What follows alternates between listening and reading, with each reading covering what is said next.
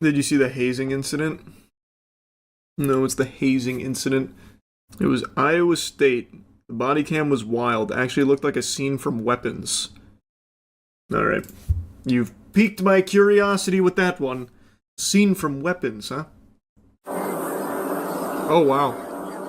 What? Does anyone want to be forthcoming on what's going on? Anyone? As advertised, that does feel like something straight out of Weapons, huh? This was 2024, so they certainly weren't doing the Black Beetle challenge either. Oh, wow. Now that is interesting, isn't it?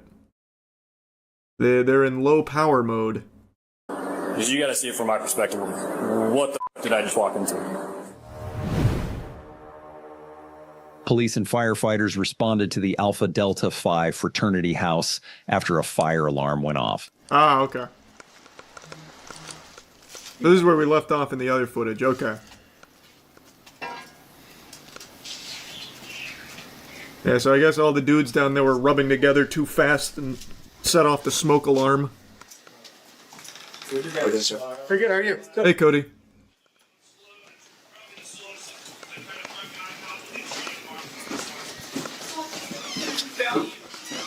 Hey, pardon me, Cody, we're going downstairs?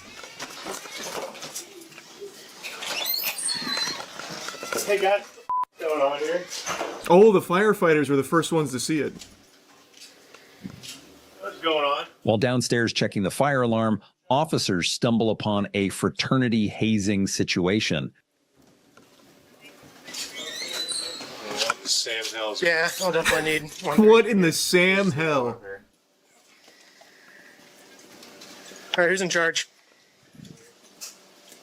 That'd be Cody.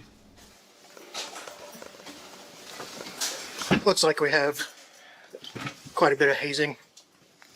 So I'm gonna ask again, who's in charge? We can talk upstairs. No, we're gonna talk right here. Who's in charge? A couple of us are. I mean, I don't know. I don't know what to tell you. Okay, well, we need to find someone who's in charge, because this is ridiculous. Hey, this stops here, guys. This is a police department. This. Oh, wait, so they weren't shirtless initially. Whoa, what? Were they making mud pies and having a food fight? So they weren't shirtless initially. What? Did they take their shirts off after the officers, like, went upstairs? When did that happen? Stops here. Who's in charge? They're upstairs. Who said that? How about we stop? You're Start excommunicado. Everyone take their blind. What frat is this? Alpha Delta Phi. You're out of here, bud. Someone tell Cody. Holds off.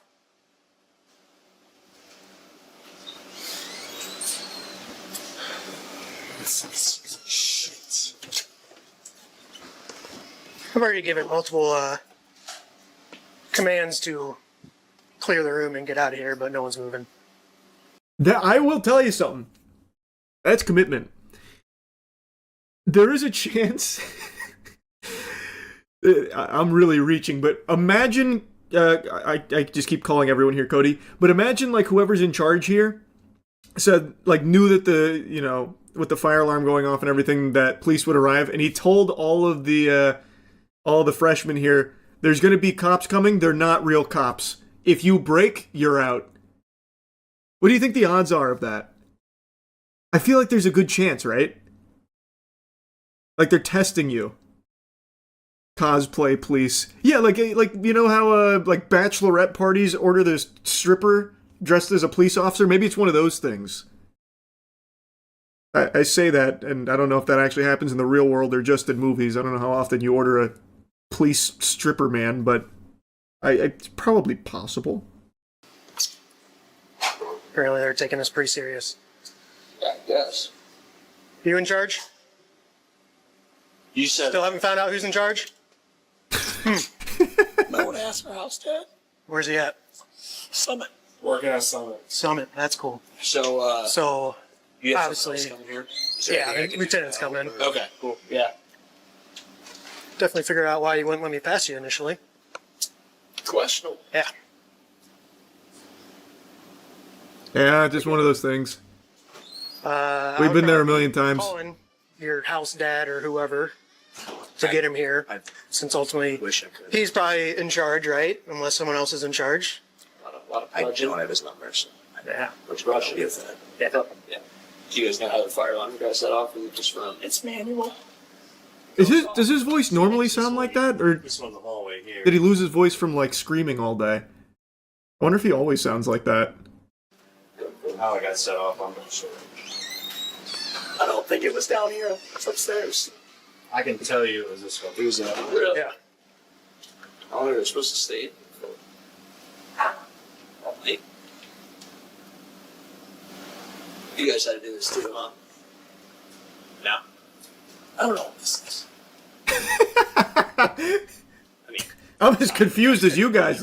Why'd you cops put all these dudes in my basement?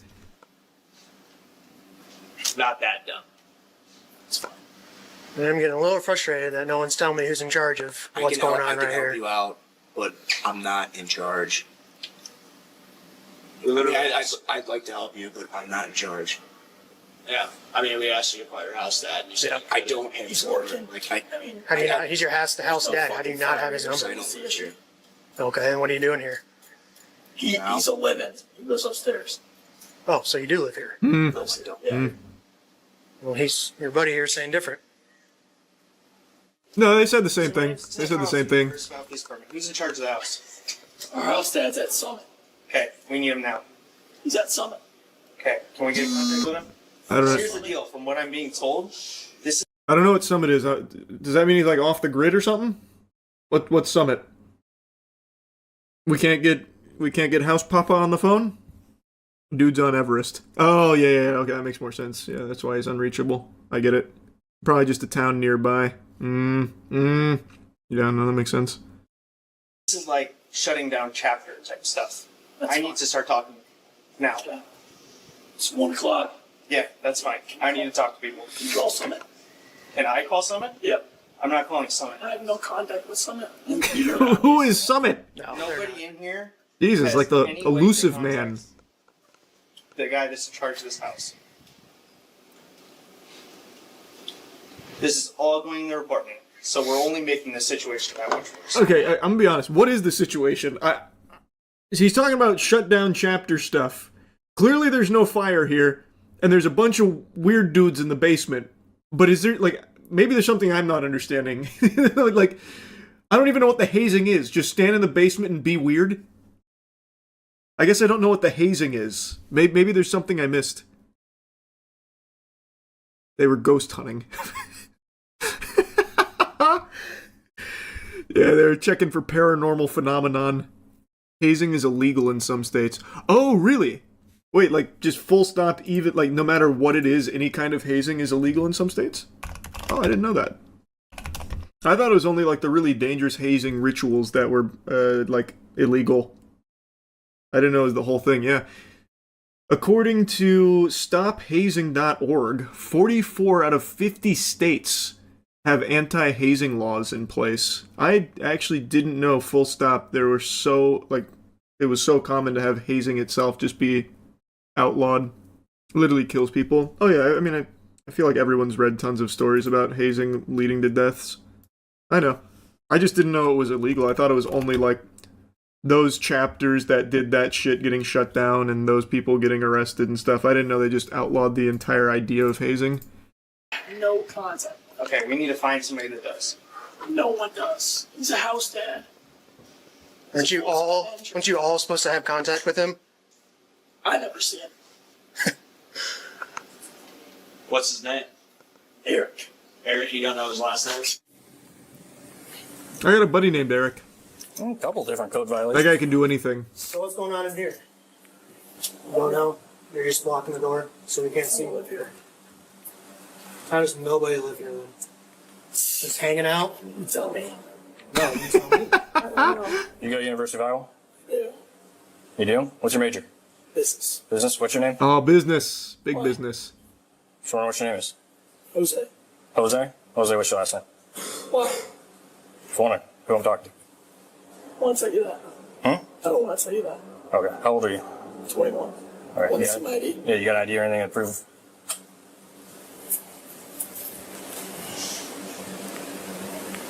This is also from 2024, so there's probably an update. That's a good point. I'm curious. Well, I don't want to spoil it yet, I guess.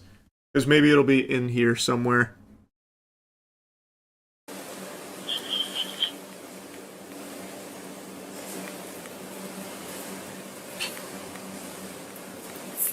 I think we're not Jose.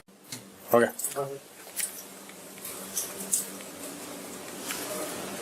Hey guys, when did you Is anyone in here that needs medical when did attention? you all take your shirts off? When did that happen? Is anyone here that is against their will? Guys, I just took a peek in here a second ago. You guys had Anyone shirts here on. Who is not participating in this, i.e., a leader? Is there anyone with any sort of physical injury? Oh. I'm almost. Huh? It's almost like this is about what the guy's saying here.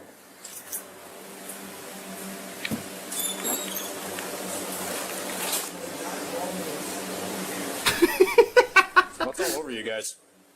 It's just water. Fun juice. Hi. I'm not sure if someone. You? Come here. Serena.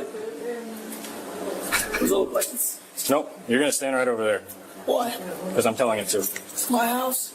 It's your house. You're responsible for everything that I'm happened in this today. fraternity, so. So, okay. Check in right there. Get up against the wall. Come over here. It's like he's picking a kickball team.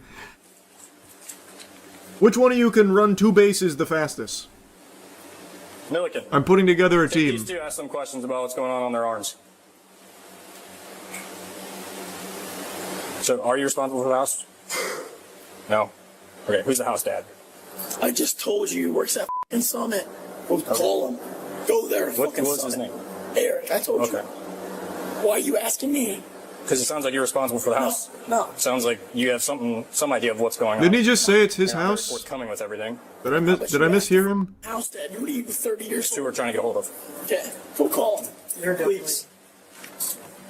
Stay right there.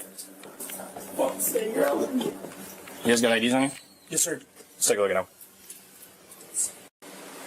Any. Because you got to see it from my perspective. What the did I just walk into?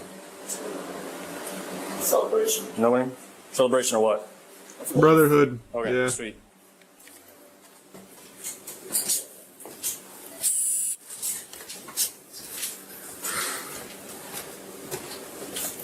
Okay, you two. The reason I pulled you guys aside.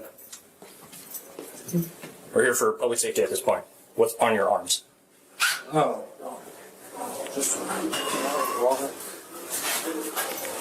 Where are you guys going now? Oh, we're going to the house next door. There's like 7,000 other dudes in that basement, so we're gonna go join Okay, get you them. back down here. We're gonna form like a giant like Megazord together. We're gonna fucking huddle on top of each other and be like Voltron or something. What an interesting thing to stumble upon, huh? Well, I wonder what set off the fire alarm. This guy's got grass and shit all over him. What did they do? Have him roll around in dirt? He said someone manually pulled it?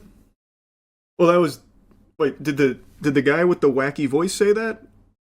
Because I might have... I didn't understand that if he did. Oh, okay. Yeah, no, I didn't hear him say that then. I should pay more attention to the subtitles on that guy. We may never know what truly happened. Perhaps not. It'll be one of life's greatest mysteries, methinks. It's on your neck. I don't know. I can't see. That looks like blood, is it? Shining your light. Is it blood? That's what I'm asking. Want to taste it? No. Okay. You see why we're here? Why we're asking questions? I don't know. Got the wrong guy. He sounds like a Muppets character right now. Again, I don't know if that's what like his normal voice or something, or maybe he smoked too much or screamed too much. I'm not sure, but it is fucking incredible. This whole video is like, if I saw it in a movie, I think it's like way over the top, like too ridiculous to be real. This is incredible that it's all come together like this.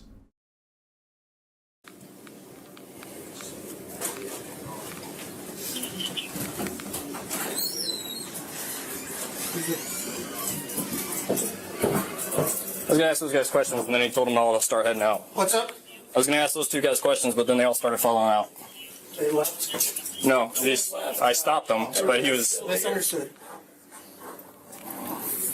Did you pull these guys out? No, I went to go talk to those guys, and then they started coming out. Why did we come out? They're like weeping angels, man, but like opposite. So when you don't look at them, they start changing position, taking their shirts off, and walking away very slowly. You got to keep eyes on them if you want him to stay, man. It's like he's never played Five Nights at Freddy's. Yeah, we had at the frats where I went to university, there was hazing, which is why I didn't know it was illegal. It wasn't exactly like a well-kept secret or anything, but it was nothing extreme from what I remember. It was like really trivial shit. I didn't know. So I said that. So they should come out. You said it? I did. So you're in charge. Not I in know you charge. said you're not in charge. Not in charge. Okay. You president? Yes. Step aside. The officers finally speak to the fraternity president.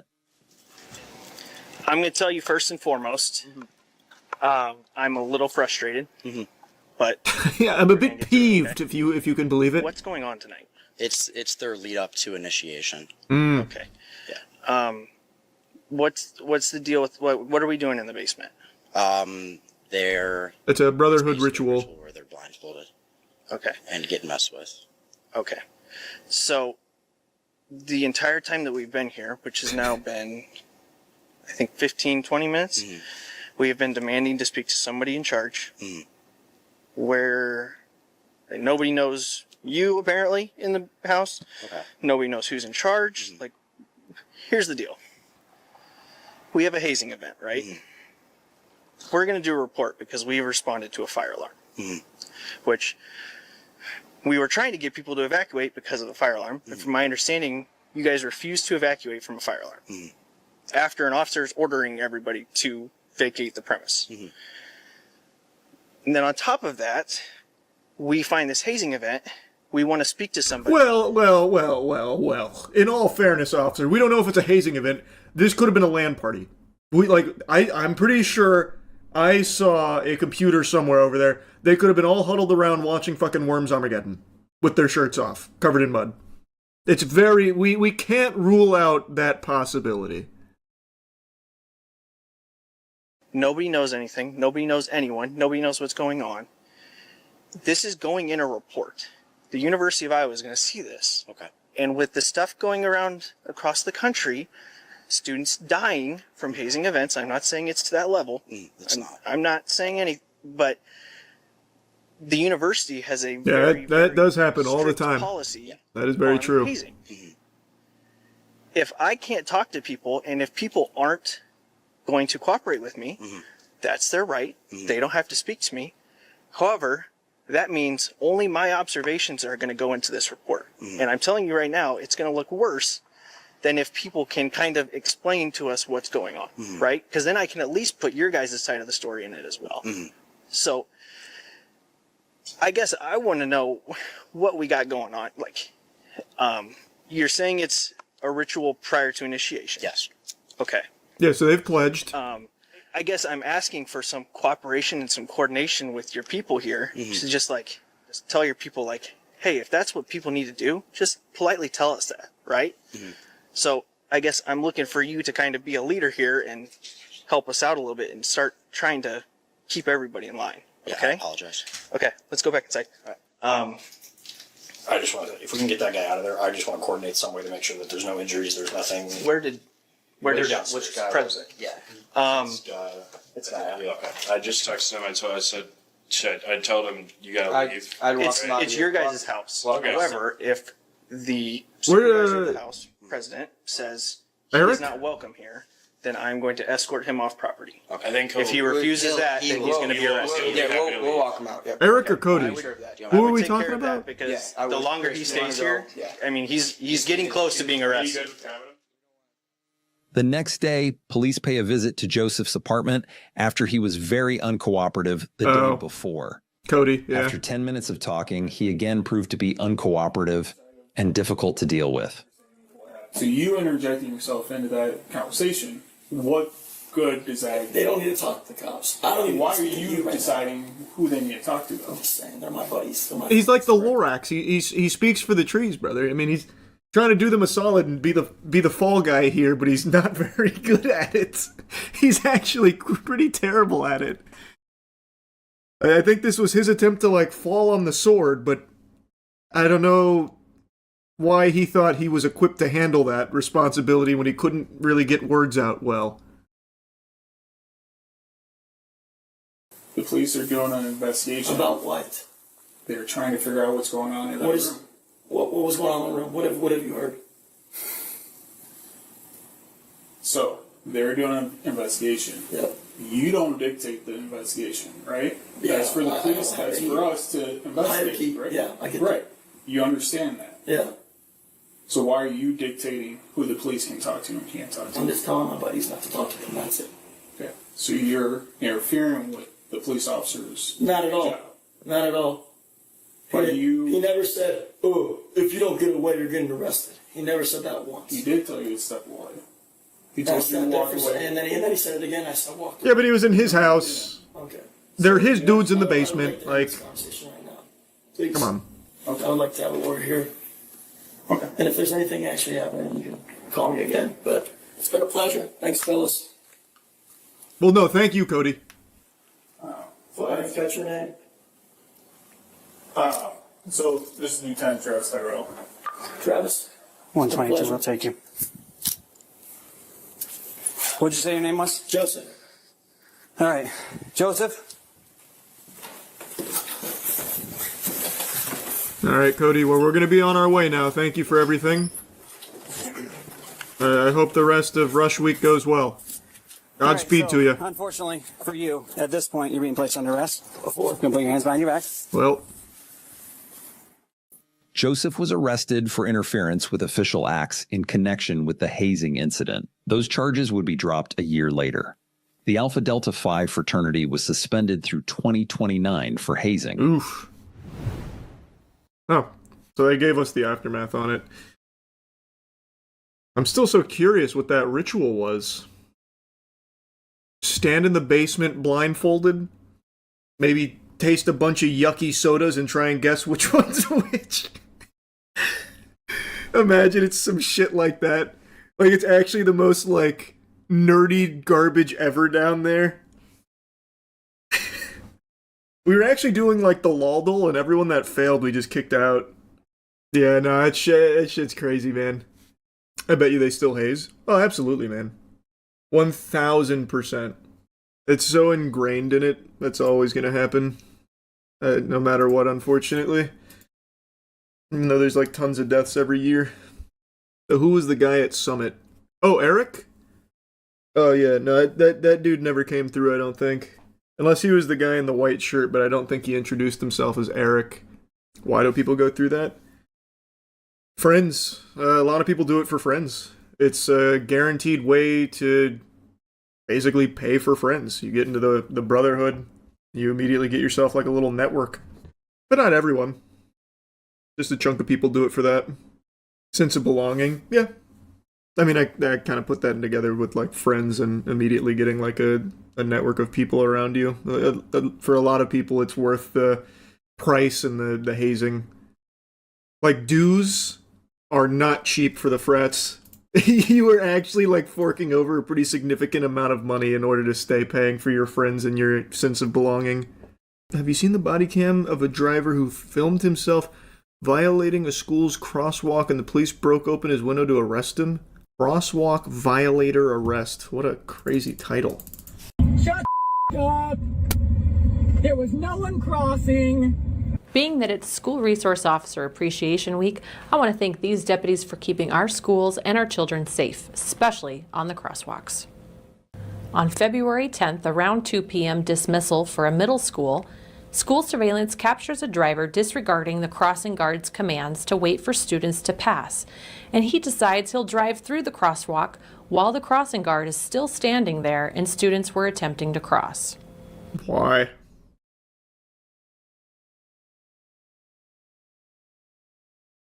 Man, must have really been in a rush to get home. Here is the suspect's angle of the incident.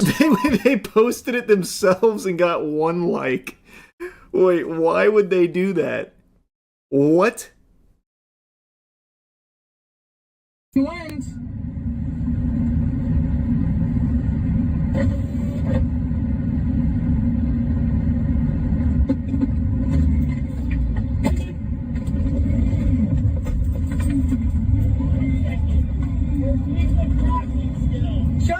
up.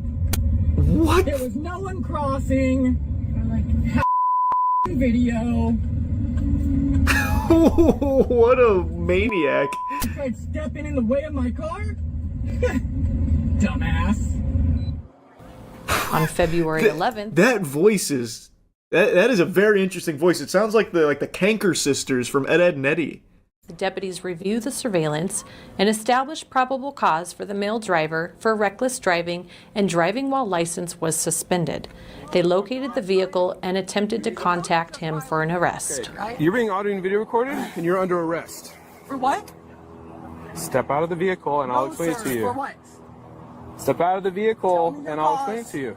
Tell me your cause. Reckless driving and 2 counts of driving suspended. Step out.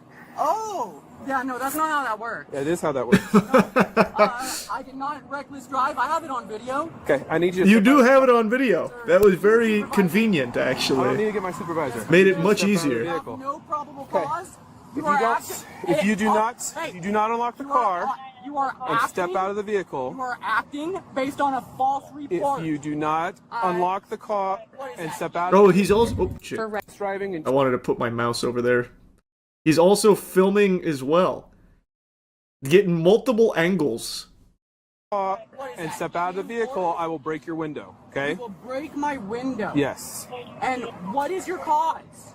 I just told you. No, you didn't. Yes, I did. No, you didn't. Reckless driving and 2 counts of driving suspended. You are currently That is driving not suspended. cause. I watched you drive into the parking lot. You're driving That is suspended. harassment. That is not harassment. It is actually Okay. by I'm going to give you legal one more definition. opportunity to comply with this, and then I'm going to break your window. All right, let me call my wife. Step out of the vehicle, and I will let you drive. Call your wife. You'll let me drive. Call my. I will let you call your wife. Can you tell me the probable cause? I just told you the probable cause. What is happening? What the fuck? Alright. I don't. I still can't believe that he posted the video himself from his dash cam. That's nuts. Very cool. I mean, it is very clear, like, there's not a whole lot of wiggle room that it's some kind of misunderstanding or unjust. I'm gonna blue boss like that. Well, it's just annoying. I don't know. It's just very annoying. When it gets to like the Reddit arguments, it just starts to make my skin crawl. But whatever. Here. Lock the car, and we will discuss this further. Would you be willing to? Step out of the car. I'm glad I came back. That was wow. What a rip. That was primal. And we will discuss this further. Would you be willing to? Step out of the car. Oh, you're gonna be paying for that. Okay. Bro, how do I step out of the car if you're Unlock pulling me the through car. window? You're gonna be paying for that. Stop trying to bitch. Step out of the car. Hands behind your back. You don't need to be so forceful. Just comply. Yeah. Oh, how am I not? I got out of the car. I stopped my recording. You know what? Do you know what Raz is? You have to tell What me is what Raz? gives you the cause. So what act gives you the cause? 1 minute. I can show you on my phone video footage I that don't need to proves see that your the video footage. that is a false report. Oh, I. Okay. Well, come on. Where's your lights? Can I see that you're? There's no way that's a fedora. There's no way that's a. Oh my god. There's no way. It can't be. No, maybe a bowler's hat. There's no way. No. No, it shan't. It couldn't be. No. No. This must be planted. No way. I told you that. Oh, you guys got a lawsuit on your hands. These guys have been harassing me since day one of school. Have a seat. I have a video. You got anything on you that's going to stick or poke me? No. Officer cut himself on the glass. Proves that they made a false. We know it can be frustrating to wait for crossing students, but we also want to know our kids are going to come home safe. Is it frustrating? Like waiting 10 seconds for people using the crosswalk? Is it that frustrating? I don't really think it is. You don't have to like even pretend. This guy's just fucking unreasonable. He was there for like actually like 10 seconds. He had to get back to his post. True, you're right. In the time that he was there waiting at the car rider circle, he was missing valuable Discord moderation time. It was lawless. You're right. No, it was an emergency. Or it was urgent. He should have a siren. You're so right. Get the fuck out of the way, kids! It's an emergency! Jesus Christ! Can't you see someone posted something unauthorized on my Reddit account? Oh God! Move! There were memes in there were memes in general. Son of a bitch! I'm ramping it off the tow truck. I gotta get home. No! That hat told me all I needed to know. I still genuinely can't believe that. I would say that this is a skit if it wasn't for, like, the very clear evidence of it actually just being real. Like, this is just, it's a caricature. It's unfucking believable, man. Yeah, the window break was crazy. That window break was crazy. I don't know how hard it is to break a window like that. Maybe he had, like, really good leverage. But that was still fucking nuts. Would you be willing to look at a video? Unlock the car and we will discuss this further. Would you be willing to step out of the car? Will you please just take a look at my video? It's open, so it's extremely easy to break. Is it? Okay. Yeah, I don't know. I can't say I've seen too much of the tug on the window tactic. Because it's stupid as fuck. He cut his hands. True. It actually is like a pretty stupid tactic, to be honest. He did give himself a boo-boo. But man, if that didn't make a point. If that wasn't an exclamation mark on this, I don't know what is. The aura was off the charts. Time for a new video. Me and the boys destroy a car with our hands. Actually kind of a great idea. We still have that old junk car at the farm. Maybe I'll roll down a window and fucking tug on it with some gloves and see if I can get it. Have you seen the Midwest safety surprising the naked burglar? Man, why do so many burglars go in naked? No, I haven't seen that. The moment police surprise a naked burglar. But why, though? Well, I mean, I get why they'd surprise him. They gotta get him out of there. I just mean, like, why naked? The heat was set on 81. There is a fire. There's a fire. Before we get into that, they set a bonfire in the sunroom. I love the way she says fire. That's the same way Vince McMahon says it. They set a bonfire in the sunroom. So no one's like cleared the house yet? No, been through the house? We didn't go in. We were gonna wait till y'all got here before we went. And the sunroom door was open, so we don't know if they were in there and they come out or they're still in there. Okay. Sheriff's office! Come out with your cock in the air. We've heard reports that you're nude. Sheriff's office! Someone's been staying here. We'll hold that and we'll come over this way. Yeah, he's definitely made himself at home. Pause the gooning, son. Sheriff's office.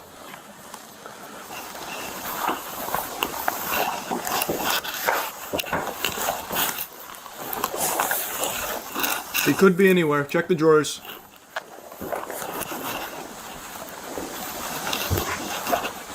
Hold this deal. If he comes down those stairs hard, mag dump.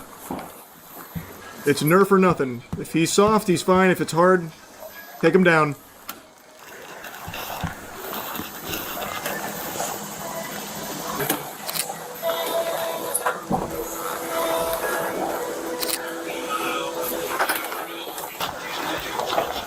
We got him. Kick that shit in. Is that Ed Sheeran?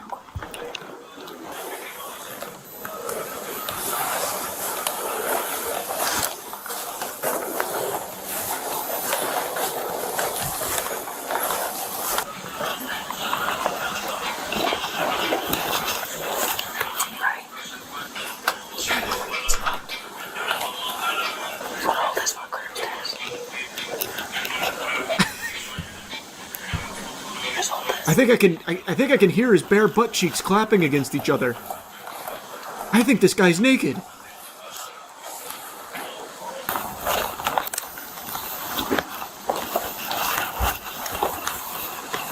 Sheriff's office. Hello?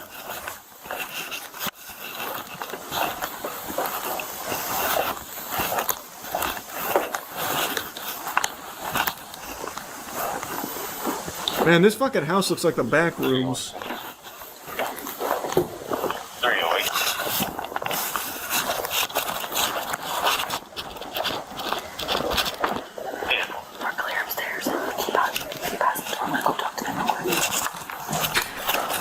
There's somebody in that back bedroom with the door locked. We're gonna wait for another unit to get here. We're gonna wait for the. We're gonna go wait for the nudie police. Back there that he could get out of. They handle these kind of things. They come out in hazmat suits.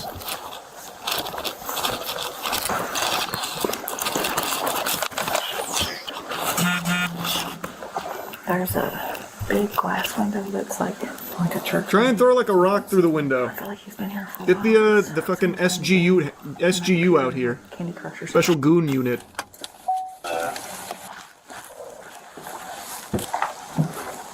There's a bedroom door right past Fallon on the right. It's locked. He's in there playing a phone radio, singing to himself.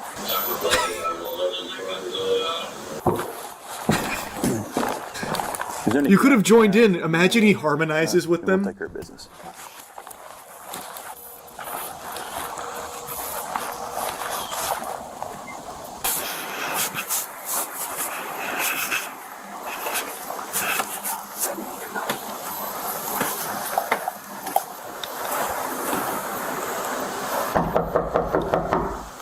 Sheriff's office. You better not be naked in there. You can open the door slowly and show us your hands. Hands.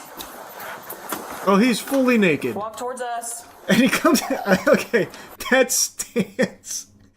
He's just like, well, I never. Isn't this just the pits?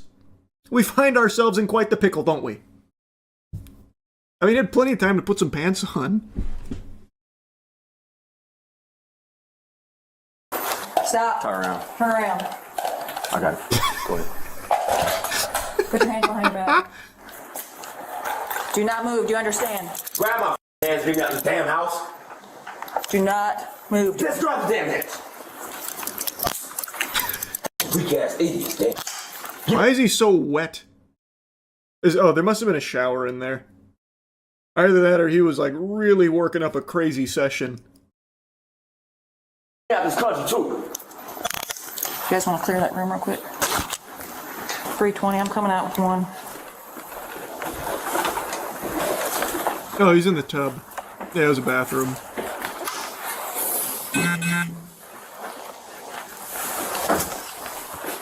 Clear.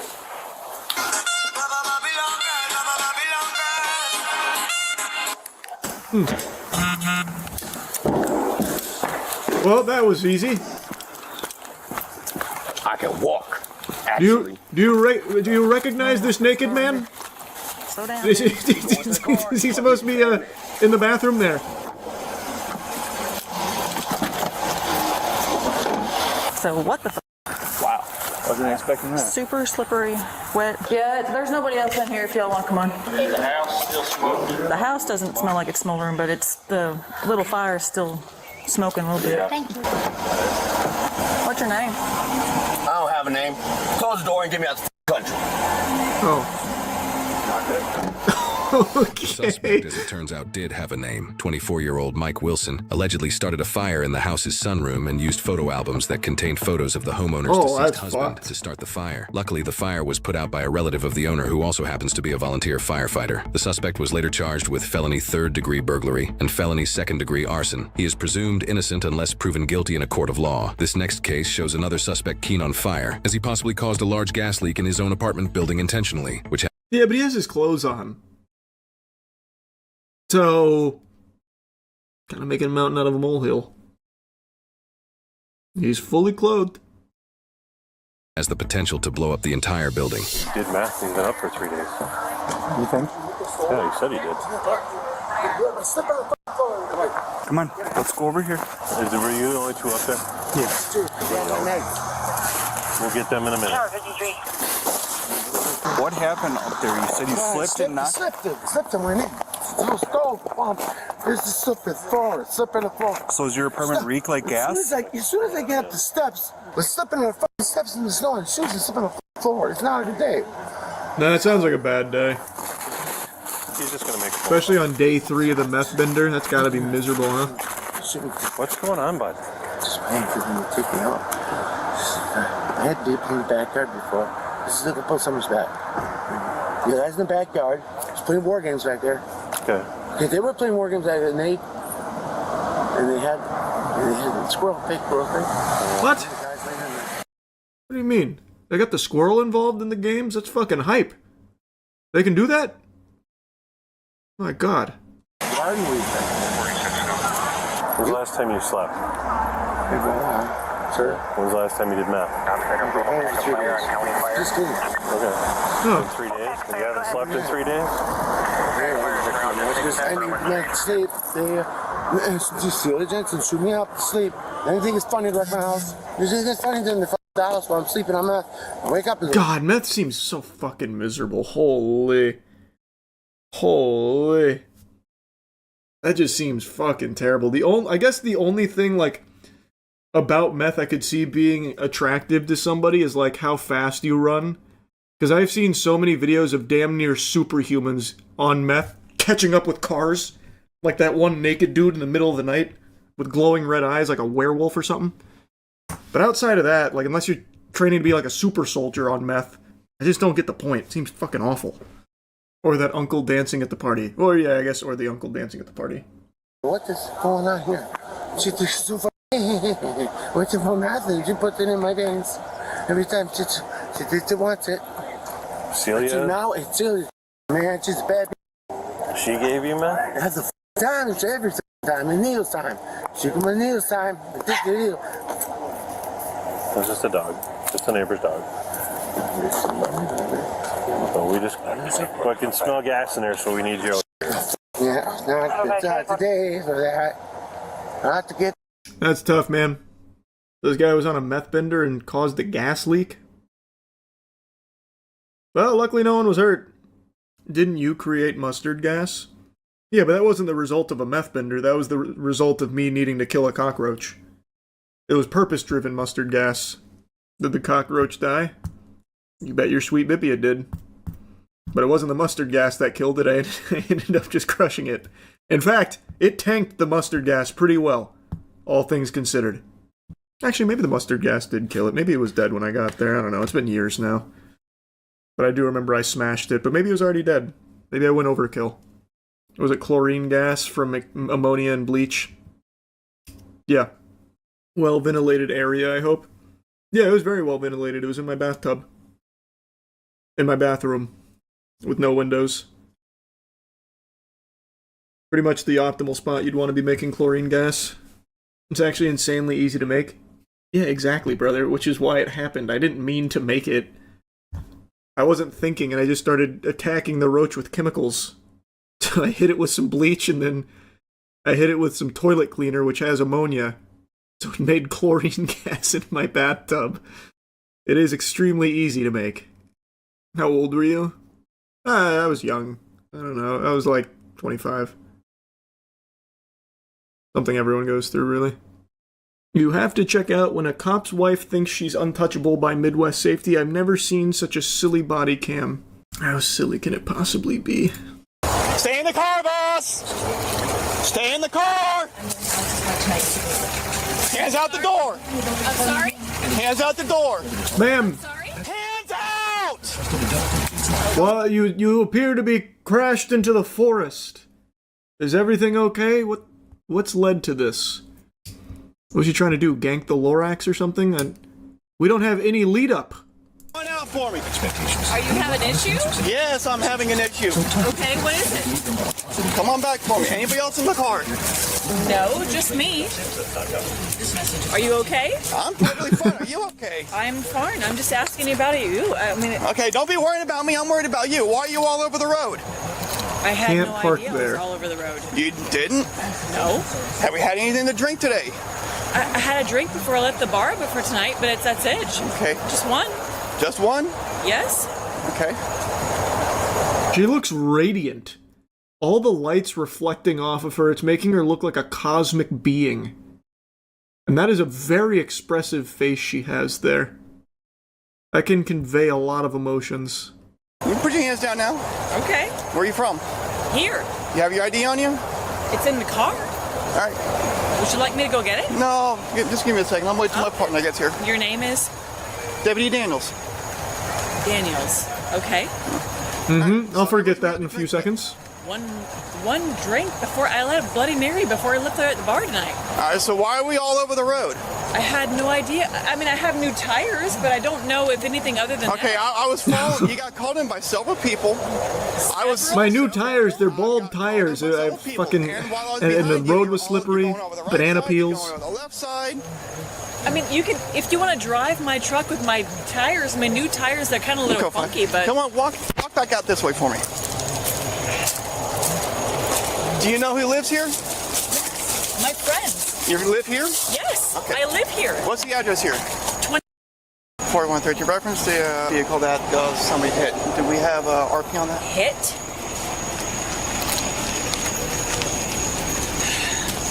Would you mind letting me know what's going on here? I already did. You're called in as all over the road, and that you hit something. What did I hit? Another vehicle probably would be my guess. Please tell me, let me know what I hit, because I didn't Good, hit you can talk to him. What did I hit? I hit nothing. Where were you headed to? Right here. That's where my park is trucked. Fair. Good point. Checkmate. Can you please tell me what you need? Otherwise, you have to let me go. Right. No, I ain't got to do nothing. Excuse me? Okay, I ain't got to do nothing. You're going to stay here until we're done with you. That's not... God, this is blinding. Holy fuck. Jesus Christ, that is blinding. That is like a full solar flare. In all of these body cams, this has to be like the most aggressive light show I've ever seen. Pause it directly on the blinding part. It's mainly the flashing that's hurting my eyes, not so much the light being that bright. You keep talking. That's it. We're done. I gotta scroll down. That is disorienting. Where's your driver's license? Where's your ID? You tell me. Ma'am. You tell me, mother. Okay, now we're not directly on it. Don't worry about it. Ma'am. I was married to a motor cop of 15 years. Okay, I don't have to deal with this shit. No. You ask, I want to explain you what's going on, okay? Please tell me. Do you want to know what's going on? Please tell me. Because he is being an asshole. So please tell me. So then talk to me, okay?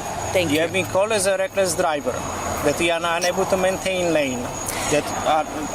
So can you please tell me what I have done? Oh my God, they've said it 1,000 times. Holy shit. Pull over, okay?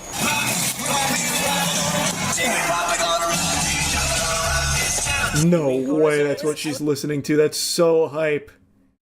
The rock, was that the rock around? I was married. You don't want to know, right? To a motor cop for 15 years. All you care is just argue so with me, please right? tell me what you need from me so I can go. Okay. What do you need? I gotta go. Right now, you are a suspect in a hit and run case, okay? We're investigating. You are hit detained. And run? You are detained, you're not free to go. Hit and run? Yes, that's what we're trying to find out. What's your name? I'm sorry, I had no idea. What's your name? Okay. Please tell me what you're trying to do. If it's a misunderstanding, yes. you're gonna be free to go, but we need to find out, so you need to relax. We just investigating, okay? Okay. Nobody yet said that your name is right here. Oh, Jesus Christ. It's not Jesus Christ. What's your name? No, it's 2/3 to the way. Don't touch me. Can you tell me Do what? not touch me. Can you tell me what that says? What's your name? It's Deputy Hlebanowski. She's got two different hats. What a what? It's a what to Ness? Uh-oh. She's falling apart. He was what? I'm Heather Sunderman. I'm Heather Okay. Uh-oh. Oh, boy. Formerly, Heather said Sunderman. I'm divorced. Okay. I was Sunderman, now I am... And what is the reason for you to have two different... Because I have children with the same last name as Sunderman. How much you had to drink? I can smell it on your breath. One drink. One. A Bloody Mary. It's just one. Man, she is truly deteriorating here. What the problem was? I'm trying, but you're interrupting me, and you only get to argue with me. I have been very I've been very quiet. No, What is going? where are you? Can you tell Rudy? me? Can you tell me what's going on So tonight? you're gonna listen to me this time without interrupting me what I have to say? Please tell me Okay, what's going on tonight. I'm gonna repeat myself then. You were caught as a reckless driver, unable to maintain lane. That is very surprising to me. Okay, all right. You carry on to argue. Can you with me. tell me what's going on tonight, please? Oh my god, if I have to hear that fucking sentence I'm again. a former wife. I need somebody to stay with her so I can find out what the heck is going on, okay? I would also like to know what the heck is going on tonight. Please, is someone hurting that? Is there someone gone? We're trying to figure it out, okay? What's your name? Heather. Heather. We're trying to figure out. One moment. I'm gonna grab my phone. Let's not use this camera angle. I hate looking directly at that. Holy fuck. You're detained right now. 4113. I need my phone. No, I need my phone. I need my phone. Not right now. Excuse me? Not right now? What is your... Deputy Martin Reyes. Martin Reyes. Yes, ma'am. Please call Deputy Key West Police Officer... The hell was your husband's name? She can't remember. Bodrick. How are you doing? Okay, what's going on? Who the hell is Bodrick? How are you related? So this gentleman had his blinker on, and he was going like 30, 35 miles an hour. Okay, who are you? I'm Mark. This is my car right up here. I was right behind this. You're the one who called us. He is the one who called you. Okay, let me talk to you first. I want to be right with you, okay? So you're the one who called us. Yes. Tell me what's going on. She hit me when I was pulling out of Sugarloaf Boulevard, and then she took off. So I turned around and chased her. She did a loop, come back on the US 1, and I called the deputy. Well, I called the sheriff's department, followed her. This gentleman passed me because I was only going 35. When he passed me, he realized that this guy was messed up because he was swerving back and forth. The lady was swerving back and forth. And then I guess you or somebody else pulled him over and went in there, and that's as far as I know. All right, do you have damage to your car? Yeah. Pablo. Is that the old guy or the young guy? He's my age. Is that What's your age? Is that old to you? I don't know what your age is. How old are you? I'm sorry, but if you don't know what my old... If you don't know how old I am, you have no business... Oh, Jesus. Well, you gotta be rude. I'm not being... I will say, though, credit to her. Every time she fumbles a word, she's like, damn, fuck. And then starts a new sentence. She just instantly gives up on the thought. She's like, damn, botched it. Let's try something else. Go down a different line in the dialogue tree. Blew that one. Yes, you are. Why am I being rude to you? You know what you're doing. Yes. So she sideswiped you? Yeah, she sideswiped me in the light. She's turning into Sugarloaf Boulevard, and she didn't make it. She just hit me. Okay, so she's gonna have a damage to the driver's side of the vehicle, right? She should have it to this side. Yeah, so the driver's side of the vehicle. She should. 15 years. Okay, 15 years what? Robert Robert? Sunderman. Who's that? Key West KD. Okay. Once again, we are not in Key West. I know. Neither were you when you followed me. I just got here. I don't know what you're talking about. Oh, I don't know. Did you pull me over? That was me. That was you pulled me over. Where were you when you pulled me over? Right behind you. Where? Right behind you. Where? Right behind you. Where? Right out here. You think I don't know? Where was I? What the fuck is happening? Where was I? Well, why? Because your friend behind you called you? Stay right there. You're going to be placing handcuffs. You understand? Ma'am, you're going to be putting handcuffs if you don't relax. Please call. We're not calling anybody. Please call. We are not calling anybody. You're an adult, okay? Key West KD. He's not going to be able to do anything for you, okay? Well, you don't know that. You should give him a ring first. Get him on the horn. If you keep trying to walk away, you're going to be Why handcuffed. am I detained? Because we're conducting a criminal investigation, okay? For what? For crash, hit, and run. Who did that? And how much do we really have to I drink? did not do anything. One Bloody Mary. One. Just one? One. Yes, just one. Give me my phone. You are not going to get a phone. I will be cooperate. Man, you're not going back to that vehicle, okay? I want to talk to Detective Pablo of the Key West PD, and I want to do it right now, or I'm gonna mose my... You need to relax. What happened to Robert? I'm not calling him. I'm not calling gonna anybody. relax until you tell me you're gonna call him. Okay, so I was just behind this gentleman, and he had his flashers on, and was going like 30, 35 miles an hour, and I was like, all right, I gotta get around this guy, I don't know what he's doing. As soon as I get ahead of him, I see what he was doing, because this person's all over the road. So I did the same thing he did. I just hung back when we were pulling up on this past bridge. You or the other officer, I saw you pull out right behind me, and I knew exactly what was going on then, that you were waiting for that person, and that's when I pulled over to the side so you could get around me and get behind this. Okay, so you didn't... I was not damaged, no. You didn't witness the crash? No, sir. And You basically just witnessed her like being all over the road. Yes, sir. That's it. Yes, sir. All right, you're good to go. So Okay. thank you. Thank you. We're not calling anybody. Okay, you're an adult. I want my phone.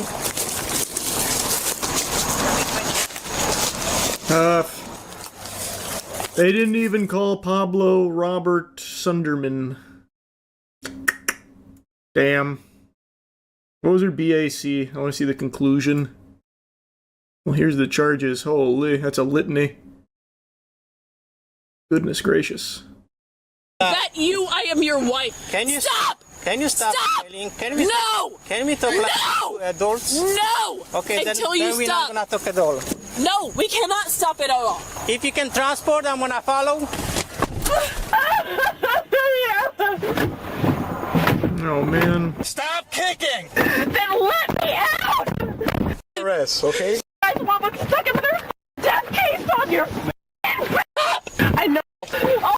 Does she live here? Yeah. She lives here, okay. Yeah. She got arrested for DUI. Did she? Yes.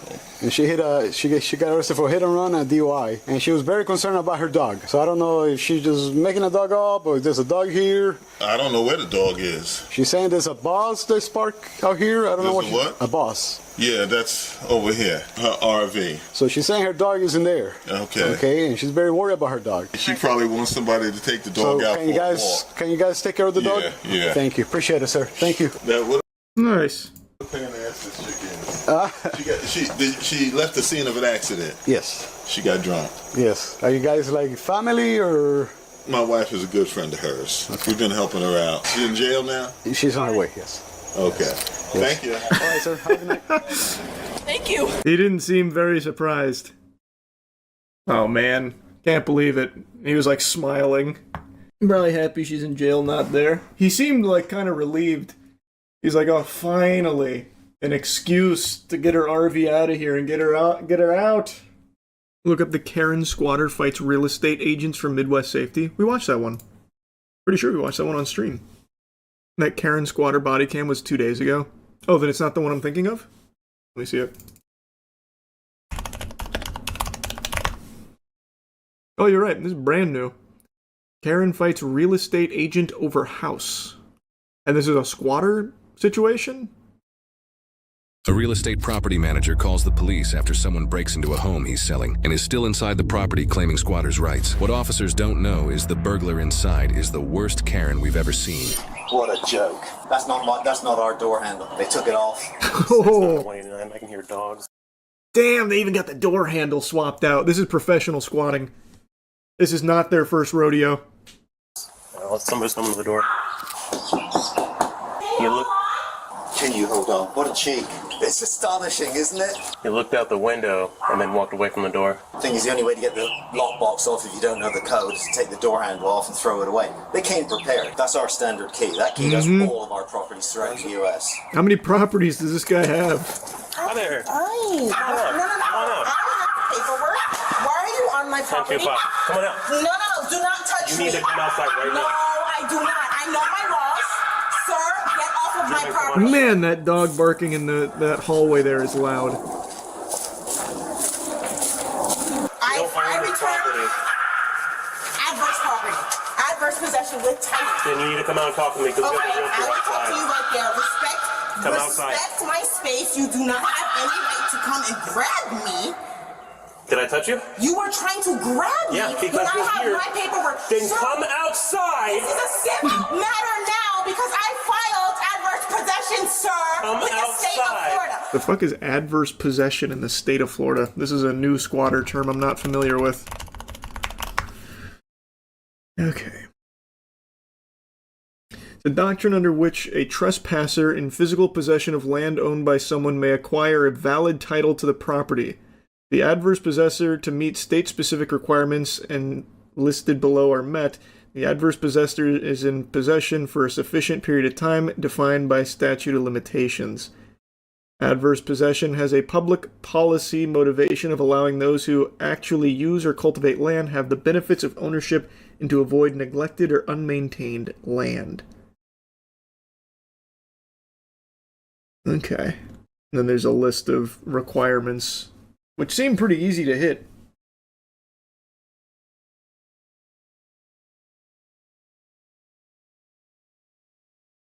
So this is basically squatter license.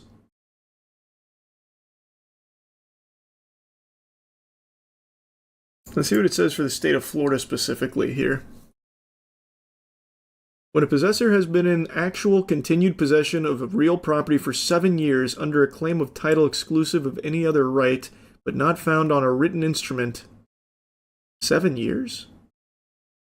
This is for adverse possession? Do they mean like the original property owner or the trespasser? Because it just says the possessor. Has she been there for 7 years? No shot, right? Because if she's been there for 7 years, and he's only just now noticing, I'm on her side, fuck that. 7 years, this guy's got so many investment properties he didn't even notice?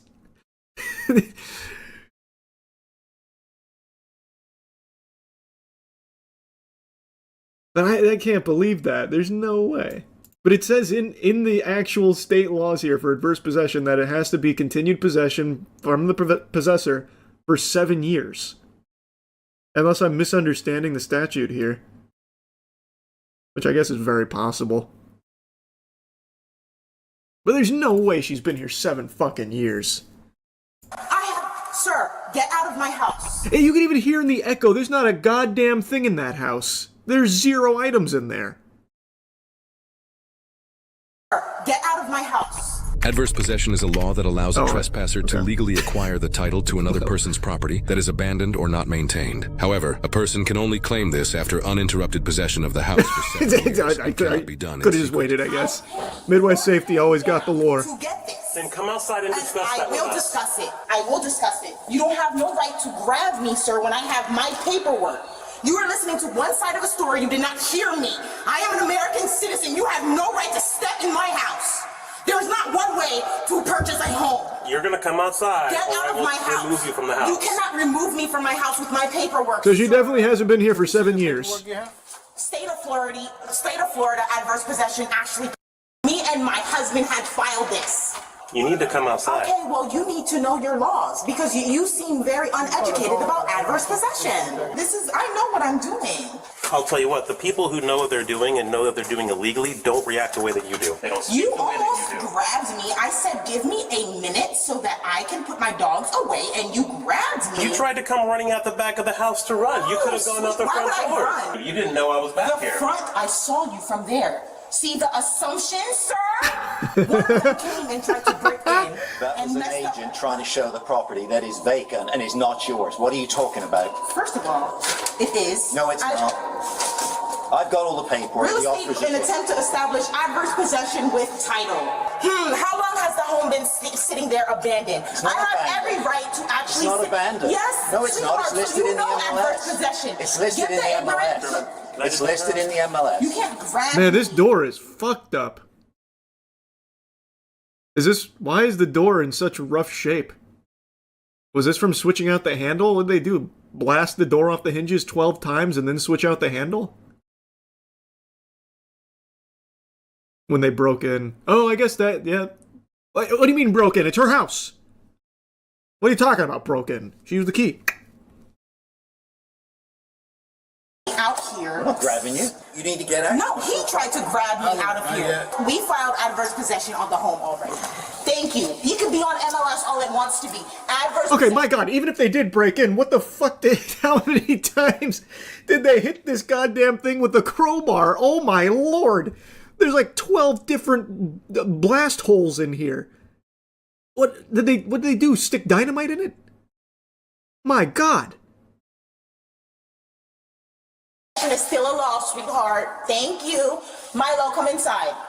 Come inside, Milo. Don't snicker. I just did. You'll be out, don't worry. I don't care. Yeah, you will. I paid already. You'll be out. I already paid. You'll be out. We went to the... You'll be out. I'll be back in 30 days with the sheriff and you'll be out. Yeah. Trust me. Yeah. Yeah. So, okay. Yeah. Don't worry. You'll be out. Adverse possession. Smarty pants. What's smarty pants? Out you go. Yeah, whatever. What's adverse? He's trying to say it's abandoned. It's not abandoned.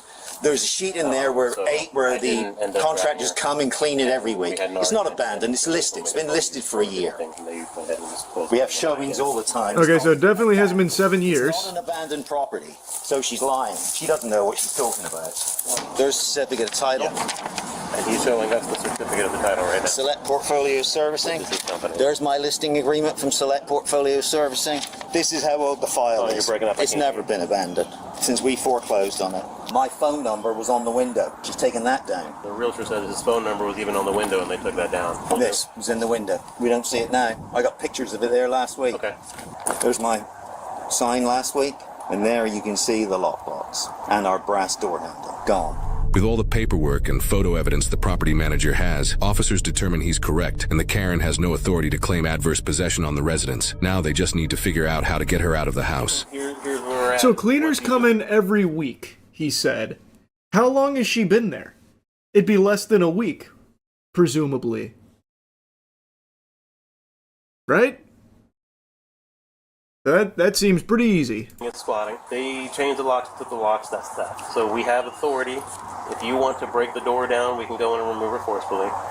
We can arrest her with trespassing and theft for stealing. Please show mercy on that door. It's been through enough, man. Mm-hmm. Yeah. Would you rather do it the safer way with minimal risk of damaging the property and doing, like you said, doing the 30 days with the sheriff's office? Or are you wanting her removed immediately now? Because if that's the case, if she doesn't let us back in, if she doesn't come and agree to open the door, which she may not do now because she knows she's probably in the wrong, you will have to be responsible for breaking the door down and paying for the damages. Well, it's our property anyway. We have brother, please, have you seen what that door's been through? In the month oh, God. And the money they're going to cost us by not being able to market it. I can't answer that. No, exactly. So you don't think she's going to come to the door anyway? I mean, we can try again, and I would have German go up there because she doesn't like me, clearly, so she might be willing to come back to the door once he goes up to it. What do you think? Try it. Let's try that. Oh, no. It's not going to work. Can we see that paperwork again, please? Can we go to the back? I filed adverse possession. Can you just meet me in the back door? Because I need you to show me that paperwork again. She said she's coming out? No, she says, stay right there. She's going to show me through the window, I guess. He's the one that's going to need to breach this door. Can he give us permission to kick it in, or does he have to be the one to actually do it? You're going to make a 70-year-old man risk his old limbs for kicking the door. God damn right. You get up there and you kick that fucking door in.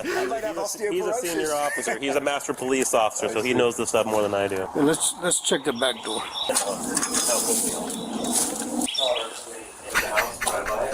Do you have a screwdriver or drill? Why would you need a screwdriver and drill? I have my multi-tool that has a screwdriver in it. Because we're using it to follow along on the paperwork, to read along. Like you said, it's been broke, but it's just that little piece of wood is holding it. Ma'am, you're going to need to come outside. At least open the door. Why? Because I'm ordering you. You are not my authority. If you refuse to follow that order, you will be arrested for resisting. Do you want to be arrested for resisting? Resisting what? I have my paperwork. Resisting a lawful order. Give me a second, I'm recording. Go ahead and record, and then open the door. You said you wanted to see the paperwork. We need to see it personally. Come open the door. Wait.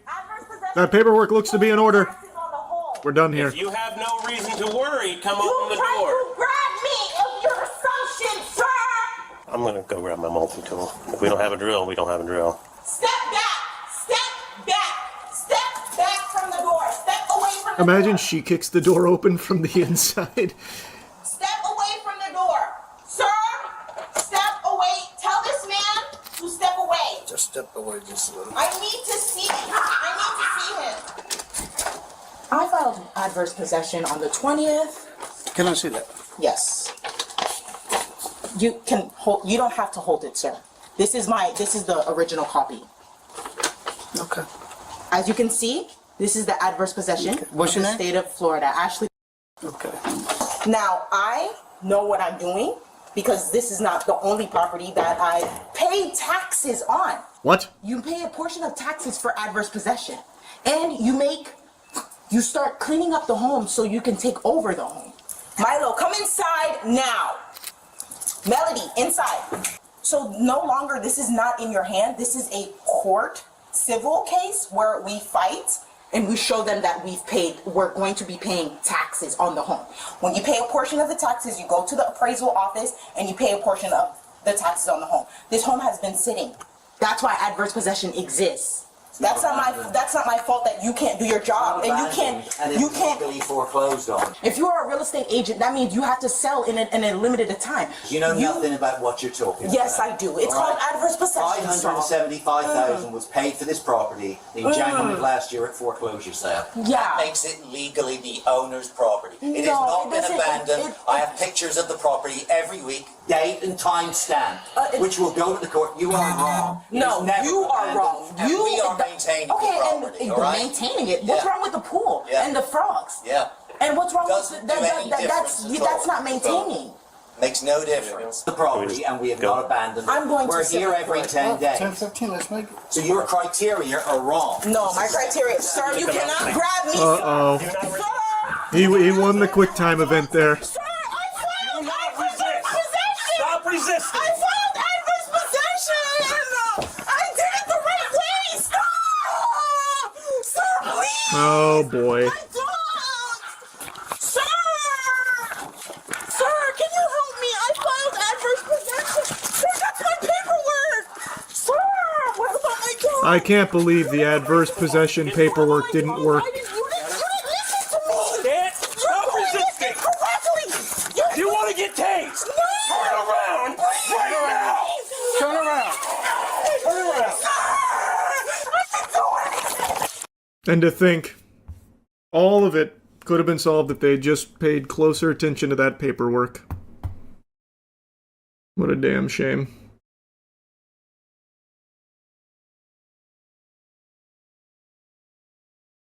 This house is completely empty.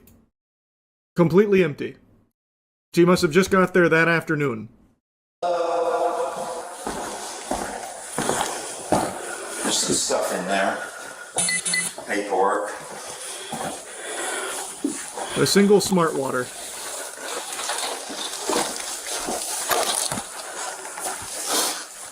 What about this? Shall we bring this out?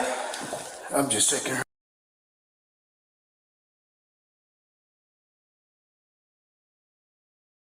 Also, this house looks huge on the inside compared to the outside. Look at that fucking space.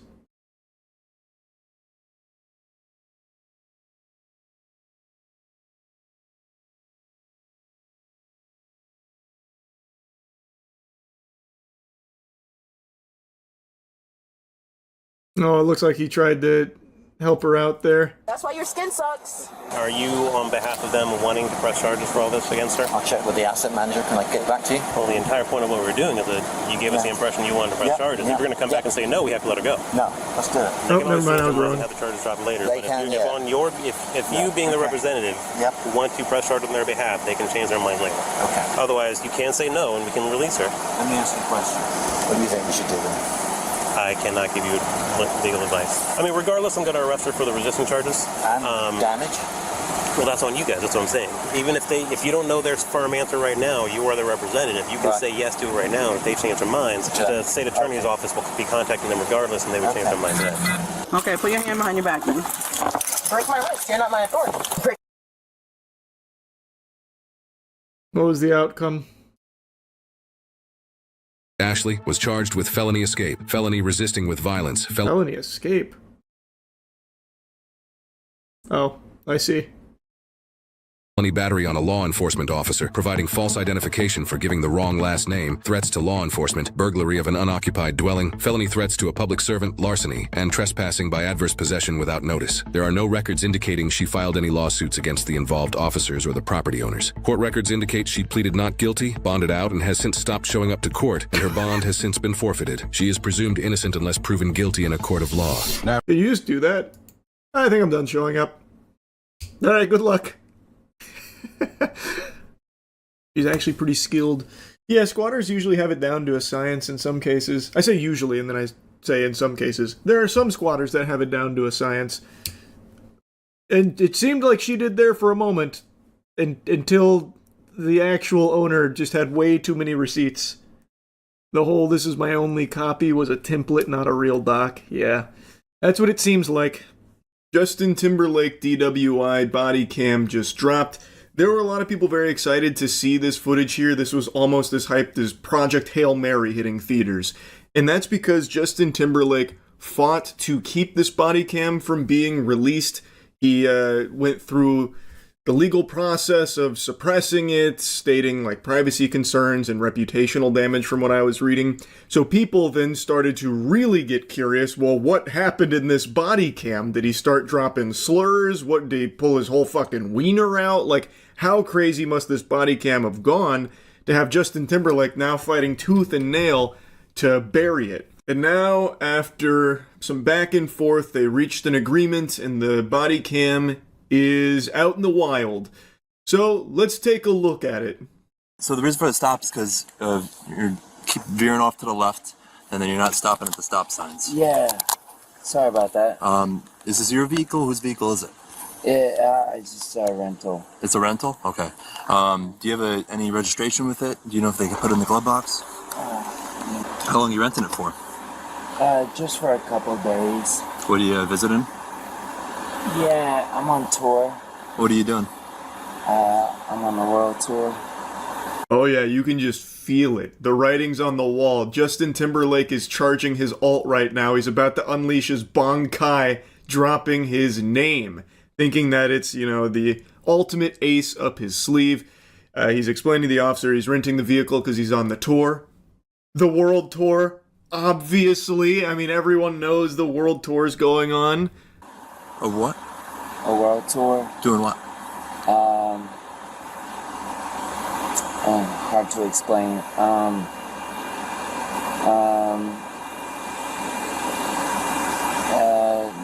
world tour. I'm Justin Timberlake. What's your name? Justin Timberlake. You are Justin Timberlake? Yeah.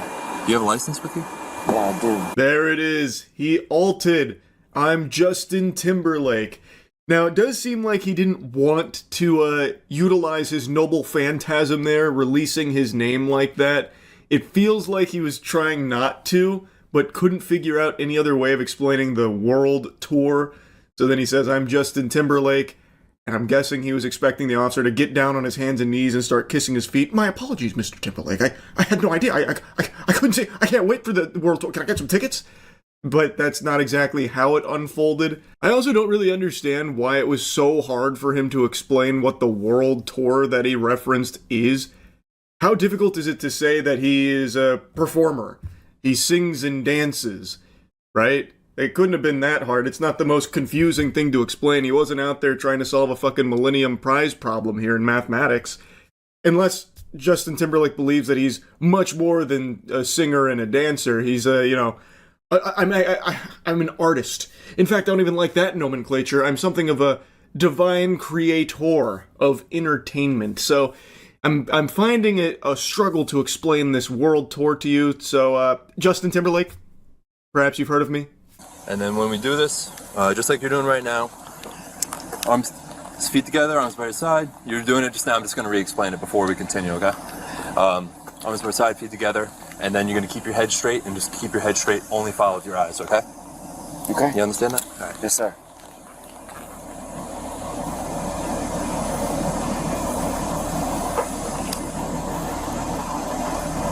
They got him going through the FSTs now, the field sobriety tests, and he is looking and sounding pretty sloshed. He's not exactly passing this pop quiz with flying colors. Put your left foot on this imaginary line. This one? Yep. And then put your right foot in front of your left. And what you're going to do, you're going to stand just like this. Left foot on the line, right foot right in front of your left. And you're going to stand like this. And now I'm going to explain everything, and then we'll go ahead and do it, okay? Okay. So left foot on the line. Left foot on the line first. And then you're going to put your right foot in front of your left. Stay just like that, okay? So you're going to be heel to toe, like this. Heel to toe. Put your left foot on the line. Yep. The heel-to-toe straight line test was catastrophic, which actually surprised me. I thought given Justin Timberlake's dancing background and his history of dancing, he'd be able to just ace that, even while completely blackout drunk. Like, I have expected him to go above and beyond, like, oh, just a straight line, that's it? No, this ain't amateur hour. How about this one, officer? I'll do you one better. You ever seen some of this? You ever seen some of this? Could a drunk man do this? Huh? What about this? Huh? Yeah! You're going to have your right foot in front of your left, heel to toe. Here. Okay, so we're going to put our left foot on the line first. Put your right foot in front of your left, heel to toe. And you can stay just like that, okay? Okay. Okay. So it's going to be a series of 9 heel to toe steps. I will demonstrate this like you're doing right now. While you're doing this, you're going to look down at your toes. Guys, I'm just following my friends back to my house. Seems like he could smell it wasn't going overly well, so he's like, listen, guys, we're blowing this way out of proportion. I'm just drunk driving following my friends home. Like, this must be some kind of big misunderstanding. Like, come on, man. This is Justin fucking Timberlake. This guy has millions of dollars and has had millions of dollars for decades. You're telling me he couldn't call an Uber or have one of his, like, posse drive him home? This guy travels with, like, an entourage, I imagine. Nobody could drive him home. He is very clearly impaired here. Like, this is absurd. Right foot in front of your left. You gotta stay like that, and then just like this. It's gonna look like that. We'll start, okay? We'll start. He's gonna tell you when you're supposed to begin. He just wants you. I'm sorry. You're all good. He just wants you to be in position. He's gonna basically tell you when to go. Okay. So I'm gonna have you get in position, then you may begin. And then just walk. I'm sorry. Here. Ready? Ready? I'm a little nervous. Left. Right foot in front. And you may begin. 5, 7. Again, not a slam dunk performance there. To be honest, I am surprised he didn't go harder on the Justin Timberlake angle. Like, I'm surprised he didn't try and just sit them down for an acapella of, you know, NSYNC's greatest hits or something. Like, guys, we can solve this through the power of friendship, love, and NSYNC. In fact, here, I got a crowd favorite for you. Dirty Pop! Bop! He starts breaking that one out. That one was always one of my favorite NSYNC tracks, the pop one. Hi, are you with Justin? Okay, perfect. Yeah, we're doing a couple tests on him, okay? Help us. What's up? Help. You need help? No, I'm just kidding. Okay. We're just doing a couple of tests on him. I need you to hang out over here just so you don't interfere with them, okay? Player 2 plugs in the controller here, coming from out of nowhere, just in the pitch darkness out there. She just rolls up and then says, help us. Like, actually, like some shit out of Weapons or something there. It was very peculiar. And the officer's like, what? You need help? She's like, no, it's just a joke. I'm just yanking your chain. I'm just jerking your gherkin. What's going on over here? You got my friend Justin. Okay. Yeah, we just have to do a couple tests on him, make sure he's okay to drive is all. Okay. If not, we can have someone drive him. Right, gotcha. So she appears to be a member of his team, and then says that if he's not okay to drive, they can have someone drive him. Well, why the fuck didn't you just do that in the first place? Did Justin insist that he drive himself? I do my own stunts, guys. I'm fine. Yeah, I can't really see straight, but I'm good to drive. You gotta trust me here, damn it. I wrote Bringing Sexy Back. I know what's best for us. 1,000, 2,000, 3,000, 4,000, 5,000. That's all good. Right. By the way, these are like really hard tests. Well, he was already operating the vehicle, so we need to make sure that he's okay. He wasn't operating the vehicle under any kind of impairment. Got it. That's all. If he's all good, can I charge my phone? Is that okay? Yeah, you can go into the vehicle. That's perfect. Okay, thank you. Yeah, it's fine. Okay. Ma'am, do you have another way to get home? Can I drive? Have you been drinking? No. You haven't been drinking tonight? I had like one glass of wine. Okay, no problem. How are you related? Friends? Friends, obviously. Okay, if he's okay with you driving the car, you look like you're fine to me? They got JT in the handcuffs now, after the series of field sobriety tests here. And then the lady who showed up, she's now questioning what's going on. The officer's explaining to her, and then she's asking to drive the vehicle home. The officer asks if she has another way of getting home. And I have to imagine the answer to that question is yes, because how did she arrive here in the first place? Like, did a fucking spaceship drop her off? I'm really curious because she, I believe, does end up taking his car there. So I guess maybe she had someone from the team drop her off here. Like maybe they have a a GPS tracker on JT, so when they noticed that he was stopped for a while, they sent her in as the cavalry to check on her. Like, I'm actually kind of confused on exactly where she came from. So I looked it up, and she was in the vehicle that Justin was apparently following. So I'm guessing, so she is the designer, and she was with her husband, and Justin was apparently following their car. So I'm guessing they noticed that his car was no longer behind them, so then they kind of threw that shit in reverse and went to locate him, and then she tried to help here, though unsuccessfully. But I don't look fine you look to you. fine to you. Oh, I was like, wait, no, what? if you look under the front of the car. Hold on, what do I look like? If you look under the front of the car, Do it's I fine. not look good? So, he's coming with us, okay? No, he's not. Yes, he is. No, why? He's being arrested for intoxicated. Stop it. DWI, yes. No way. Yes. Don't say it. Yes.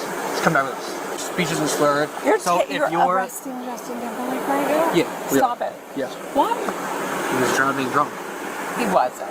Her strategy is quite the desperate attempt here. She's like, no, you can't be. You're arresting Justin Timberlake. No, stop it.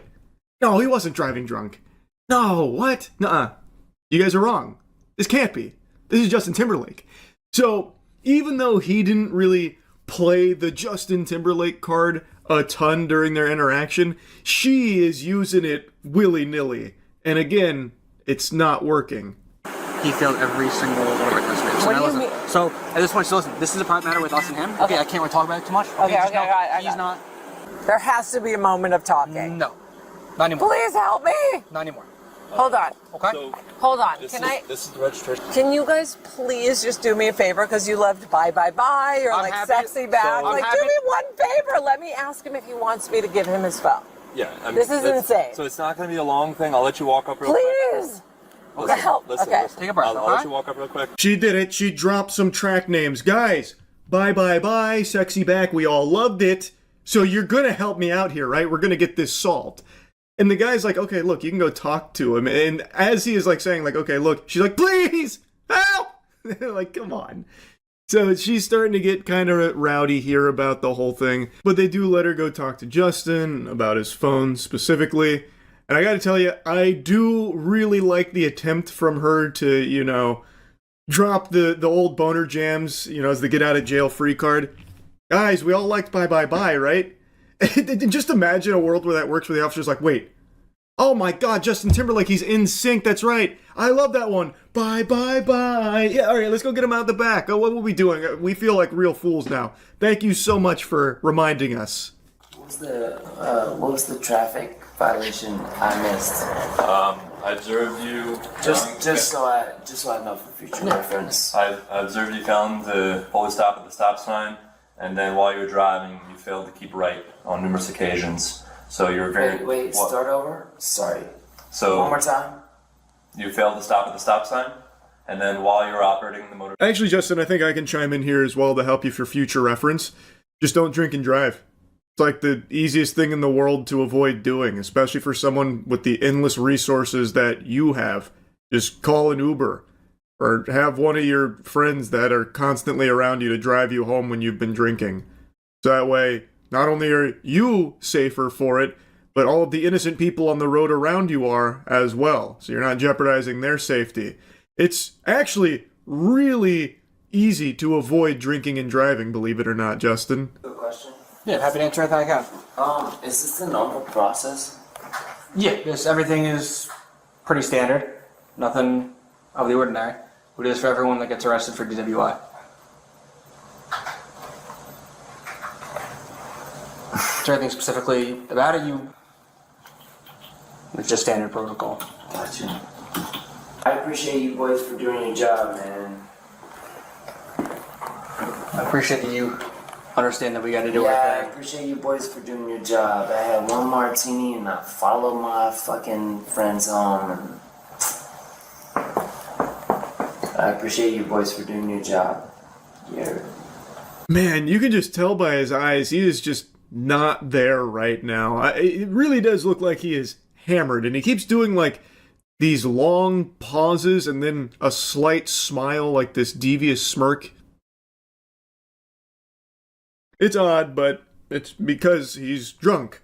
Now, I will say, this isn't the craziest body cam ever released. I went into this expecting it to be just truly degenerate because of how Justin and his team were responding to it, doing everything they could to stop it from being released, silence it. So I really expected it to be much worse.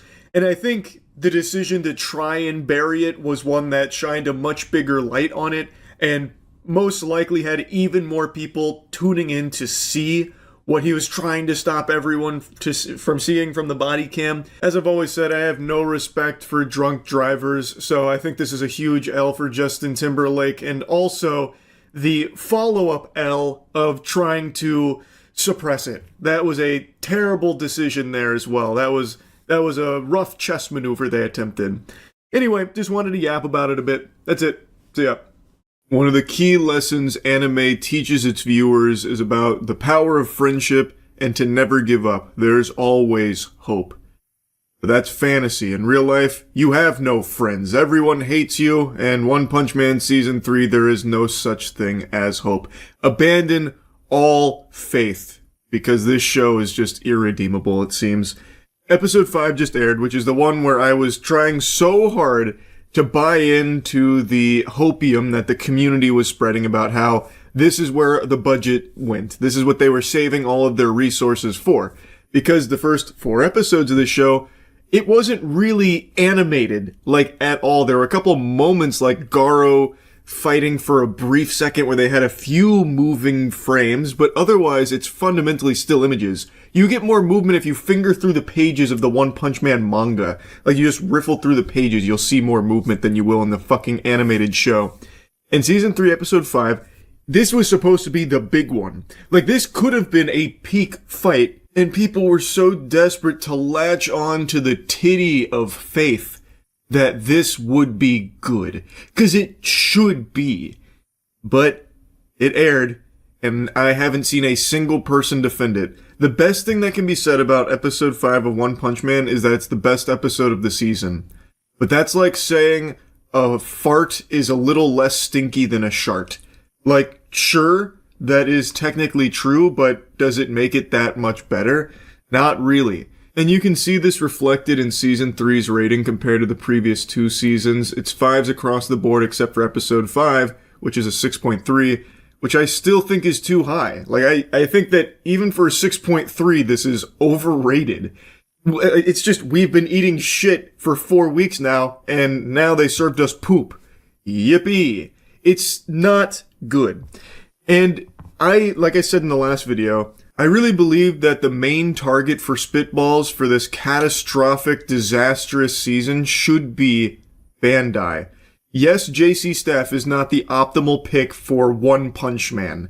They should not have been the first round draft pick for Season 3 of One Punch Man, and I imagine they were chosen by Bandai because they were the cheapest option. Yes, the director of Season 3 was not the best pick. This is not his genre. This is not his wheelhouse. But still, there could have been a chance to produce something of high quality here if Bandai was more willing to put some actual fucking elbow grease into this property. A massive property, by the way. I don't even know why they have it when it seems like they just don't want it. They truly just want to just slap garbage out there with it. I don't see why Bandai even has the rights to it. But, they still could have made something good here. And there's further evidence to support this game theory of mine here, this fucking crackpot conspiracy theory, because there's an animator named Van Oba, who I think is very talented, who was hyping up episode 5 because he got to work on it. He got to produce some cuts for episode 5 that he was very proud of, and when the episode aired, he got to see them finished for the first time in the show, and he too was very disappointed, even saying how unfortunate it was. So, there is clearly a huge disconnect here, because there is talent involved, but there's something going real fucking cattywampus, and there's something that's gone awry, and it's leading to this subpar trash that's being spewed out with Season 3. So even someone's great work, like from Van Oba, is not getting a chance to shine here in Season 3. I really wanted to show you a couple clips from Episode 5 here, because like I said, it is the best of the season so far, but that's such an incredibly low bar. The reason it's the best of the season is because Van Oba did actually make an animated sequence. He actually had some good cuts in here, even though they didn't get utilized super well in the episode. At least there was that. So there was moments where Garo was actually moving for the first time, not just a PNG that was being dragged around like when he fucking slid down the hill, which has become a huge meme now. Like, there were a couple of moments that showed some fluidity. It showed, like, some glimmer of care here. But the vast majority of the episode is still so incredibly stiff. It looks like me trying to get up my fucking stairs. Everything is, like, so, like, robotic and janky looking. Like, it is just, it is not in a good state. At points, it just looks embarrassing. It's mainly composed of still images. Even in this episode where this was apparently where, like, all the nuts went, like, this was supposed to be the big one, and it's still just so flat. So the Orochi fight just doesn't hit that hard. Like, it is still the equivalent of me going, picture, picture, picture, did you enjoy my animation? It just makes me so upset. Like, the final sequence of Garo vs. Orochi here in the episode is, like, one-to-one with the manga panels, where Garo's in the air, about to deliver a big blow, then it cuts to his face, and then it cuts to him in the wall. And in the manga, I think that works just fine. I think it's very hype in the manga. But watching it in an anime format, it feels unfinished. It looks like it was an editing mistake. So if you haven't read the manga, I imagine you probably scratch your head going like, well, what just happened? Did they forget something here? And the answer is no, they just decided to just take still images from the manga and then just put them on the screen and be done. And if you read the manga, like, I imagine anyone that would try and, like, cope by saying the episode's not that bad is a big manga reader, so they'll give, like, a little leniency there because it's something they've wanted to see for a long time, and the fact that it's here at all is probably satisfactory to them, even if it's in such a poor, pitiful state as it is in Season 3. But if you haven't read the manga, it just looks so disjointed. It looks like it was an editing mistake that was kept in by accident. However, objection, I'm going to argue against myself here. I think even manga readers should be disappointed by this because there is so much cut content here. They removed so much that was present in the manga so that way they could condense all of this into a single episode. This ball of filth, this fucking rancid testicle, so they could make everything fit here almost, and they just wiped their ass with tons and tons that was present in the manga. So, like, I feel like it should be underwhelming to literally anybody. Anyone that's read the manga, anyone that has eyeballs, it should just be obvious to everyone that this is a very weak season of any show. Even if it wasn't a property as big and as beloved as One Punch Man, I really think anyone that would watch this would be like, oh, this is not very good compared to everything else that we get, because it's just not. And it's a shame. It's really a tragedy, honestly.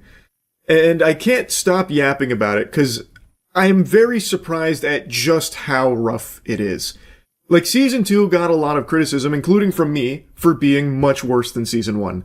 Season 1, I guess, was kind of lightning in a bottle, magic that they're never going to be able to recreate, but Season 2 was a big step down from that in the animation department, but it was still held up well by mostly everything else. Like, the pacing worked, the writing was still hitting, the characters are still great. In Season 3, it's 6 years later, you would think that after the criticism when it came to animation in Season 2, that'd be one of the main things they'd want to improve on. But somehow they went 10 steps backwards. It is significantly worse than Season 2 animation, and I really think because of how disjointed everything is, a lot of the jokes and the pacing are not working anymore. So everything just feels flat. There is just so little to like about Season 3. It's just so fucking sad. Because again, I know talented people are working on this, like Van Oba, but there is something in this pipeline, whether it's because they've been resource starved by Bandai or something, that is just ruining it. And it sucks to see. It really does. I know I've made 3 videos now yapping about Season 3. I haven't been this passionately upset with something since Game of Thrones Season 8. Like, that's how bad this has been to me. Of course, Game of Thrones Season 8 I think is worse, but even still, this one hurts a lot because of how much I love One Punch Man. It's really just infuriating. There's a couple other things I could go on about, but I know I've been blabbering for a while now about this. But another thing is, this season, for some reason, has this idea in its head that if you just put like a blue filter on things, it means it's stylistically hype. So there are so many like iconic panels from the manga that in this season are just worse and painted blue. Like, there's just this blue hue to them. Not even a blue hue. The whole thing is just fucking blue. It's like Eiffel 65. Like, every time there's like a really cool shot, it's just blue. Like, they translate it to just being blue for no reason. So, like, so much of this just feels like a mess. And like I said, this episode did have a couple of moments that showed, like, a decent moment, and then is ruined by everything that surrounds it and everything that follows it. And they cut out, like, some, like I already mentioned, they cut out a lot from the manga, but some of the things they cut out made no sense why they wouldn't be here, because I think it's, like, very important to have it there. Like, Garo eating the arm. Like, there is... I'm about to go on too big of a tangent here, and I know you're probably tired of hearing me yap about it. Point is, season 3 is really just bad. And the big episode here with the Orochi fight was supposed to maybe be its saving grace to finally give you something to appreciate, and it fell right on its fucking face. Which is a shame. I feel really bad for all of the animators that have put a lot of work into this and have tried their best to make something here, and it's just whatever's going on at the upper level here with, you know, Bandai's lack of resources perhaps, or what have you, is just not leading to it being in the best form it can be. Because like I said, Van Oba proves there are talented people that are putting work into this. But something has gone wrong here with the production that is leading to it just not working out. And it sucks. It is really such a shame. The best outcome from season 3 is that they just close the book here. Maybe they just say, all right, you know what, season 3 was a mistake. This is really bad. Episode 5 is the end of the season. We're gonna redo this later down the line. We're gonna remake season 3 here. It's the only way forward. That's really the only thing that I can picture that can save this, is just we forget that it happened. It's not canon. It was all just a dream, and we get a different season 3 later on that's much better. Because again, I just don't see any saving this season. So anyway, that's really about it. So yeah. I've been on YouTube for almost 19 years, and I'm not kidding. I have never seen nor heard of something like this before. Yesterday I made that video about all, like, the Taylor Swift hoopla, and the video got copyright claimed because I showed a snippet of lyrics from her song Wood, which is an ode to Travis Kelce's cock, and I said a couple of the lines, and it got claimed because apparently that counted as me using the melody of Wood, the Wiener Ballad. That is unbelievable. Keep in mind, I didn't sing it. It's not like I gave an a cappella version. I just said a couple of the lyrics because they were so silly, and it's the one track on there that I thought was, like, actually just kind of revolting. Like, it just wasn't good. Overall, I thought the album was just, like, very generic and mid, but not nearly as bad as people were saying. But I used this one as an example for a track that I just didn't like. And somehow that was enough to flag the copyright system internally.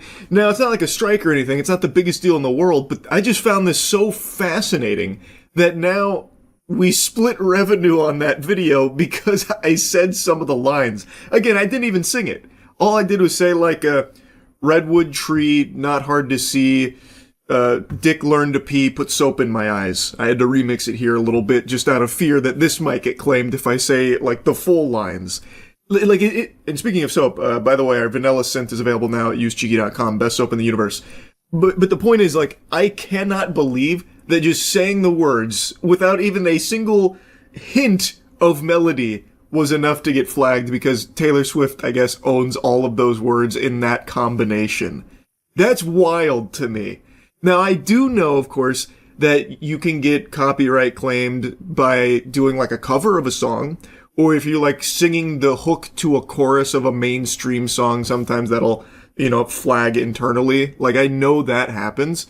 But this is so far removed from that, because not only was I not singing, it was only like maybe 10 seconds of that section of the song, too, that I said the words. It is crazy. Like, there's no music or anything there. I didn't have, like, the instrumental going or anything. I'm really just stunned. So I saw this last night. Obviously, I decided to take action just to see if, like, Taylor Swift's legal team was going to fight tooth and nail about me stepping on her toes by reading her copyrighted words. I guess she owns these words now. But I took action, and it has been overturned, which is nice. But I do wonder, for a channel that doesn't have the, ability to fight back against a claim like this, would it have stuck? Like, would a smaller channel, maybe like a Swifties fan account, still have this claim? I don't know. I'm just surprised that it was even allowed in the first place. Since when are words forbidden to use because an artist used them in their songs? Or maybe I guess it was me showing a snippet of the lyrics on screen, but even then, showing some words being copyrightable is pretty crazy to me. It is. I am not kidding. I've never seen something like this before. And since we're on the topic, I did learn that my assessment on her level of greed yesterday was underselling it. Apparently, and I've looked into this and it seems accurate, there are 28 variants of the same album that she is selling her fans. 28! And this album is less than a week old. That is crazy. And the differences between each variant are so trivial. Like, it's usually like a different cover or a different name, such as my personal favorite, The Crowd Is Your King Edition, parentheses, Summertime Spritz Pink Shimmer Vinyl Target Exclusive. That seems a little excessive to me, but I've seen a lot of defensiveness from Swifties that have purchased every single one of them, saying, nobody was forced to buy these, we wanted to support her. I mean, she's a fucking billionaire, she doesn't need you to buy 28 copies of the same thing, but again, it is your money, you spend it however you want. You could wipe your ass with it, it doesn't bother me. You can waste your money in whatever ways make you happy. But come on, there is no justification for why Taylor Swift is selling 28 and ongoing, it seems like she's planning to introduce more variants, copies of the exact same album to her fans, other than just to make a lot of money off of them. It inflates the fuck out of her numbers too. I think each variant should count as its own separate album as opposed to all roped together as Life of a Showgirl sales, because that shit is just foul. That is so absurd. It's like if I was going to show you my Skechers collection, and it's just the same pair of Skechers Go Walk 28 times, but with like dirt placed in different places. Like that'd be the only difference. Or like maybe the stitching was a little different on this one versus that one. But I have 28 copies of the same pair of Skechers. It's absurd. Like it is the only reason to have this many variants is to squeeze your community for all the money that they have. And again, if they want to spend hundreds of dollars to own every variant of this album, all power to them. But it is greedy. Like you can't explain that away or justify it. It is greedy. And it's very clear that Taylor Swift only really cares about the money with this one. She already apparently released a little video with AI for this, which again is crazy. This is the album rollout and she's just freely, willy-nilly using AI for it instead of like hiring real people, professionals to breathe life or like bring any level of creativity or passion to the project. She instead just uses AI to save money. It does seem like the entire purpose behind Life of a Showgirl and the monetization model here and everything she's doing with it is just to make as much money off as little as possible. Which if you're a Swiftie who doesn't mind, thinks Taylor Swift needs an even bigger bag by any means necessary, then that's okay too. I just don't think there's any need for mental gymnastics to try and explain how it's actually not greedy. Because it is. There is just no world where that makes any level of sense to have this many variants and ongoing. Like, there'll probably be like fucking 400 versions of this by the end of the year. The goddamn Life of a Showgirl Travis Kelce Hot Dog Turbo Arcade Edition or something dropping this Christmas. Like, it is just for the sake of making even more money off of an already finished album that she keeps repackaging and selling to the community. There are more variants of Life of a Showgirl than there are re-releases of The Last of Us and Skyrim put together. Like, it is an outrageous number. But again, if you do not care, that's fine. But there's just no reason to get mad about people rightfully pointing out that this is a preposterous level of greed with it. Because it is. Like, just, it's time to be honest about it. It is just about the money here with this model. And if it doesn't bother you, it doesn't bother you. That's fine too. Anyway, got a little lost in the sauce there on like the variance tangent. The whole thing that I wanted to yap about was just that copyright claim. That is preposterous. I hope that was just some kind of fluke and an isolated incident that isn't something that's happening across the platform. Because I would feel really bad for people that do want to like celebrate the album that are just talking about it, getting claimed for it. Taylor Swift isn't above copyright law where she can just rewrite what is and is not acceptable at the mercy of her will. You can talk about the songs, you can show lyrics, and boy howdy, if you can believe this, you can even say the words that she uses in her songs, or rather, you should be able to. Again, I wasn't doing an a cappella cover of Wood or anything, like there is no melodies that she owns that she can claim by me just saying the words. So, you are allowed to say some of the lyrics from these songs without fear of copyright claims or anything like that. Like, I have to imagine this had to be a mistake. And of course it didn't come personally from Taylor. I'm not stupid enough to think that she was right there watching the video, got angry and claimed it or something. I know this is just from like her army of lawyers and her team, whatever. But this is a huge overreach that hopefully isn't something that's common right now. Because it shouldn't be. Anyway, that's really about it. So, yeah. My friend sent me something today. And I really appreciate that he was thinking of me when he found this. It's a text thread. Well, it's a very short series of texts between a very short man and his now ex-girlfriend whom he broke up with because she had the audacity to wear heels around him. Now, I myself am also a fun-sized gentleman. I am on the shorter side of things, and I can see why Matt thought of me when he found this story here, this adventure. So the background is these two went to a party, she wore heels, he got really salty and upset about it, so he broke up with her because she was now taller than him while wearing those heels. So she's now trying to like process this and figure out what the fuck just happened because he had a conniption in the car and then spiraled out of control. So now she's trying to get some clarity here. I'm still so confused. Can we just talk? I never meant to offend you. I just really like heels and wanted to look good at the party. I'm sorry. Imagine having to apologize because you wore heels. Like, imagine being around such a sensitive fucking loser that just wearing shoes was offensive to him. Don't chat me, man. You're embarrassing to be around, and even now I'm not with you and you're still embarrassing.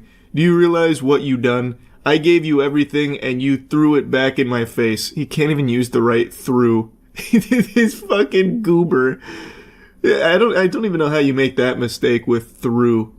When you're actually old enough and mature, you will remember this time and realize you fucked up. This weenie thinks that she's going to be reminiscing about this relationship in the future, as if she's ever going to think about this little McNugget in any way, shape, or form after this, other than maybe looking back on it and laughing. This is such an over-the-top reaction to something so trivial. This is comedic. So I imagine she might think about this in the future as like a, haha, you remember when I dated that gnome who got fucking pissed off because I just wore heels once?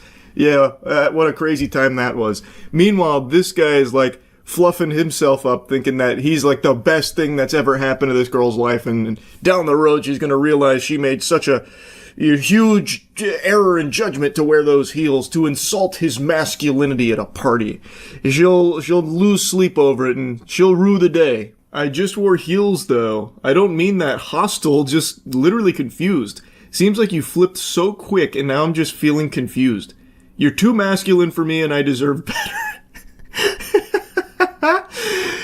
Yeah, you're too masculine. You wore heels. That's like the most masculine thing a woman can do, obviously. You're way too masculine. I'm high value and you are still a child and finding your way in life. Yeah, this seems like behavior of a high value male. Melting down all because you're short and insecure and your girlfriend wore heels so she was taller than you and you just didn't like that. Brother, you're short. Get over it. Like, you can't change it. If you hate it that much, go get leg lengthening surgery. Goober's whining about feeling like less of a man because his girlfriend had heels on, God forbid. What a sin. There's nothing high value about having a list of things that can't be done around you so that way you don't feel like a loser. That makes you a nuisance to be around. That's not high value, that's high maintenance. Goober. Like, he is trying to, like, hypnotize himself with it. Like, he stands on his step stool so he can look himself in the mirror and just reaffirm that, I'm high value. I'm high value. I'm high value. She's wrong because she wore heels. She insulted my value. It's not your fault. I understand you aren't very conscious and have baby brain. Oh, God, just reading that sentence out loud is revolting. I understand you aren't very conscious. What is he doing? Dating a dead body? Like, what? I don't think he's expressing what he means to. Then he's insulting her, calling her stupid, basically, for having the idea of wearing heels around this short, insecure loser with such a short fuse. It's absurd. I really wish that she had, like, started dunking on him. He is so sensitive. All of this, all worked up because his girlfriend wore heels at a party, which made him feel emasculated. I have a high-value network, and when I'm around big people... I already love the start to that sentence. Big people. I don't know if he means physically or metaphorically, like, you know, powerful people, or if he just means tall people. This man just goes to a party, and, like, with average-sized people, he just thinks he wandered into the fucking Elbaf land of the giants from One Piece. It's so fucking absurd reading the things this guy had to say. All over him being just so uncomfortable in his own skin. When I'm around big people who I can network with and elevate my business and future, I need someone who shows me off and compliments me. You're so needy, brother. Oh my God. Makes me look good in front of others. You're not that. Don't message me ever again. She did nothing wrong. She wore heels. That's it. It's not like she went out there and started insulting him or anything. He just lost his mind. He's going off his gourd here just because she wore heels and was a little taller than him at a party. Who cares? Get over it. You are short. I am short. It is something you're gonna have to come to terms with, man. It's not changing unless you do want to go through leg lengthening. And even then, even if you do go down that path, you're gonna get made fun of for that too. You're gonna get clowned on. So your best bet is to come to terms with it now, instead of letting all this hostility fester where you're lashing out at people that have done nothing wrong with this short man syndrome of being, like, so hostile to anyone you think is slighting you. She did nothing to insult you. All she did was wear heels because she likes wearing heels. That's a very normal thing to do. If she was a little taller than you, so what? It is what it is. That's just the way the cookie crumbles. It's not that big a deal. It's not worth being this insufferable piece of shit to her all over that. And then, like, breaking up with her and, you know, just going ballistic for something so minuscule that doesn't matter. He talks as if he needed to do this to appease his high-value network that he's built up here, like some kind of fucking Illuminati or something. But it sounds more like the network he's building up is people that don't really respect him, and he doesn't want to give them more ammo for insults. He's like, geez, you're taller than me in heels. The high-value network that I'm around will not appreciate that. All right, you gotta go. Hit the road, please. You've insulted me. You've made me feel like less of a man. Like, how is that not just so shameful? Being short, it's not the best thing in the world. It's not like I love being 5'6", but again, I can't change it. And I'm not going to be mad about it forever. I stopped being mad about my height when I stopped growing at, like, 21, even though my height had only grown like a couple inches since high school. What am I going to do about it? What value is there in getting angry at anyone taller than me? Or feeling as though people look at me as less of a man? What value is there in me just constantly being on edge about that kind of shit? It's preposterous to get this worked up over it. This is now a message to all of my fellow shortmen out there. Do not be like this guy. Just come on in. The water's fine. Being short's not that big a deal. Trust me, it's really not. It's fine. Anyway, I just wanted to yap about this a bit. Had me giggling. That's it. See ya. What's up, everybody? It's Critical. I'm playing Winback Covert Operations for the Nintendo 64. I haven't played this in around 10 years, so I figured I might as well go for the ultimate experience, so I'm going to be using the Vine Sauce ROM corruptor on it. Let's do this shit. Let's see if these values worked. There we go. It's yielding some results. Not too... Oh, there it is. That's what I'm talking about. Oh yeah, striking a pose for the Victoria's Secret photo shoot. Covert titties. What are the controls? What happened? I fucking dare you to crash this time. Oh yeah, this is what I'm talking about. That is how you walk. That is walking at its finest. I still don't know the controls, damn it. I probably never will know the controls because I'm playing as the world's best contortionist. Learning the controls is going to be an impossible task. How do I shoot? What is this? This is a laser pointer? That doesn't help me at all. Fuck it. Let's just show them we mean business. I'll hit you with my forehead. Come here. This is how I imagine the Triceratops walked during its time.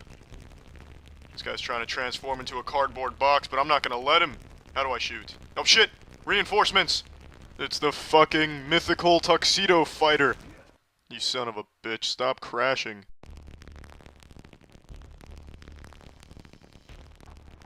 This game is exactly like I remember it.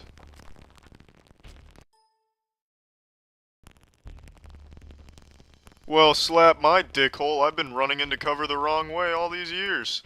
Oh, stop stretching. Do you think this is the appropriate time to stretch? That's right, I read the controls. Who read those controls?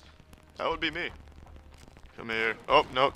Those were planned shots. I was trying to hit the UFOs overhead. I didn't miss. Oh fuck, get back, get back! Shit. That bastard came flying at me like one of those abnormal titans from Attack on Titan. I think I got them both. Even if I didn't, I don't really give a shit. Let's take some cover. Can we take some cover, please? There's the cover taking, yeah. Oh shit, look at that shit. How low can you go? The game crashed. I guess I went too low. You have to be drinking spoiled milk. I took one step forward and the game crashed. That's a new record. You walking through quicksand, pal? You're moving awfully slow. Oh, what the fuck? No wonder he was moving so slow. There was a bomb in that box. Who in their right mind would want to be moving fast when there's a bomb nearby? I guess he just disappeared. That's fine by me. Who needs him? I'll just keep rollerblading in this direction. Doing my little jazz feet thing. My legs look like they're fighting a squid. Oh, here he is. Take some of this melee. Yeah, check that out. He just folded like a bad hand in poker. What the fuck is this? This is a giant square, alright. Smaller square now. What is this? This must be one of those be there or be square scenarios. But it's really hard to be anywhere using this character because he walks around like he's on a perpetual merry-go-round. Where do you think you're going? Oh yeah, that's right. Oh, it's just too easy. You don't fuck with someone that has this kind of footwork. You're next. Pardon me, I've got to reload. There you go. That's called the instantaneous transportation bullet. I just sent that bastard into another galaxy. What the fuck? The door acts as a slingshot, I see. Just sent me into a zone of pure serenity. This is magnificent. Just look at it. Oh, look at that! Holy shit, I can just walk back into the map and get a checkpoint. Fuck, let's just go to Pizza Hut now. Then I'll get some pizza, rub it on my ass cheeks, pretend that I ate it. That sounds like fun. Where do you think you're going? If you're looking for Bullet City, I'll show you. It's right over— oh, you fucking asshole. Do you really think you can escape from this guy? Just look at the way he runs around. It's very clear he participates in a triathlon every day. Well, it seems I'm back in Asgard. Thank you, Giant Square. I tell you, this soundtrack will not allow you to find peace anywhere. How can anyone find tranquility in an environment that's encompassed by the sound of potato chip bags being crumpled? And yes, I do realize that this is probably not the original score for the game, and I know this is the result of the corruptor I'm using. However, I rather like this tune. Holy shit, I actually beat the level. And in record time. This square is here for the long haul, it seems. Oh yeah, the Statue of Liberty pose. They'd never expect it. My character is just beside himself right now. Oh, take a looky at that.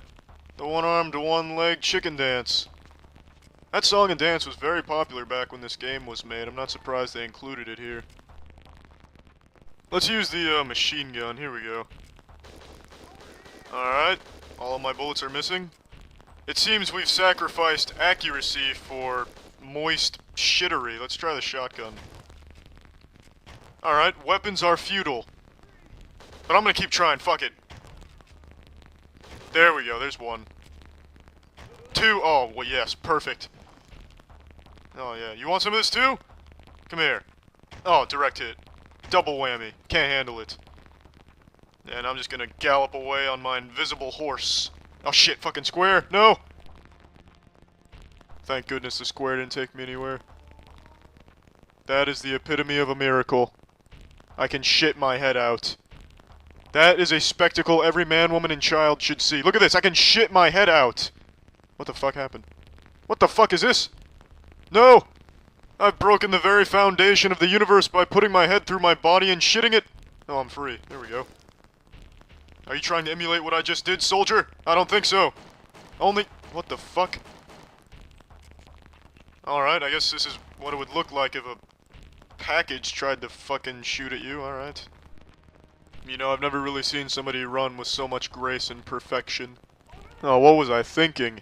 When you have the ability to shove your head through your anus, you're always going to be in perfect health. What do I need the health pack for? This is a lovely place to go for a little stroll. An absolutely ethereal landscape. I sure do love power crawling. It's an excellent cardiovascular exercise. Excuse me, I seem to have deployed my shitsplosives. What are you looking at, Rambo?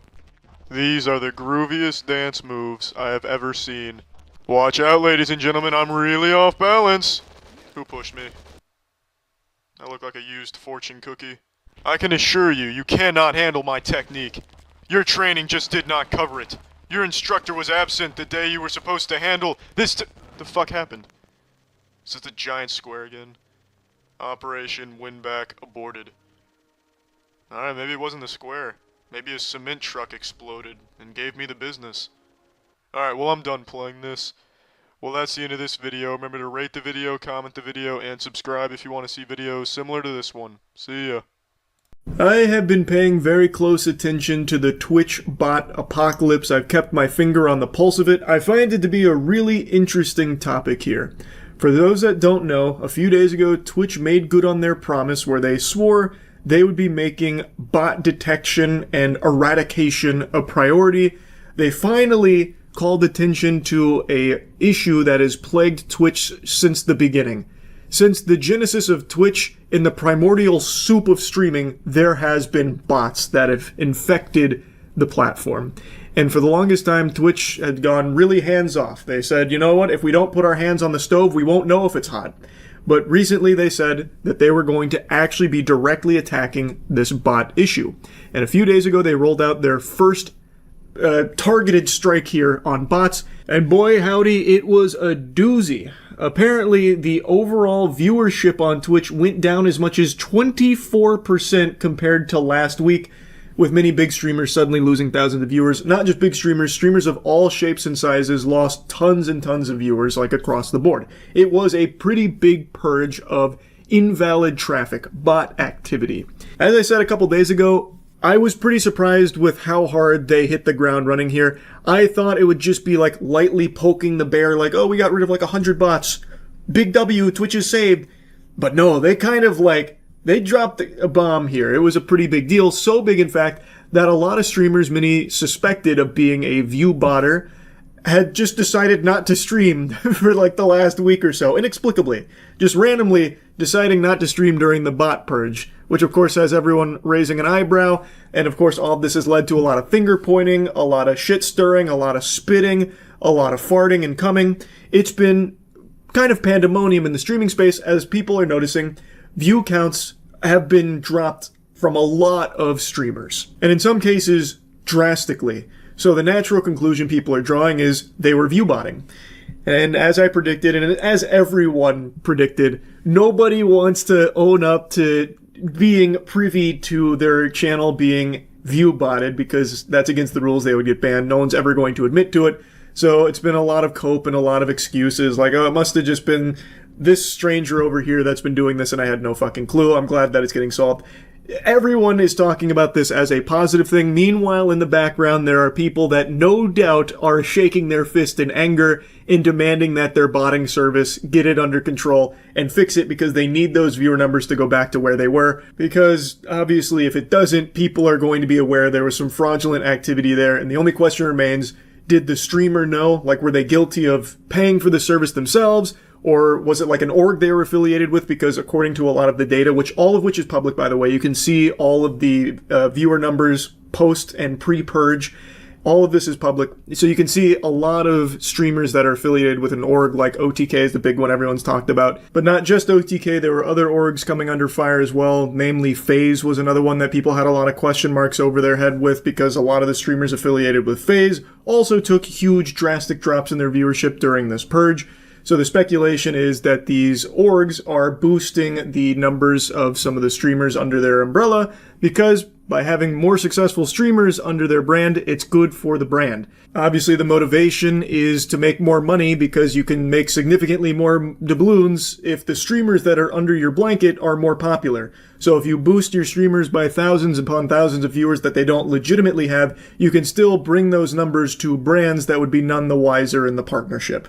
And according to some other streamers, there's been actually quite a bit of talk from streamers about orgs even like softly admitting to doing this in certain cases. I don't know like all the particulars around that, but there has been like a lot of discussion that orgs do actually do this. Like, it's not just a full-blown conspiracy theory, but then the question becomes, well, do the streamers under these orgs know about that? Like, there's just a lot of questions now after all of this bot detection and all this bot purging. It's been a flood of questions, like Yahoo Answers just got revived. Did the streamers viewbot themselves? Was it a member of their community viewbotting the streamer? Did the streamer, are they a victim of like a stranger, a malicious bad actor trying to artificially boost their numbers to potentially ruin their reputation? Is there a super fan of the streamer that's trying to boost their favorite streamer to make them more popular because they just love them so much? Does the streamer know that the org they're affiliated with might be boosting their numbers? Just so many questions. And another big discussion that's come from all of this is about sponsors. Allegedly, some sponsors have been botting sponsored streams in order to make it seem more popular to the average viewer. So they'll artificially boost those numbers so it seems like there's more hype around the product, and they've also been accused of botting even beyond sponsored streams, because by being partnered with that streamer, it's better for their brand if that streamer is perceived as more popular. So they'll boost them even beyond the sponsored stream, just so that way they can use it as marketing material, like, hey look, we're partnered with this big guy. And meanwhile, a lot of the viewership is botted by the sponsor, allegedly. But I also want to mention that in only 2 days here, it seems that there are some botting services that have already found ways of circumventing these bans. There are some streamers that have miraculously bounced back after a 3-day plummet to not only where they were, but in some cases even higher, despite nothing changing in their content and doing nothing different. So it does look like in certain cases, some bots have found a way to evade this. So I'm hoping this isn't Twitch's only action here against bots, because as I mentioned, it's going to be an ongoing tug of war. And it is good for the entire platform to do your best to stop bot activity. Fake, phony, baloney numbers are bad for all of the streamers on the platform, except for, of course, the ones that are paying to win in the streaming space, which is another thing. There is a very real possibility, and something that has been talked about by some of the biggest streamers, that a strategy that used to be used and is probably still employed to a certain degree is some streamers would bot their streams for a while to try and grow an organic viewer base, and then they would completely stop paying for the botting service and just let the organic numbers start to take over as more people assimilate into the community. So, of course, this is never going to detect that strategy, but even still, Twitch needs to do everything it can to stop bots, because it is very bad for everyone on the platform to just let this rampant issue continue and spiral out of control. Now, I think I need to explain why I have this perspective, and so many people have this perspective, because I've seen a lot of people downplaying this as like not a big deal, like this is a fucking nothing burger. Who cares about view counts? If you can pay for it, you should do it. It gives you the advantage in the space. You gotta stand out in the market, so if you can do anything to get an edge, you gotta fucking do it. And yeah, you're right, it's a saturated market, so obviously buying view bots is going to immediately help you stand out by floating to the top of a category, so that way some curious Georges will see you at the front there, and they'll click because you've got the most viewers, so obviously there's a lot of hubbub there, and they want to see what all the fuss is about, so they'll check out your stream because you have artificially inflated the numbers, and then you have now occupied that viewer, which takes it from another streamer that is legitimately streaming to an audience and a real community of people there to watch them instead of just an army of clankers. In fact, the argument kind of mirrors something from many moons ago when Twitch was still pretty new. I'm going to take you back to the past to talk about some titties and ass. there was a huge trend on Twitch for a while with something called booby streamers, if anyone remembers that, where there was a trend on Twitch where streamers would try and wear the most revealing clothing that Twitch would possibly allow in the most sexual of positions and constantly putting cleavage as like the main hook to draw viewers in. And this drew a lot of outrage because people believed that by doing that, they were stealing viewers from their streams because they weren't showing cleavage and everything. It was a huge debate that raged on for years, actually, and people were always split on whether or not that was the case. Was this streamer with cleavage stealing a viewer from this guy over here who was building a brazen bull in Minecraft? Well, the jury was always out. But in this case, there is clear data, clear-cut, irrefutable evidence that viewbotting your streams and fucking leapfrogging your way ahead of everyone that is legitimately streaming with less viewers than you does actually steal the viewers from them. You are directly competing in the exact same content, but you have now floated more visibly to the top through artificially inflating your numbers, fundamentally paying to win, and cheating the system. That 100% does take viewers away from the actual streamers on Twitch. Across the board. It's not a debate, and it's not like a competitive advantage. You are cheating. You are breaking the rules of the website too, by the way. Twitch just doesn't choose to enforce them very often. They have just let this go unchecked for an extremely long period of time. But it's not allowed. You're not supposed to be able to do that. So this, again, is not a debate. So, the problem is, that shit sucks. That is bad, not only for all the streamers that are doing it legitimately, but it's also bad for the platform. I'm actually kind of surprised Twitch doesn't face more hot water for their handling of bots for this long, because while Twitch on their back end can identify fraudulent traffic and adjust your ad revenue for it, that is something they've talked about before, how, like, if you viewbot a stream up to 2 million viewers instantaneously and then just start farming ads, Twitch will go and analyze that traffic to see if it's real, and they will adjust your earnings on it. I've seen them talk about that. While Twitch can do that on their back end and not lose their ass on that, you know who can't? Brands that work with streamers. The way a brand partnership works when it comes to streamers is they base your pay on your metrics. And the metrics that you provide, well, that's not going to account for bots. They can only go off the information that is accessible. And they don't have that back-end ability that Twitch has to go in there and see, well, who's a real viewer versus a fake one? Like, how many bots are here? They only have your metrics. So that's your average viewers, which could easily be hyperinflated because of bots. So what streamers can easily do, and definitely have done, is they boost all of their numbers to really high levels that they really are not achieving organically. It's not real viewers. It is all fraudulent, invalid traffic from botting services. They will inflate their viewer numbers. Then brands will approach them, or they will approach brands about doing a partnership or a sponsored stream, and they'll provide those viewer numbers, which will have the brand then give them higher pay than what they should be receiving. And the brand will pay this money under the impression that it's being served to X amount of viewers. And those viewers, they're assuming, are real, legitimate human beings with a pulse, but in reality, a lot of times, it's being served to bots. Aren't even there, aren't consuming it at all. So they're paying a lot of money to be put in front of bots without their knowledge. In some cases, of course, that's not every case. As I mentioned earlier, there are some brands that have been accused of botting the sponsored stream itself in order to float more visibly to, like, Twitch in whatever category they're in. So there are definitely some brands that are more than fine with using botting services to make it seem like it's more hype and there's more interest in this sponsored stream. Like, wow, there's 20,000 viewers here to watch, you know, the poop that took a pee 2.0 just dropped. Look at all these people in here that are watching this sponsored stream. Meanwhile, it's the agency itself that is paying to boost those numbers. So both of these things happen where a brand will be none the wiser that what they are paying for is not getting served to real human beings that they expect it to. It's getting served to bots. And there are some brands that pay to actually just use the bots to try and generate this artificial hype around something. The way that bots function in the Twitch ecosystem is fucking crazy. I really am kind of surprised Twitch hasn't faced more problems from these companies for it. Like companies that might feel defrauded. Like they paid hand over fist to these streamers based on these viewer numbers only to learn, well, they're all being botted because Twitch does not care about botting. They kind of gave the soft green light that they're not going to crack down on it and don't really give a fuck.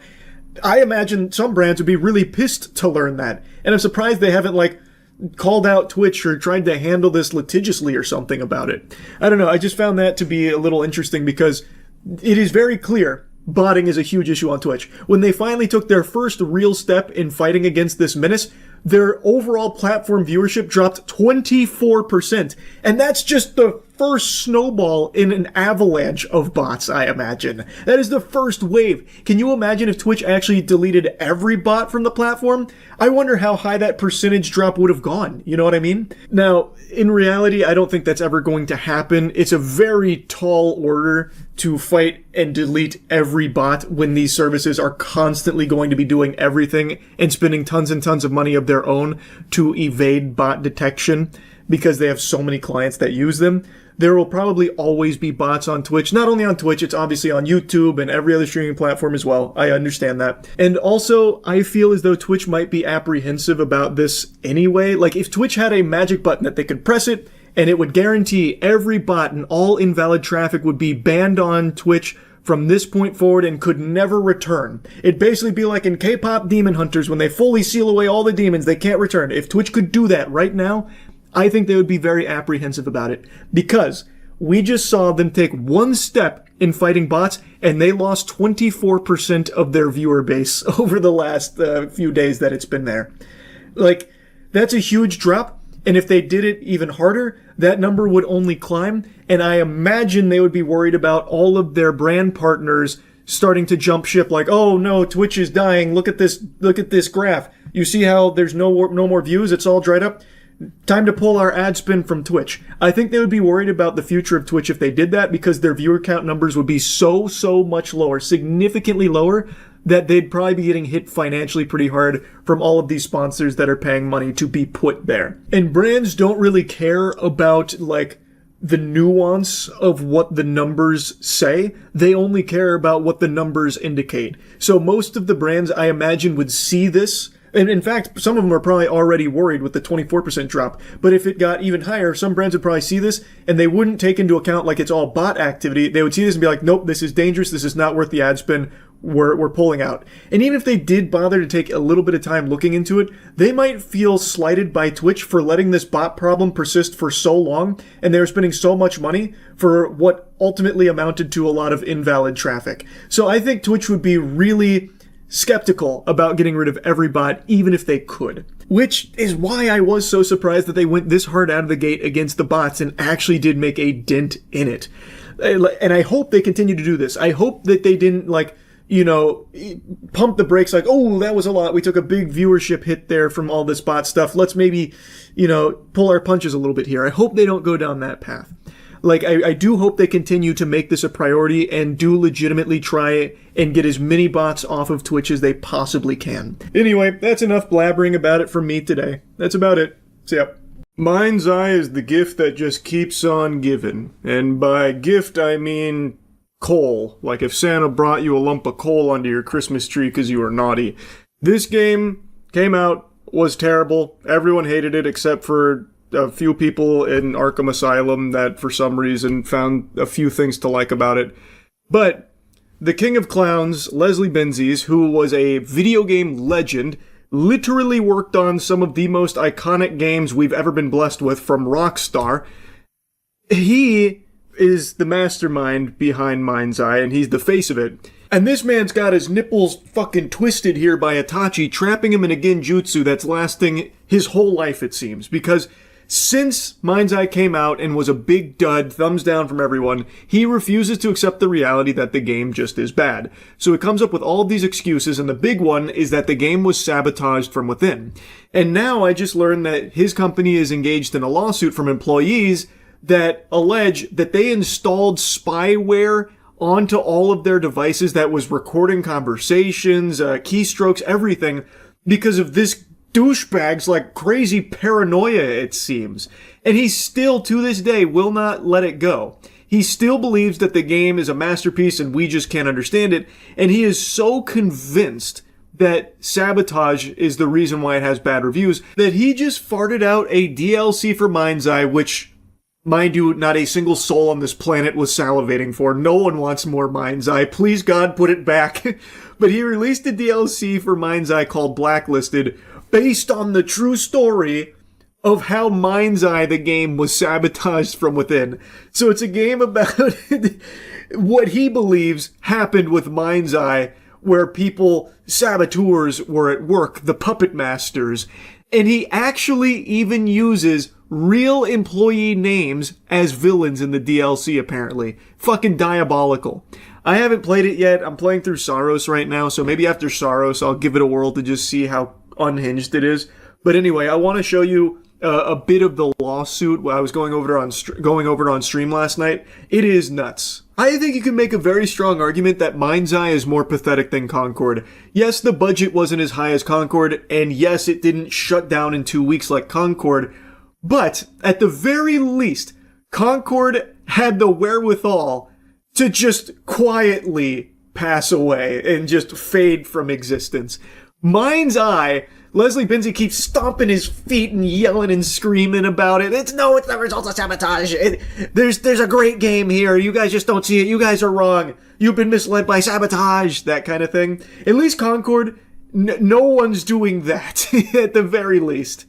Mind's Eye studio employees sue management over installing secret monitoring software on staff devices. Group of unionized employees at Build a Rocket Boy, Barb, studio behind Mind's Eye, have initiated legal proceedings against the company. They allege that management installed invasive surveillance software on their devices without proper consent, violating UK data protection laws. This marks the second major legal confrontation between staff and leadership in under a year. It was all in the pursuit of greatness that is Mind's Eye. Sacrifices must be made to achieve this level of quality. I don't know what they don't understand. It was TerraMind, a monitoring tool capable of tracking keystrokes, capturing screens, and recording microphone audio. Wow. I had to make sure it wasn't leaking to Rockstar. They were really sweating Mind's Eye. The GTA killer. He's gone full psycho. In the DLC mission, he put real devs' names in there as enemies. No shot. I know one of the DLCs was apparently about, like, the sabotage. There's a lot of discussion and a lot... I know that, but there's no way he used real devs' names here.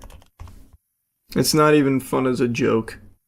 I mean, playing through Mind's Eye was fun bad, but I'm not doing the DLC. Build a Rocket Boy's toxic culture of secrecy and micromanaging, one of the worst I've seen in 20-year career in the gaming industry. While they have conceded to our headline demand of removing TerraMind from our devices, many questions still remain about their actions. Man, he actually did go full fucking psycho. What happened to this guy? In a leaked internal meeting cited in the legal filing, CEO Mark Gerhard and founder Leslie Benzies confirmed the software had been installed without workers' prior knowledge. The IWGB argues that this practice exceeds the legitimate remit of monitoring workers' productivity. Legal experts note that failing to notify employees breaches Article 13 of UK GDPR, which requires employees to provide transparent information about data processing. Employers. He used to be a legend. Leslie did used to be a legend. Now he's a fucking paranoid clown. He still maintains that the reason Mind's Eye flopped was sabotage. It's so wild. He worked on, like, every Rockstar game, by the way. I know. The first thing that comes up, I was trying to just make a tab to remind myself, but then this article is the first one that comes up about how it's sharing evidence of the sabotage. Crazy. Oh yeah, here it is. He really is committing to it. We will use these people, these names, and these facts for our own fun. We're gonna put some of these names into our upcoming spy mission. What a freak. You made a shit game. It's not saboteurs, bro. Your game is ass. Holy delusion. Oh my god. We've got very strong evidence of this and conducted quite thorough investigations over the months since launch. We've identified parties involved and now it's with the authorities both in the UK and US to deal with. You installed surveillance hardware, surveillance spyware into your employees' machines illegally and are getting sued for it. What evidence could you have possibly gathered other than your employees saying, man, this shit is trash, but I need my paycheck, so I gotta work on it? Like, that's gonna be it. If anyone's doing the sabotage, it's him. I actually think there's gonna be fucking arrests. We'll leave it to them to do what they do, make their arrests or any announcements in due course. I think we're not saying anything further at this stage on that. We'll just let the natural course of justice take its path. I am so curious to see what evidence of sabotage they have. Maybe I will play the DLC. I am beyond curious what sabotage he thinks happens. Because he played the game. He's like, yep, this is it. This is the game I want to ship. This is the game I want to charge fucking $60, $70 for, whatever it was. I forgot now. This is the one. He played it. He didn't say, man, this game is shit. Don't play it. I can't release it in this state. Sabotage has occurred. I can't release it. He played the trash. And now he's grasping at straws. You gonna play Kingdom Hearts for the gaming channel? Maybe 1 and 2, but I'm never touching 3 again. 3 is terrible. It's the mind's eye of Kingdom Hearts. So I decided to look at a Let's Play for Blacklisted just to get an idea for what they were going for here and how it tied into the story they wanted to tell about their perceived sabotage, which again, I have seen no proof of. Leslie Benzie has hinted that it was Rockstar sabotaging them from within. He said that, hinted at that previously, like alluded to it, but I've seen no evidence of anything, not even an iota, not even a morsel of evidence to confirm that theory. The game's just bad. Like, full stop, it's just bad, and they had to have known it wasn't very good before they shipped it out, but they still shipped it out with all of its problems. But anyway, I'm getting sidetracked. I checked out Let's Plays for Blacklisted, and it's only like 30 or 45 minutes long. There's one guy beat it in 31 minutes, someone else beat it in 45 minutes. I thought it was going to be a huge content drop, but it's not. It's like a tiny tiddlywink here. Granted, they also did like some bug fixes to the base game, but the way that this was portrayed, I thought this was going to be like a, multi-hour, mission that goes through this elaborate story of sabotage. And from what I was watching, it like doesn't even really do that either. It like loosely says this company is being attacked from within as well, from a ring of rich saboteurs. And then apparently there's even like a jab at Rockstar buried somewhere in there, but I haven't found that. I've just seen people claim it, so I don't know if that's true or not. But from what I was watching, it doesn't even really touch on anything that Leslie Benzies has alluded to with the sabotage. So the whole thing is a fucking mystery to me. I don't know what is being smoked over there by Leslie, but it's some strong stuff. Anyway, I had to yap about this. I might try the Blacklisted DLC after Saros. We'll see. If I think it could be fun bad, I'll give it a whirl. But anyway, that's really about it. See ya. It's a beautiful 2006 Torino day. You're watching ski jumping pairs. It's the K120 finals, you son of a bitch. I hope you're ready for some intense skiing action. Weather conditions are optimal. Air temperature is negative 10 degrees Celsius. Snow temperature is negative 8 degrees Celsius. Humidity 85%. Wind. Well, who the fuck cares about wind anyway? I couldn't read it fast enough. Here's our first contestants, Aki Karasamaki and Mika of the same name. Well, this is a good start right here. Nice steady pace going around Mach 3. What is this unorthodox move? The battering ram? Do you really think you're going to win the competition with such a rookie's move? This isn't the junior competition here, this is the big leagues, you assholes. Goodness gracious, they're going for it. Ima Nanji desu ka? Oh fuck. That is a tough pill to swallow. They really wanted the gold and they were that close. Let's go to our instant replay to see what went wrong. Oh, well there you go. There's your problem right there. That poor man died in midair. This is looking like it's gonna be a spectacular move. Good heavens, it's the droopy titty technique. Can they stick the landing? They pulled it off. They have just executed one of the most complicated moves in all of ski jumping pairs. Let's see that again. take note of the skier's ability to simulate what a titty would look like if it was hanging from those skis. If we put an elderly woman's titty on those skis and put it side by side with this footage right here, you wouldn't be able to tell the difference. USA's had a rather lackluster performance up to this point, but can they turn it around here? He has released the cargo. Looks like impact is imminent. Oh shit. The Turtle Rider. That is a move you'll only read about. I feel as though we're privileged to have seen it in action. Ladies and gentlemen, they are holding hands. I have seen this before, I've just never seen it on skis. This is a true display of friendship. Why the fuck is that an impressive trick? That one on the right's rather bloated. Oh, he's fighting with his stomach. This is some Total Recall shit. I must have missed the hanging dwarf the first time around. I'm glad the replay's there to shed some light on what actually happened in case you missed it. The ball is in USA's court. They're going for the mechanical bull. They're losing control. They're losing control. Yep. That's going to cost them some points. If you're going to ride the bull, you've got to be ready for its horns. A lesson learned the hard way for USA.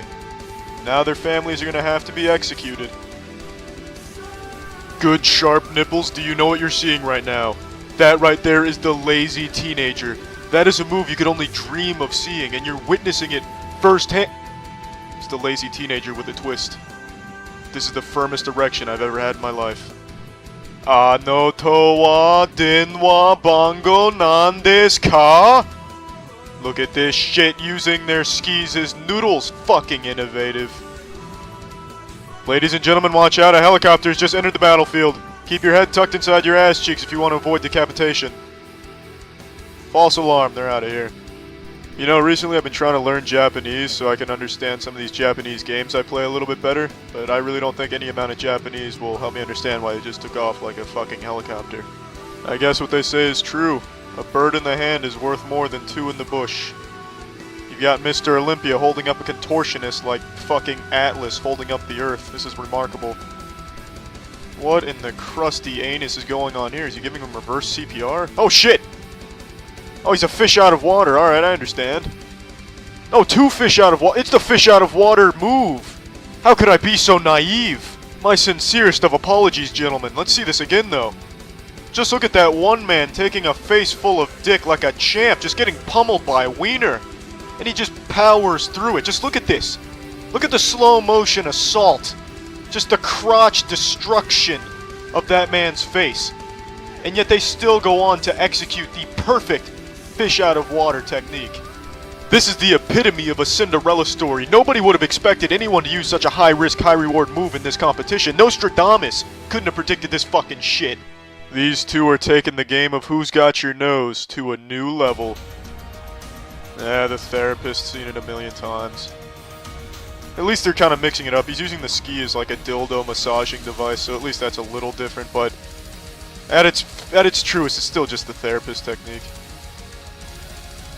Oh, wait a second, what the fuck? I've made a miscalculation. I think it is. This isn't the therapist, nor the dildo massager, nor a combination of the two. This is the legendary ear cleaner. Just look, he's using the other ski as a Q-tip. Fuck the wax vax. This is old school ear cleaning. USA's up again. Let's see what they... Oh, two of them are hugging the skis. There's a Smurf. This Smurf is trying to fly. It's the Pidgeotto. Oh, never mind. This is more like a bird with its wings clipped. Those two gentlemen are taking a walloping right now. They are showing that snow who the boss is. The expectations are high for these two competitors. They came into this competition as the front runners, the favorites to win, the number ones to beat, the shits to eat. Oh my fucking goodness, they were hit by a predator missile. Well, there's no point in crying over spilled milk. Oh, he just bailed out. Oh, I understand. They needed less weight so they could get more altitude out of their rocket boosters on the back of their skis. It makes sense now. Especially considering the smaller gentleman is shitting out flames that's boosting them even higher. This is pretty much how it works in real life too. Oh, there goes his fuel tank. It's outlived its usefulness. Well, at least he's waving goodbye to it. You know, it's not like it's a human being, so that's fine. They're really high up here though, you know, it's pretty good altitude. If this doesn't get first place, I really don't know what will. He's on his way to Mars right now. He will be our ambassador to the aliens, and I couldn't think of a more qualified person for it. I tell you, these two really made a quick recovery after being shot by a cannon. What are they making here? What is this, field goal? Somebody kicked the field goal. They've got it all set up for you. Oh, it's a pair of glasses. Oh, shit. That's a statement right there. That's telling the spectators, hey, if you don't think this is groovy, then you need glasses, you box of sperm. Look at the process of making the glasses. It looks like Transformers going from a car to a Transformer. Oh, the fuck's going on here? Oh, it's some football. Alright, yeah, go long. Good pass, good pass. The defense is asleep. Nice catch. I think he got both feet in bounds. That looks like a touchdown to me, ref. That's 6 on the board. Alright. Looks like that extra point's good too. That's 7 on the board. The kicker really didn't give a fuck about that poor gentleman playing the ball. That poor guy can go squirt himself for all the kicker cares. Here we go. Matt Schaub's back in the pocket. Good protection. It's a long bomb. It's a bullet pass. He's got a robotic arm. Jerry Rice is going deep, you know, because Jerry Rice plays for the Texans these days. Alright, Jerry Rice is going for it. It's a nice catch. He gets both feet in bounds, maintains possession. The kicker is coming all the way from Uzbekistan for the extra point, so that's up and it's good. And that's pretty much how the Texans won the Super Bowl. I just watched a video on the curious case of an off-duty officer walking around. This wasn't just your average, innocent, everyday stroll outdoors. This was advanced walking, with his penis out. Damn thing was hard, too. This gun. Is this why you didn't want us to pat you down? Well, you saw, you described it as his penis. Right. Do you know what color it looked like? If that sizzler reel doesn't get you hooked, I don't know what will. I gotta tell you, I'm not a dispatcher, but that line of questioning was a bit of an eyebrow raiser for me. You described what you saw as looking like a penis. Can you tell me what color that penis was? What was the make and model of that wiener? Now, believe me when I tell you that this actually comes full circle. This question actually does play a role in the real investigation. I don't want to spoil how it happens, though. You'll see at the end here. On October 14th, 2024, a woman was jogging with her dog along the Reeds Lake Trail in East Grand Rapids. As she passed a man walking toward her, something caught her attention. The man had his penis exposed through his zipper and fully erect. Shocked and shaken, she borrowed a bystander's phone and called 911.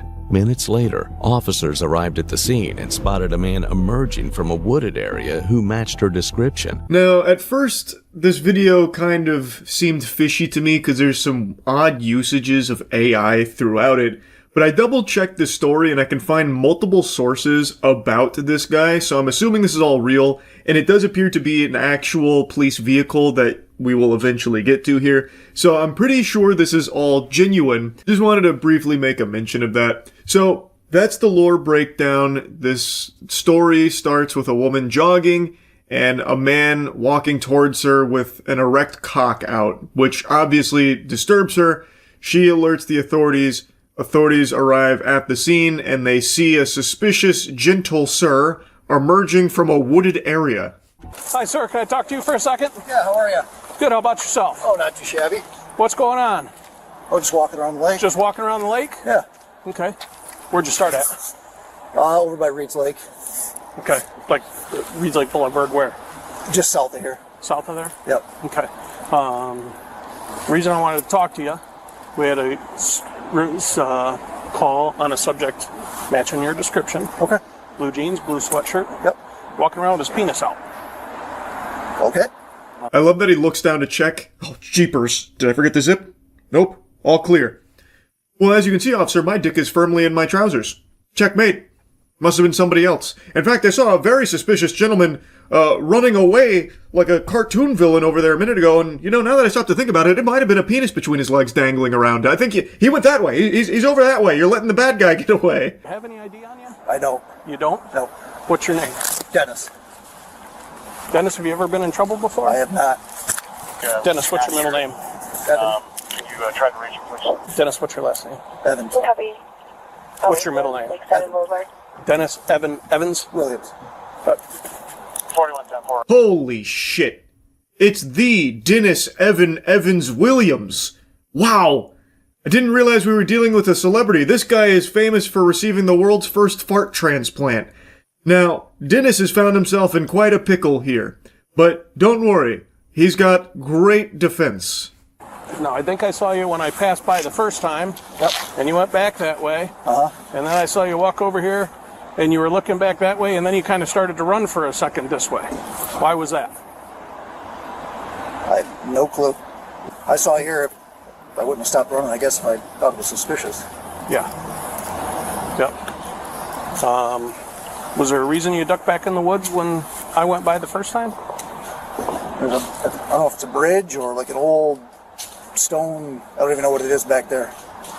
But yeah, I was just checking it out. Yeah, dude, you wouldn't believe it. Back in the woods, I saw a bunch of, like, crop circles, and I'm pretty sure I saw some fucking dirty little bastard gnome run back there, so I was just going to check it out. You know, maybe even find, like, a leprechaun's pot of gold. There was a whole bunch of stuff back in the woods, so as I was jogging around, it kind of caught my eye, so I went back there and took a peek. That's the explanation for why it seemed like I was running away from you. Really, I was just on an exploratory adventure, really. There's so much magical wonder back there and whimsy, elves and shit, so I was just taking a peek. Sit tight with him while I run him real quick. The name he gave didn't exist in any police database. No driver's license, no vehicle record, no trace at all. That's impossible. You're telling me Dennis Evans Williams doesn't exist? My lord. He's a deep cover secret agent.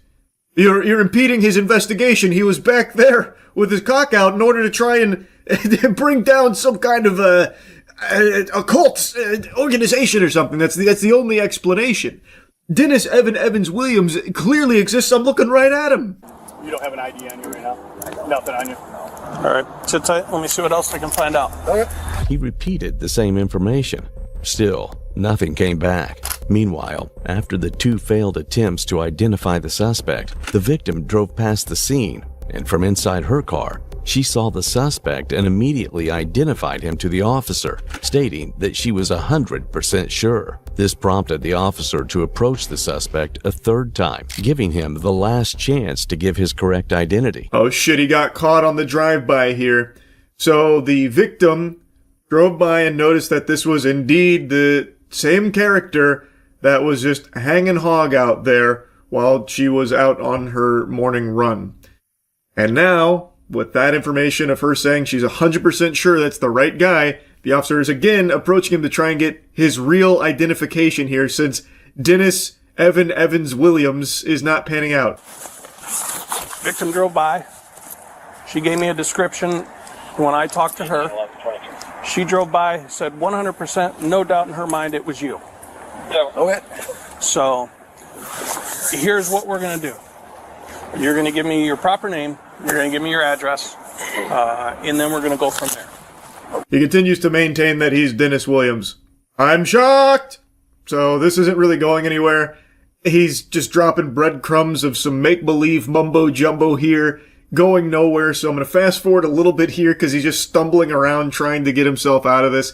It's not working. Okay. Go ahead and put your hands back behind your back up. Like I said, you're not getting arrested. Nope. Turn around, face that way. Face that way. Okay. You're not getting arrested. Put your hands behind your back, interlace your fingers together. Okay. Gun. Is this why you didn't want us to pat you down? Well, part of it. While detaining the dastardly Dennis here, they were patting him down and then going to put him in the vehicle to talk further and figure out, like, who is he? They found a gun while patting him down, and he's like, yeah, that was part of the reason I didn't really want to be giving you guys all my information, thinking that that would be a problem. He didn't tell them that the gun was there, so now they're getting a little more serious about, okay, man, who are you? Just tell us your real name. All right. What's your real name? So, here's the deal. This has nothing to do with what you guys stopped me for today. I'm supposed to be at work, all right? I told my wife I was supposed to be at training today. I didn't want to go to work. I took a vacation. She just thinks I'm at work. 4570. Okay. 4670. That's about So it. you're playing hooky right now? Yes, exactly. And she thinks I'm at work because I didn't want to stay home with the kids, and so I had the babysitter come out. Yep. And that's where we're at. He took a vacation from work so he could walk around out in public with his penis out. Look, my wife just wouldn't understand, but you guys get it. We're bros, right? Like, we understand each other. Sometimes you just need to cool down, take in the fresh air, and just pull your cock out and walk around outside. That's what I was doing. I was playing a little hooky, had a babysitter come over to watch the kids. My wife was none the wiser, and now kind of caught between a rock and a hard dick here, as you can see, officers. But, you know, that's the whole scope of the situation here. It just, I'm supposed to be at work. Clearly I'm not at work. Bit of a mix-up. Okay. So, you have your full name then? Yes. Yeah, what is it? Troy. 45 figures, I can find in that direction. Allen. A-L-L-E-N. White, just like the color. 10/31/86. Yep. And you obviously don't want your wife to know what's going on. Kinda why we're here. As officers detained him pending identification, they conducted a pat-down. That's when everything changed. Inside his waistband was a loaded Springfield Armory Hellcat, round-chambered. In his pocket, a Microtech switchblade. Neither had been disclosed, but what the officers were just about to discover would shift the case even further. The way they're using the music here sounds like a horror movie trailer right now. They got like the creepy water phone sound effect. What they discovered was going to change everything. Tucked into his waistband, in addition to the other instruments, was his penis. Again! Confirming beyond a shadow of a doubt that this was the same cock that was just indecently exposed outside moments prior to the officers arriving at the scene. Is there any way I could write you something? Huh? Any way I could get a pen and a piece of paper? Pencil. Okay. Slide your feet. What he wrote on that paper was KCSD. His true identity is Troy Allen White, a 10-year Kent County Sheriff's deputy. So I guess he wanted to keep this one a bit off the record, so he wrote it down, passing some notes here, letting them know that he is actually an off-duty officer. He is a Kent County Sheriff's deputy, Troy Allen White. Yeah, you work for the Sheriff's Department? Okay, what do you do there? 4119, Oh yeah, I work for the Sheriff's Department. What do I do there? I'm just kind of the penis guy. That's just kind of like what I do there. It's just, you know, they say, hey, Troy, pull out that wiener, right? That's just kind of what I do here. So, you know, I was supposed to be at work today, so I just got a little confused, you know, walking around outside. Big misunderstanding. County, lodge on false info, indecent exposure, $100 bond for each. Okay. So you'll be able to post bond tonight. I'm going to tell you you're going to get suspended when we get down to the Sheriff's Department here. Troy gave consent to search his truck.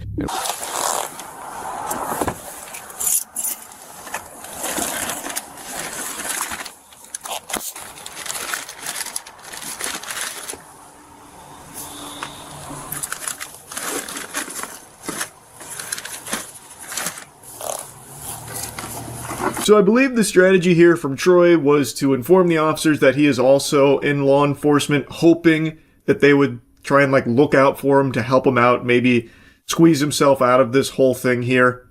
That wasn't in the cards. That didn't happen.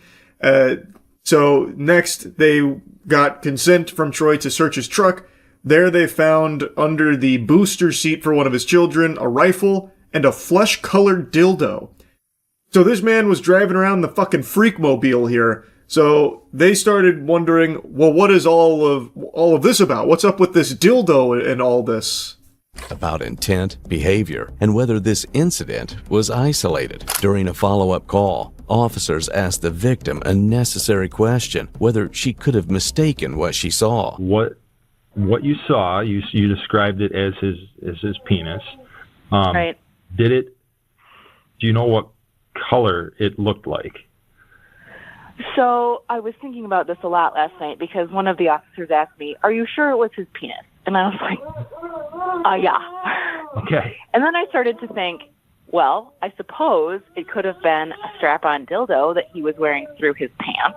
This goes on for quite a little while, but I'll summarize. She does like tinker around with the notion that maybe it's possible he was wearing a dildo out of his fly. but she's pretty certain it was actually his penis. She goes on to describe the color as being like very white and contrasting like with everything else. So she is very confident that it was his penis, but then even says if it was a dildo, this is still completely unacceptable regardless, which the officer on the phone agrees with. Ultimately, they did charge him with indecent exposure among like falsifying information. He also resigned in the midst of all of this. And I can't find a follow-up for what happened with the charges. So hopefully the indecent exposure and all that stuck. Because this guy is a fucking weirdo freak. Anyway, just wanted to put this story on your radar here. This was a wild one. That's really about it. See ya. A little while back, there was a body cam video that blew up online because it showcased Popular MMOs, a massive YouTuber, getting arrested. He was clearly intoxicated. It was very sad to see. And I had never heard like a follow-up as to what happened next. It was just radio silence. And alcohol addiction is a brutal thing. So I'd always hoped that he was getting, the help that he had needed.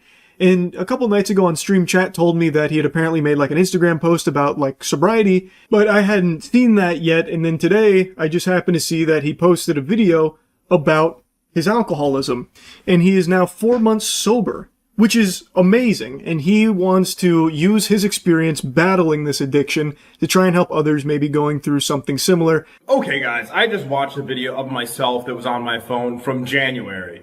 And guys, as most people know, I am an alcoholic, and I tried to make a video talking about it, trying to help people and trying to show my journey. Went terrible, honestly. It is so difficult. But right now, guys, I am 4 months sober, and looking at the video, I look like a completely different person. Honestly, I'm making this part of it so I don't jump scare you, because it looks terrible. Oh my god. And I'm gonna leave it uncut too, because it shows just like how ill I was. Like I almost threw up on myself in the video. This is a night and day difference from the last time we saw him. He looks so much healthier now. It is incredible. I am super happy to see that. And he's talking about a video he filmed back in January that apparently didn't go very well. And he does put it here, and it's pretty tough to watch. Like, it's a very raw look at what alcoholism can do to you. It can destroy your life. And I think this is just a very open door here to see it. And to see where he was and where he is now, I think it is inspirational. Anyone that's able to overcome substance abuse like this deserves the biggest round of applause. And I think him talking about it and showing it like this can really help a lot of people who might be going through similar things, which he states is the goal behind this video in the first place. Hey, what's up guys? It's Pat and welcome back to another video. It's been a very, very long time. And this is probably going to be, I would assume, the most important video that I do make. And as you guys can tell, I look pretty beat up. I didn't really try to fix myself up at all for this video because I wanted to show how I've been treating myself, I guess. As you can tell, this is going to be the first thing anyways. My skin looks pretty bad right now. And yeah, he said it was hard to watch, and it definitely is rough.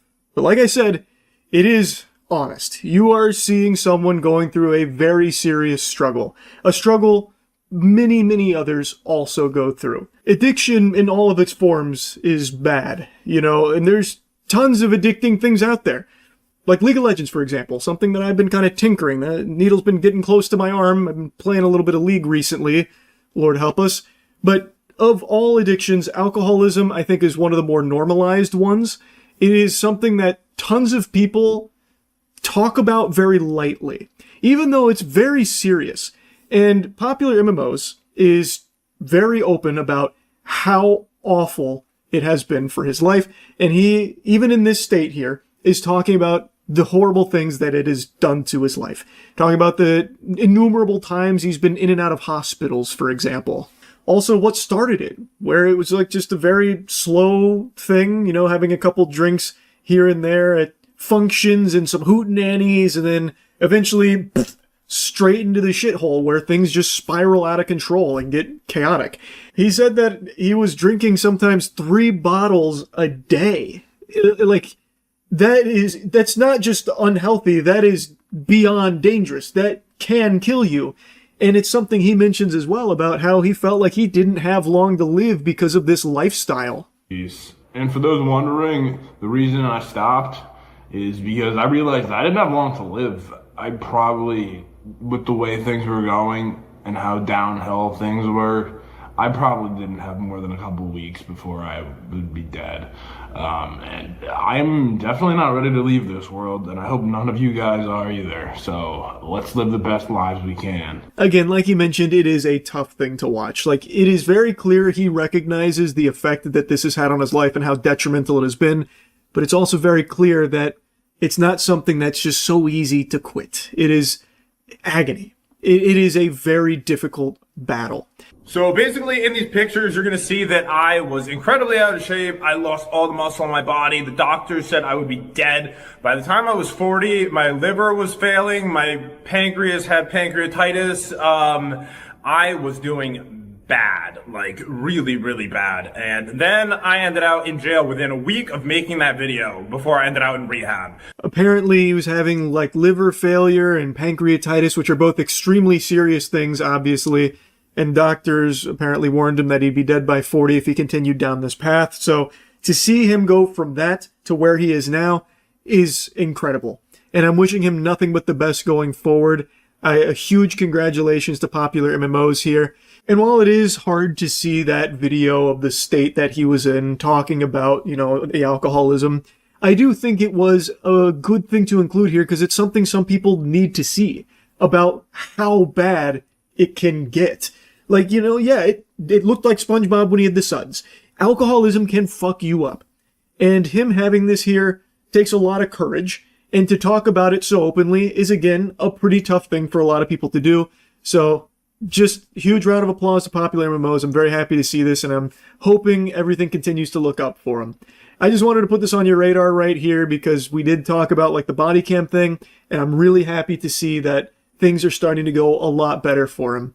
So that's really about it. See ya.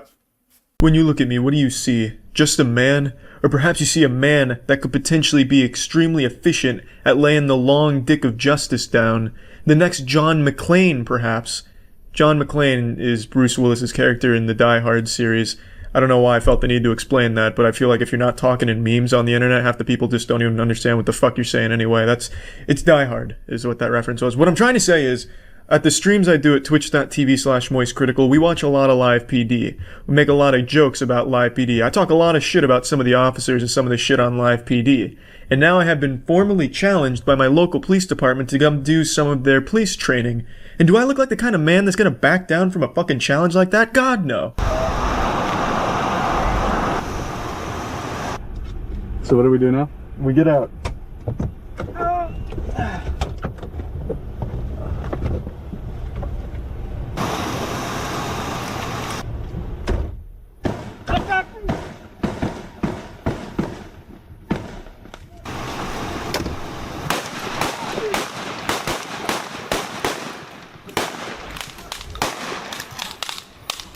I'm out.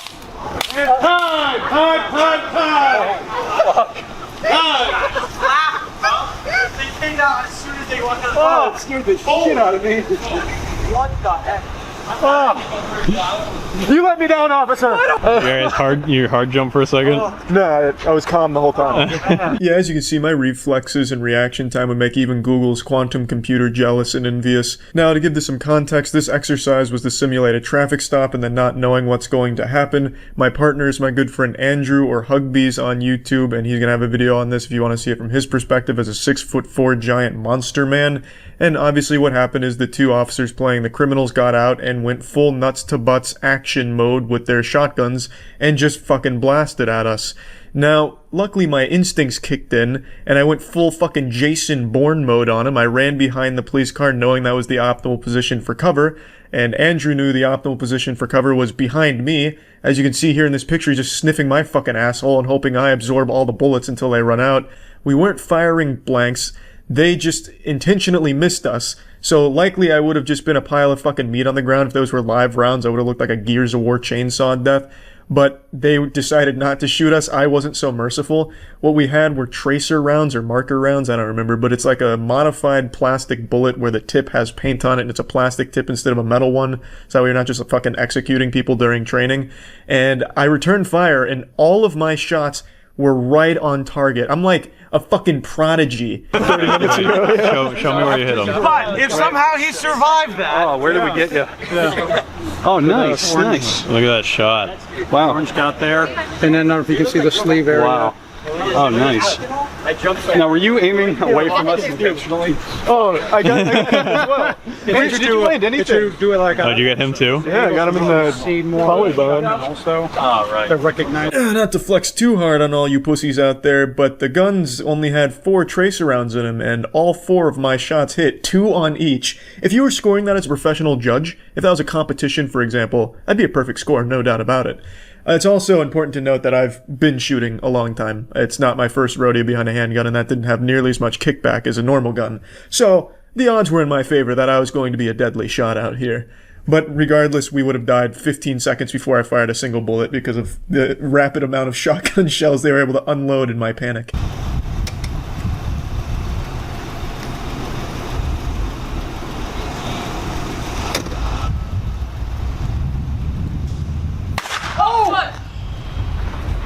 Jesus!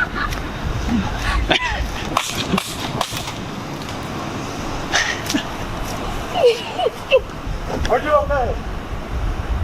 Time! At the car.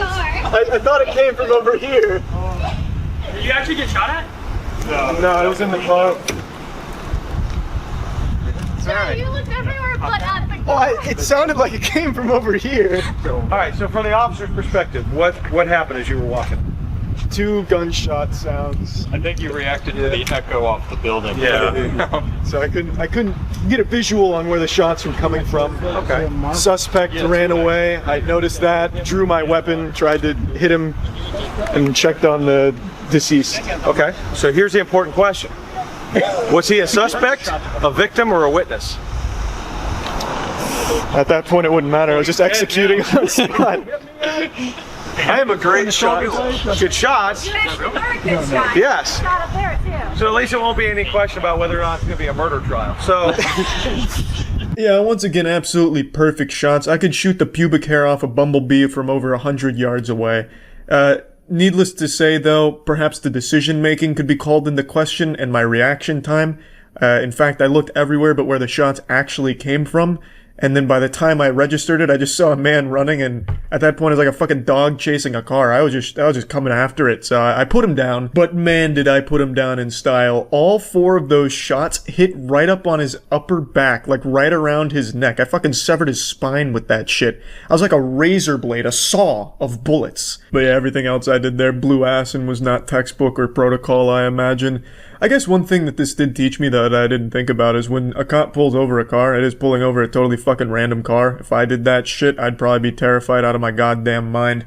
I can't even go up to a cashier and pay for stuff without thinking they're gonna try something fishy on me, so I guess that's amplified by 100 when you just pull over a car on the street. But that being said, while I might not be the best traffic officer, my god, could I be the best traffic assassin. Like, you know, let's say a cop did pull over a car and he's taken 3 hostages. He's got 3 children stacked on top of each other that he's using as a meat shield, and there's only a small opening underneath the armpit of one of the kids on top. I could probably squeeze a shot through there and get him right between the eyes. My marksmanship here, my sharpshooting, was remarkable, if nothing else. The car going to bang into a door panel or inside?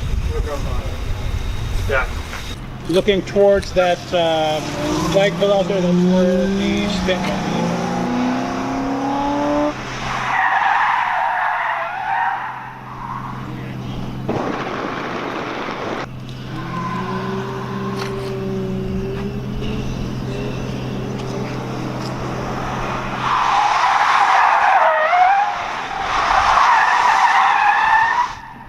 Ready to do it again.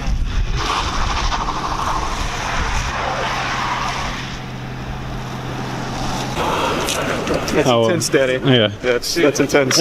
Busch Gardens look like shit. The GoPro on though. Are you guys switching? Yeah. I want passengers. Do you not want in that one? It's hard to tell. Pick my spot. All right. You want me to wear the GoPro? Yeah. I'm pretty convinced that the officers here did a little scouting report on me beforehand, did their homework, and learned that I am very prone to motion sickness. I don't know how many of you knew that about me, but I get motion sick very easily. And one of the courses they did put us through here was their escape and pursuit tactics behind the wheel of a vehicle. That's often a point of jokes during live PD because some of the shit just looks super lame, like a child playing with Hot Wheels badly. But after being in there, I'm still going to make jokes about the pursuits on live PD occasionally, but man, after being in there, I realized I would not be able to survive that. I would be puking so goddamn hard, the criminals would win if they just made me do a simple donut or like a 4-point turn quickly. Because, my god, I was miserable after this little set of stunt driving Fast and Furious shit. I was just miserable for the time I was at the police academy. I was sick for the rest of the day. The 12 hours after this, I was just miserably ill. It fucked my stomach up. I felt like a bundle of assholes. Wet roads you got to take into consideration, the slippery, daytime and nighttime, your depth perception, fluctuation. Make sure you get him barfing out the window. Hopefully it won't come to Let me that. turn this camera on.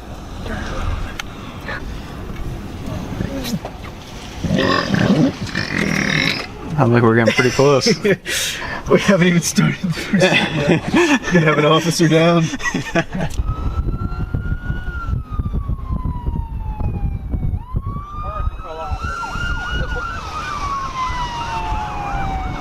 Change the tone of that.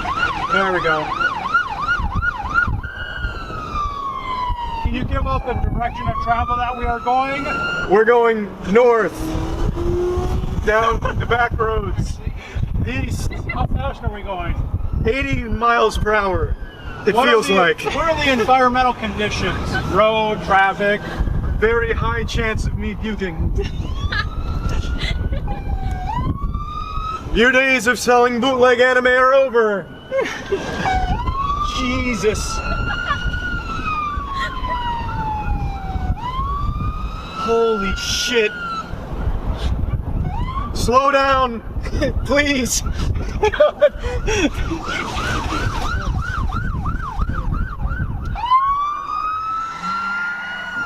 My first corner of opportunity would be right here.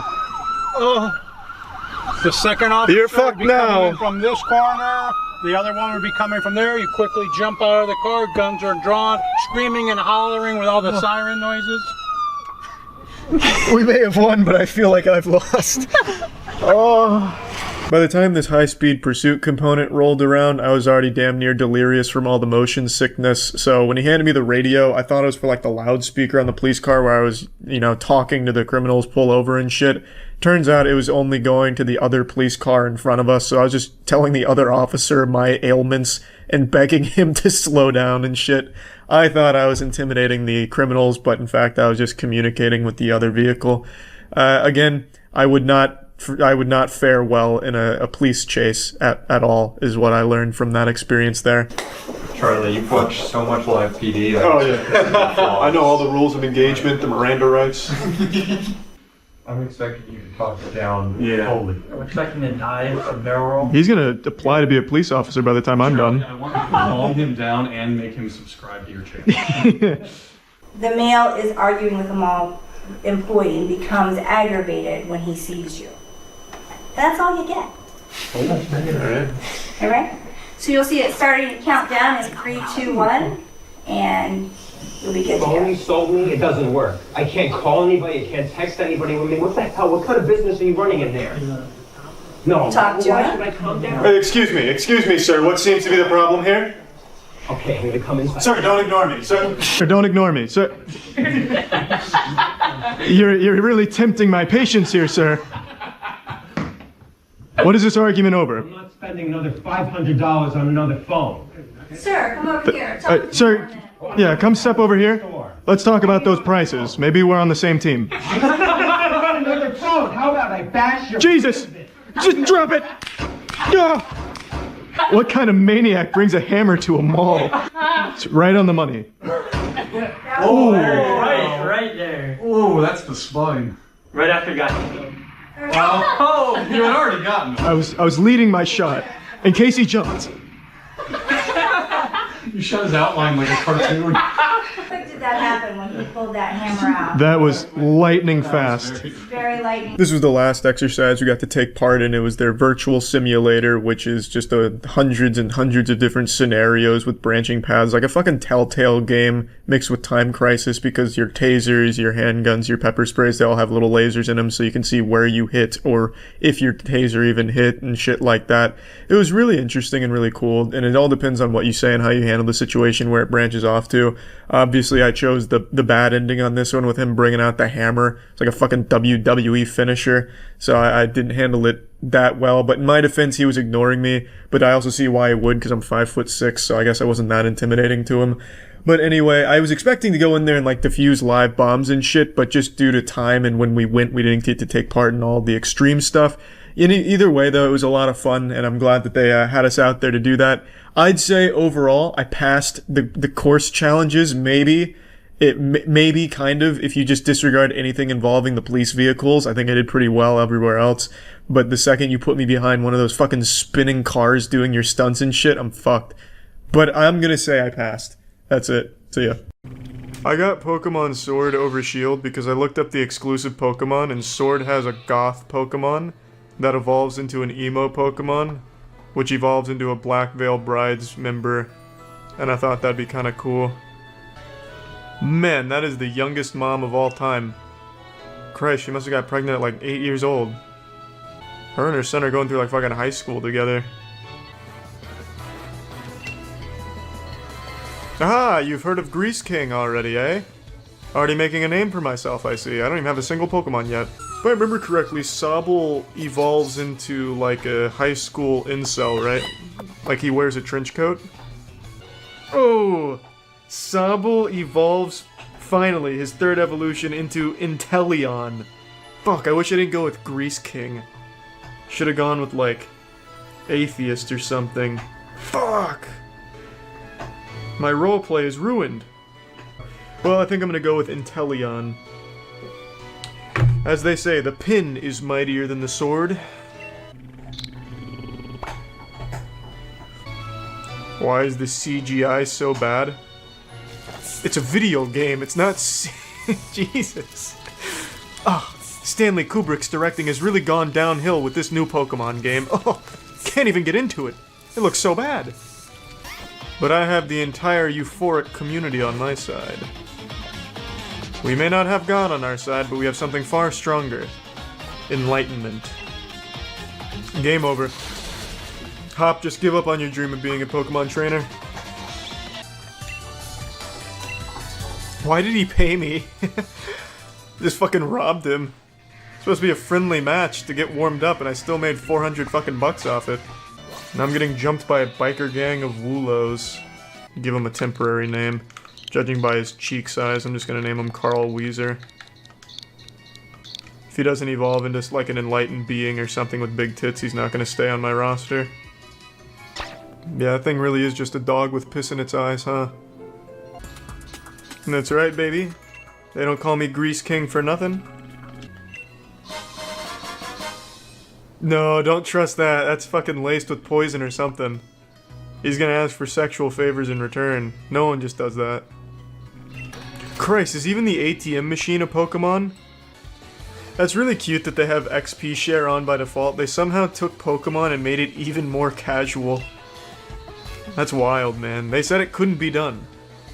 And yet Game Freak said, hold on, I'm gonna make the same game again, but what if it's even easier? Don't kill it. Be gentle. Shit. I mean, this thing just looks like an upside-down ice cream cone on a turtle's body. It's not a very inspired design. It's not really speaking to me. Oh, another chance at a butt plug, whatever. Says who? I'm the Pokemon Master. What the fuck? That's not even a bad name, butt plug? Isn't there like a Pokemon in this game that is like an actual sentient pile of shit, or am I thinking of Digimon? Alright, Carl, prove yourself to me. Kill your brother. Show that you don't mind a little bit of cannibalism. That may be a cute smile on your face, but underneath that lies the heart of a warrior. You only had one Pokemon and it was a Carl Weezer? Fucking idiot. It's a Choodle! One thing that I'm gonna put all of my Pokemon through is I need them to kill their doppelgangers. Like, I need them to commit... Oh, shit. I want to see them kill their own kind. Make sure they're hard enough to be part of my crew. Is that his only Pokemon? What the fuck has Hop been doing while I've been out here putting nuts to butts? Oh, there we go. Butt plug wasn't allowed, but we'll see if... Butt plug wasn't allowed, but Vaginal Jesus... Vaginal Jesus is okay by Doug Bowser's watch. What are the odds? Yeah, let's put her in the party. Butt plug? Fuck no. Vaginal Jesus? You bet. That was gonna be the official name of the Pokemon, in fact. Yeah, let's fucking do it, baby. Let's get a 4-player battle going. Wow, I'm the pedophile cop. That's what they gave me for default? Grease King? That's what they thought of when they saw my name? Mr. Beef. Blake and Cyrus 2010. That's definitely the year he was born. Come on, Blake, ready the fuck up. It's 11 p.m. You're already past your bedtime. Mom's not gonna find out. Just commit to getting this ass slaughtered. Am I Dynamaxing? Dynamax! Yo! I don't really know what it does, but fuck yeah! Take it down, baby! Wow, this is the opposite of high-octane action. This is like the Death Stranding of multiplayer. Oh! That's the power of atheism! Get Dynamaxed, nerds. Ooh, Kamehameha waved. That did no damage, but what an animation. Alright, let's get him with the Max Strike! Yeah! After it communicates, of course. I wouldn't want to go too fast. Yeah, I don't know what's happened to the music. The DJ must have fallen asleep. Fuck, this is awful. Holy shit. Yeah, the crowd is on the edge of their seats, baby! This guy named his... He's got my Sobble and he named it Guy Cool.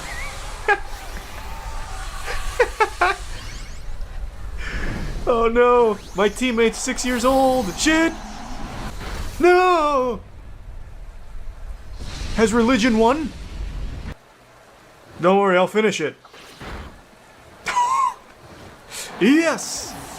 You've just witnessed the power of Vaginal Jesus firsthand. Get it with the old tackle. It never fails. I don't know why there's no music, but it really adds to the ambiance. This is like a music video when they take away the music and all you get is like the footsteps and the pitter-patter. I didn't even get to nuzzle.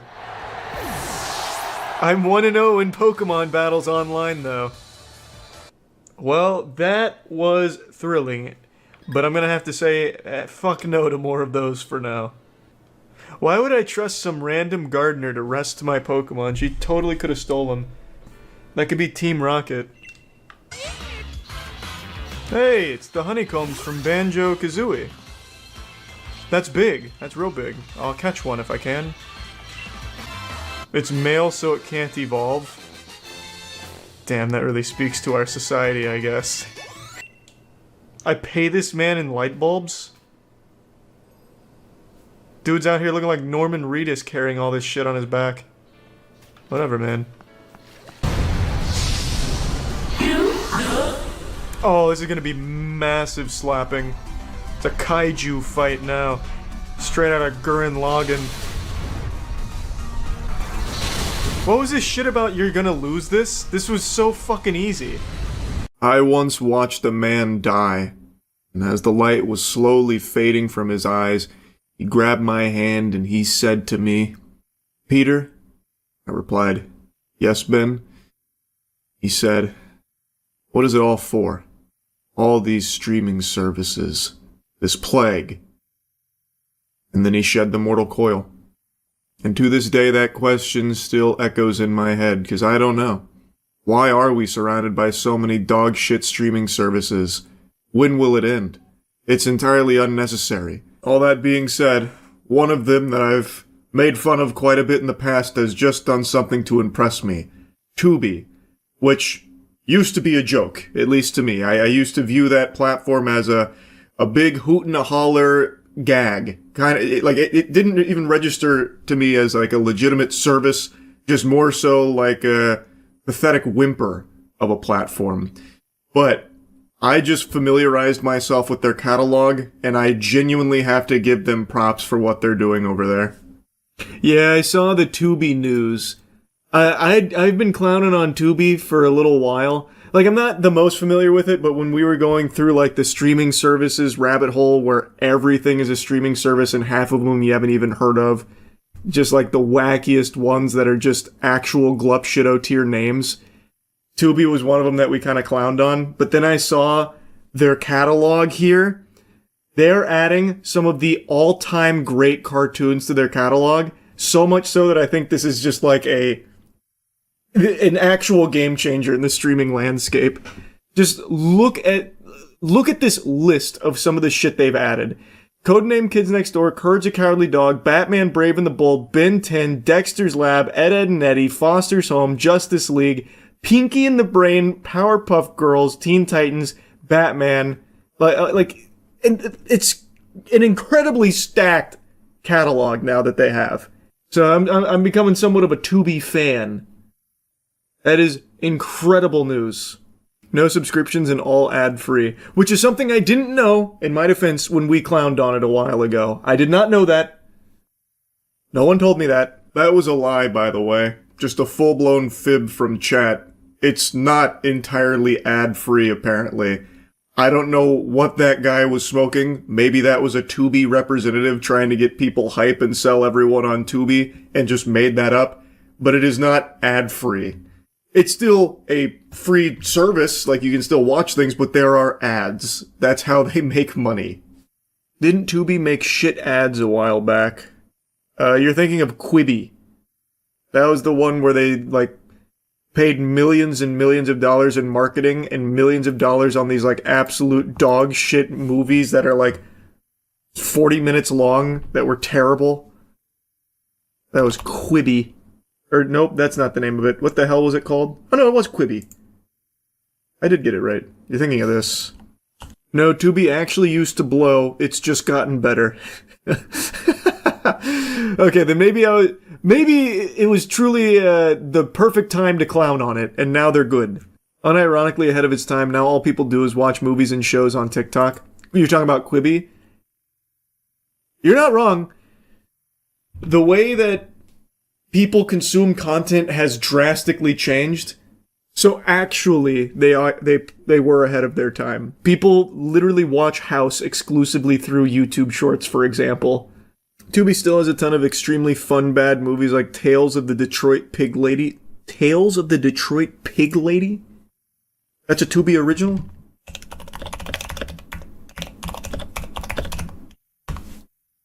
What is this? One of Nolan's earlier works? What the hell is Detroit Pig Lady? This looks interesting. Oh, it just started playing. Hold on.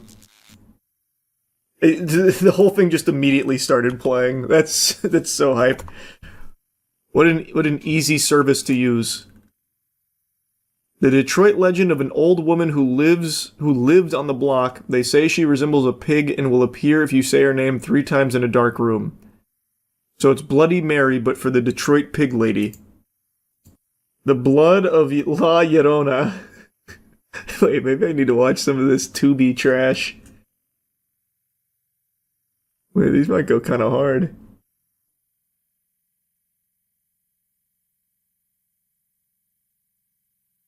The Walk of Rufus to Theotis.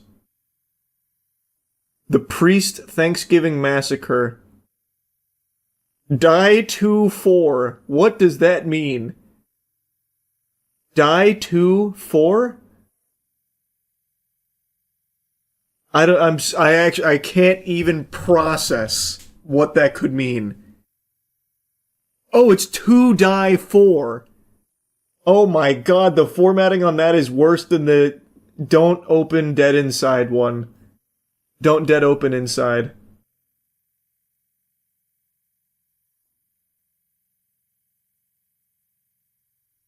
It's under the picture. Oh, I didn't even look. I was just looking at these. I was too drawn in for the actual the text at the bottom. Horror anthology of short horror films from cult underground indie horror filmmakers from across the globe that will make your heart race. Bombshell Butcher. Creepy Tales of Pizza and Gore. Bro, I'm gonna have to watch some of this Tubi shit. It sounds awesome. There's a Popeye horror movie called Popeye the Slayer. You aren't ready for the meals Tubi is prepared to serve you up. No, I don't think so. I can handle their strongest potions. I have seen so much shit, there is nothing on Tubi that's going to be worse than some of the things I've already seen. Bro, these movies literally have like $20 budgets. I mean, that's cool. Hey, even if the 99% of this is trash, it's cool that they at least give them a platform to slap it on. Whatever. I can't even be mad at that. And the fact that they now have some of the best... it's not even up for debate. The fact that they have the best catalog when it comes to animation now. Well, we'll say cartoons. I'm a Tubi fan. It feels like a piracy streaming site layout. A little bit, huh? So how does Tubi make money if it's completely ad-free and no subscription? What's their monetization model? Is this some kind of like honey level shadiness? Like, what do they do? It does have ads. Oh, okay. Why does chat keep fucking lying then? Okay, so they do have ads. What happened to the League of Legends arc? Oh man, I'll spoil this a little bit, I suppose.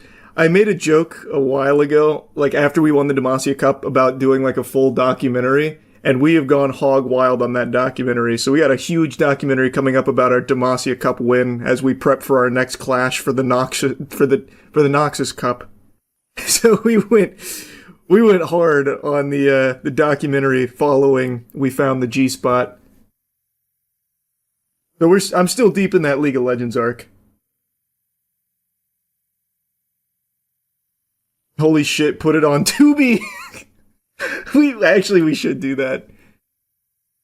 It is very high quality. I think people will be very excited.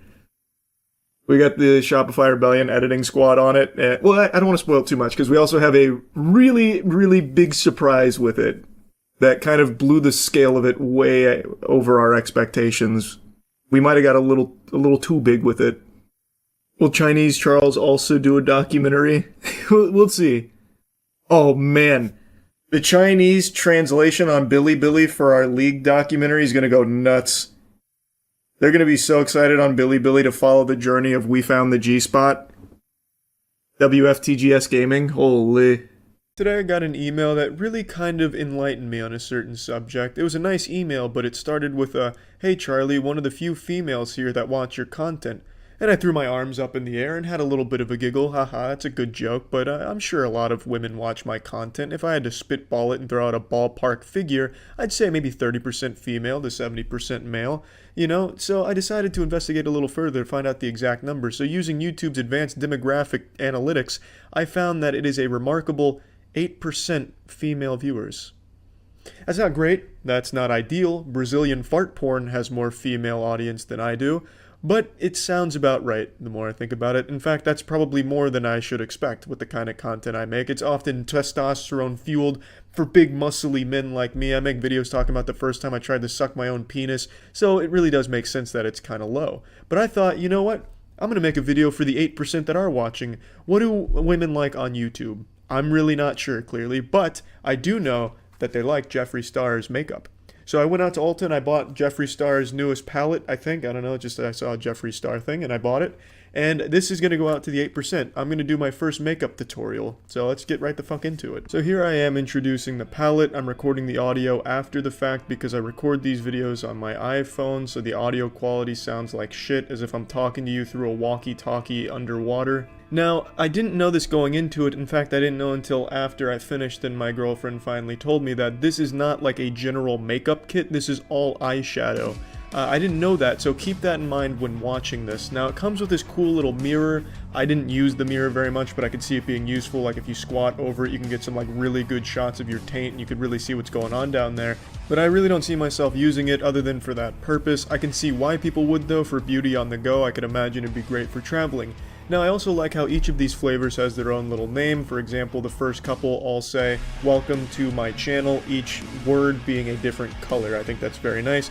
Now let's get into it. Now, I asked myself, what would Jeffree Star do? Keep in mind, I don't know much about makeup application techniques, so I'm kind of just using this little paintbrush here that I found downstairs and kind of just slapping it on my nose. I didn't know much about makeup in general going into this, and I don't know much about makeup now after finishing it and getting my feet wet, but I wanted to ask myself what would Jeffree Star do in this situation, so I went for really bold approaches with my makeup, because like the back of the box says, he's all about bold statements. So that's what I tried to make here. However, the silver wasn't really, showing as prominently as I wanted it to. I was hoping I could look like Larry the Lobster from SpongeBob when he's the lifeguard. I wanted it to fucking glow, but I couldn't quite get that effect. So I gave up on the silver and I moved on to what was called Millions in the palette, which just looks like a glittery gold. I thought maybe I could apply the glittery gold to my overall base face and then maybe carve out a nice little color, a nice contrast on my eyes for the shadow. It didn't really work out as intended because, again, using the brush to apply the glittery gold, it just wasn't getting it on thick enough. I really wasn't feeling the full effect. I wanted to look like someone had just robbed Fort Knox and stolen gold and then painted their face with it. I was trying to look like Austin Powers Goldmember's wet dream, but I wasn't getting that effect with the brush. So I graduated from that and moved on to something a little more heavy duty. I was using a cotton pad. And let me tell you, this bad boy was really getting the job done. This bitch was working overtime. I was putting healthy dollops of this glittery gold on my face, and that shit was sticking like glue. When I felt pretty confident that the gold layer I'd put on my face was really showing nicely, I began working on my eyeshadow. I wanted something to contrast with the gold, so I grabbed a very bold pink. Now, it's worth noting, I don't know which palette this is exactly, because on the box it says Morph. I don't know if that's the brand or who publishes it, because someone at the store said this is the Jawbreaker palette, so I'm just really confused on what Pokemon I have here. But anyway, whether it's the Morphology, the Jawbreaker, it doesn't really matter, because I really committed to this pink, and I just, due to my inexperience, I couldn't really get it on the eye the way I wanted to. I couldn't cover the whole eye. So it just looks like Ed at the end of Ed, Edd n Eddy after one of his Jawbreaker scams goes awry and the cul-de-sac beats his ass. I just look like I've been into a fight and my shit's been handed to me. I also had the stupid fucking idea of putting green into it to try and make it look like a G.I. Joe or something where I'm wiping camouflage on me, but it ends up just looking like fungus as if my bruise has been infected, so that didn't really help with the look overall. So then I just gave up on that and I went back to pouring gold on my face. I know I called this a makeup tutorial, but it's more like a makeup review and how not to apply it. I kept throwing this gold on here, and I had to put a lot of force behind it to get it to stay, and the problem is there's glitter in the gold, obviously, and that glitter is really fucking abrasive. It's like running little pieces of broken glass across my skin, but I really committed to it because I was pretty impressed with the way that it looked, and by the time I was done, I looked like the bronze kneecaps. I look like one of those street performers that spray paints themselves gold and pretends to be a statue, if that performer fell into actual liquid gold and then someone dumped glitter on their corpse. I then thought to myself, anyone can throw glittered gold eyeshadow on their face, that doesn't take a whole lot of talent, so let's try and do something a little different by adding a different color. And it just became another one shade of this color. I grabbed a really harsh pink and it didn't blend as well as I thought it would, and I may have gone overboard because by the time I was done I looked like Red Skull from Captain America. I looked like someone had peeled off all the skin on my face. I was indistinguishable from a third-degree burn victim. I looked like a victim in one of those horrible New Zealand PSAs, like, you know, the fucking work safety ones, except this safety one would be about wearing sunscreen. I look like Kirby got into a knife fight. I look like a piece of bubblegum got sunburnt. But by far the worst part of this experience was trying to get all of this off. It took me a lot of scrubbing in the shower, and by the time I think I got it all off, I couldn't tell if I still had the pink-red shit on my face, or if my skin was bleeding. But overall, I'd say the palette has a lot to offer anyone of pretty much any taste, whether you want to use it as eyeshadow or just... You should really only use it as eyeshadow, as what I'm learning from this experience. There's a lot of different touches in there. So in my now professional makeup review opinion, I'd give it a solid 10 out of 10, to be honest. That's it. So yeah. What's the big difference between AI and my height? AI is still growing. And most people recognize that a lot of jobs that exist today won't exist in the next handful of years because AI will replace them, and companies are being pretty forward about that. There's plenty of signs about, you know, the corporate direction here and the role AI is going to play and the effect it's going to have on the workforce. But what a lot of people still don't fully understand is even if somehow your job survives the initial purge, your life is still directly being affected by AI's existence in a negative way, such as electronics prices getting higher and higher. Most recently, the RAM crisis that hasn't even fully set in yet, by the way, and already seeing an explosion in price there. But even outside of that, as data centers become more and more common, as more and more get installed, the price of just living in the area is going to go up. And we're already seeing that in communities that have data centers going up, where water, electricity, all of that, their price has started to increase exponentially because of data centers. So even just being in proximity to AI as it becomes even bigger is a net negative on your life in terms of being able to live it or own things or pay for things that you previously had no problems paying for. But also, outside of that, not even your gooning is safe. AI filters have gotten so good that now anybody can pretend to be a hot babe, holy honkers, big-titted online influencer that's influencing the nut right out of your sack. And you're none the wiser to it actually not being a human being there. It's all AI. Or in some cases, a dude with the AI filters on as well as a voice changer. That's another thing that's become very common so far since this has gotten so sophisticated. But oftentimes on Instagram in particular, it's just fully AI, no actual human being there. And they're making tons and tons of money, tens of thousands of dollars per month based on some of the reports I've seen from these individuals, as well as some of these are even like small businesses that are just pumping out AI women on Instagram to make money. I saw the real-time AI filter on Twitter. That shit's crazy. Which one? There's a bunch of them right now. I imagine it was probably this one. This one I think is the big one.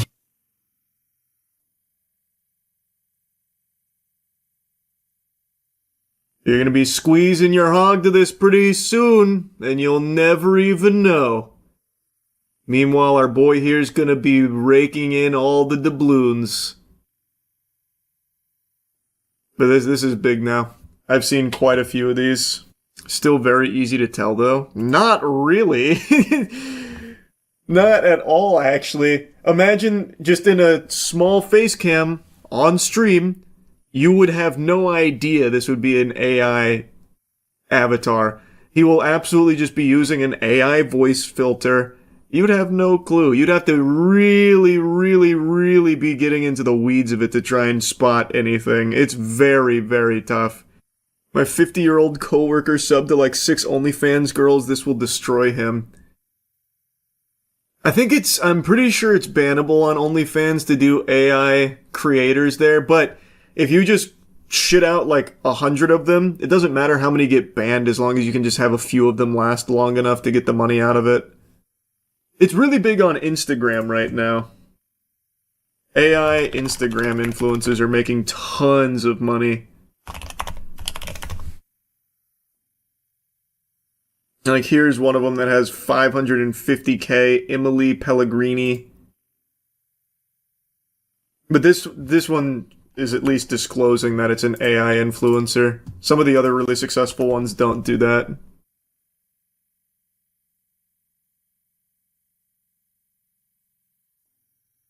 I don't know, Emily Pellegrini AI lady, but there are so many.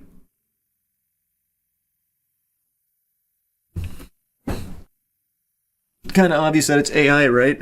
To some people, and in some ways, but not all the time. This one will absolutely be hard for people to find out. And in some of the other videos I saw of this, the hair moves like 1-to-1. It's like really very difficult. Especially when you consider that the way this will be used is just on like normal streams or like TikTok lives where it's going to be much tougher. Dolan made a video on an AI music artist that signed a $3 million deal. I know, I covered that same story. And it's not a music artist, by the way. That implies that there's like an actual art to it. It's just AI drivel. Signed a $3 million record deal. I went to a marketing conference and AI influencers are going to kill influencer jobs. All the big brands will just make a character do whatever they want. It won't happen overnight, but that is something I've talked about as well. Why would a brand even work with a human being for like a brand deal? It's expensive and you can't control everything they say or how they talk about it. A brand will most likely just invest like very tiny amount of resources, like a matter of $100 or $200 to just do an AI avatar to promote their product. Absolutely. That is definitely coming soon. Yeah, they're already doing that. It's fucked. Who's doing that right now? Give me a brand. I want to check it out. I didn't know it had already started. The only ones I know are the TikTok AI influencer farms that I was just briefly mentioning, where they just have AI like this endlessly on loop shilling products. Oh, that's what you're talking about, the AI live sellers. Yeah. I know about that. I thought you were talking... I'm talking about like big brands are going to do it too. Like, I think Coke will probably be one of the first ones to do that. Coke loves their AI-generated ads. I'm sure they'll just start partnering with... I'm sure they will stop partnering with any real people for their advertising. They'll just do AI for it. Here's an article, though, on the AI live sellers. I don't know if it has the collage that I've been trying to find. Wow, what is this fucking URL link? Holy shit. AI virtual sales avatars are transforming live stream e-commerce by outperforming humans with 24/7 real-time demonstrations and higher conversion rates. AI-powered tools grow more sophisticated. Concerns about job security among workers have been rising. However, certain professions still appear to be safe, like sales, where the human touch, charisma, and conversational skills remain essential. Sales domain, nonetheless, might be experiencing a transformative phase. In China, AI-powered avatars are increasingly being leveraged for product sales over live streams, as reported by Wired. Notably, these virtual entities are beginning to surpass their human counterparts in performance. Case in point is Japanese electronics firm Brother, which has adopted virtual salespeople in China, where live streams serve as a popular and effective vehicle for product sales. Within just 2 hours of deployment, Brother's AI avatar secured 2,500 in printer sales, representing a 30% enhancement over traditional live stream sales. These avatars are crafted by Shanghai's marketing agency Pilter Firm and have been unleashed across significant e-commerce platforms like Taobao and Pinduoduo, where they promote an array of products from office devices to typical consumer goods. This is a bit of an older article, I imagine. Yeah, 2025 August. As of like 2 months ago, I've seen the AI sellers are now just big on TikTok. This is what all our RAM is being used for. Pointless shit. Pointless shit? What do you mean? They're selling fucking fake products to fake people using fake people to make fucking imaginary money. This is a requirement for a civilized and, functioning society. The AI influencers will also try to sell you courses to become an AI influencer too. That one is adorable. It's not the AI influencers. What you'll see oftentimes is people like trying to hawk a course on how you can make your own AI e-commerce shilling avatar, as if it's something hard to do. As if it's not something anybody on the fucking planet with access to the internet can do right now. Shameless. It's so shameless. What percentage of people do you think care about stuff like this? I would hope it's high, but it's probably not. I know people like to pretend that, it's not a lot of people that care about this. It's just people online, terminally online. That's just not true. Your average everyday layman is not thrilled about this shit either, because it is literally directly affecting people's lives right now. My mom and dad are like the least online people imaginable. My mom, I went to dinner with them tonight. My mom was even talking about how, like, she just recently learned how to scan things to get rid of her fax machine. These are not online people, but one thing that we always bring up when we talk is about how fucking terrified they are of AI and how much they hate AI. Like, it is a very normal perspective that actual people have about AI being really not good right now. So I think that is a sentiment shared by a lot of people, not just those online. Once the data centers go online and the electric bills go up, shit will get crazy. Oh, and you're already seeing that. We watched, not too long ago, a short news segment on a town that just got a data center installed, and they just completely lost access to water from time to time because of it. Which, of course, they're pissed about. It's nobody, no real human being wants this. And the ones that think they do, they're going to soon learn they don't, when the data centers get installed and everything gets more expensive around them. Oh, here's a nice little segment on it. But this one's only focusing on the China AI live selling.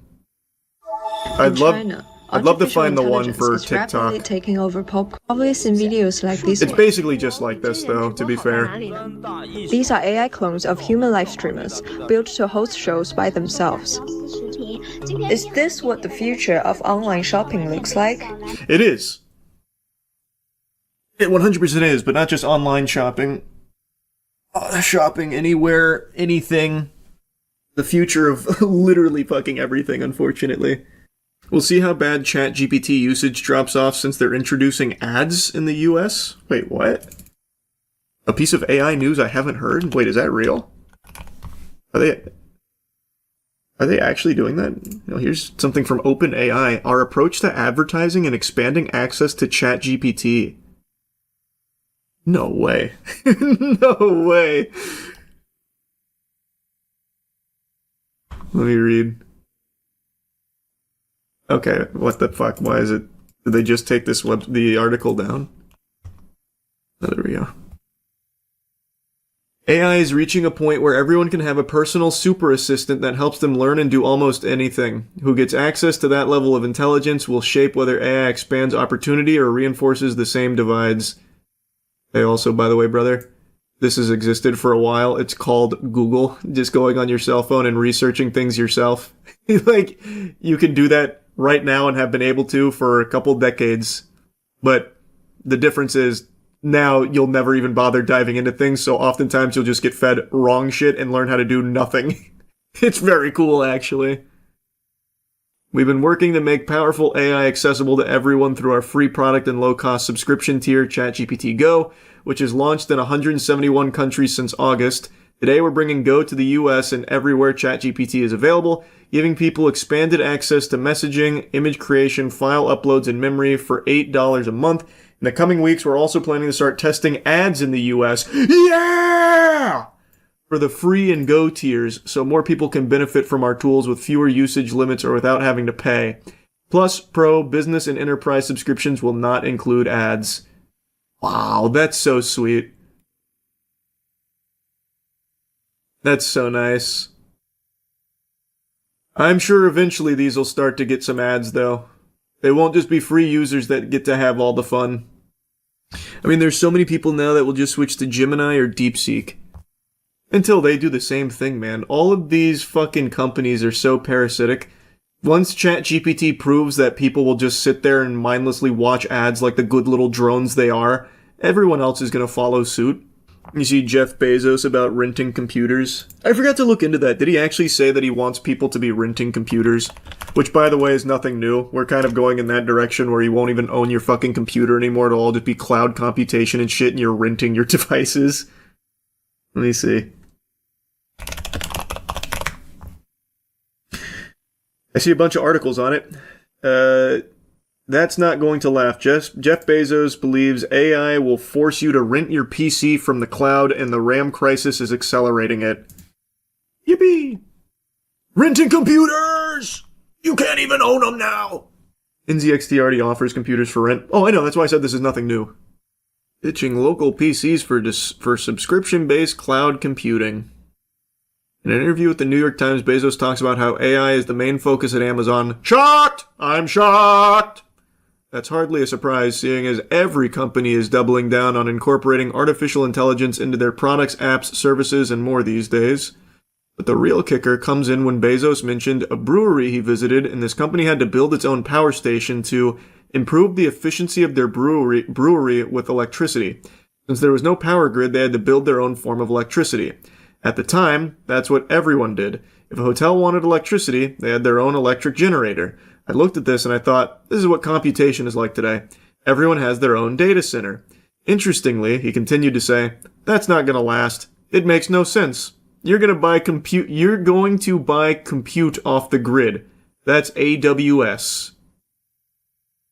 That comment was said in 2024, and today it rings more true than ever. Oh, so this isn't even new. Renting everything is on the table. Man, you could fucking rent burritos with Klarna. You remember that? Fucking just put that shit on Klarna. Pay it back later. The fuck they gonna do if I don't pay it? Reach into my stomach and take it? Yeah, I don't know, man. Who's to say? Well, I think we don't even need to worry about spending in the future. AI will just do everything for us. Mm-hmm, they've got that covered. Yeah, we'll be fine. Money won't even exist in the future. It'll all just be AI tokens to ChatGPT and Gemini. Good afternoon, viewer. You're watching the Face Trainer Basic Training Instructional video brought to you by Radiancy and No. It's in the game. I'm your host, Shitter. This device is what you get when beauty and diarrhea amalgamate. Before you begin your abstract expedition through the human psyche using the Face Trainer, you must first learn the basic steps. The first step is learning the surprise puppy dog technique. This move is integral to the Face Trainer. Simply open your mouth as though you'll be bobbing for apples shortly, then look straight up into the sky. The final product should look as though you've just been hit by a fucking taser. Now that you've mastered the basics, it's time to move on to some advanced training, so strap in, you son of a bitch. Now listen, just because you paid $200 for this poorly designed Power Rangers helmet doesn't mean you're entitled to a good face training. You need to put that work in. If you don't put that work in, the only thing you're training is my patience. I'm not gonna shit here and listen to your piss hit the toilet seat. The under eye, smoother. Once you're wearing the Face Trainer and are thoroughly embarrassed, you can begin by putting your fingers in this position. Think of it as though you're about to use the solar flare attack from Dragon Ball Z. Then initiate the surprise puppy dog technique. These two working in cahoots are guaranteed to drastically reduce your self-esteem. Isn't that wonderful?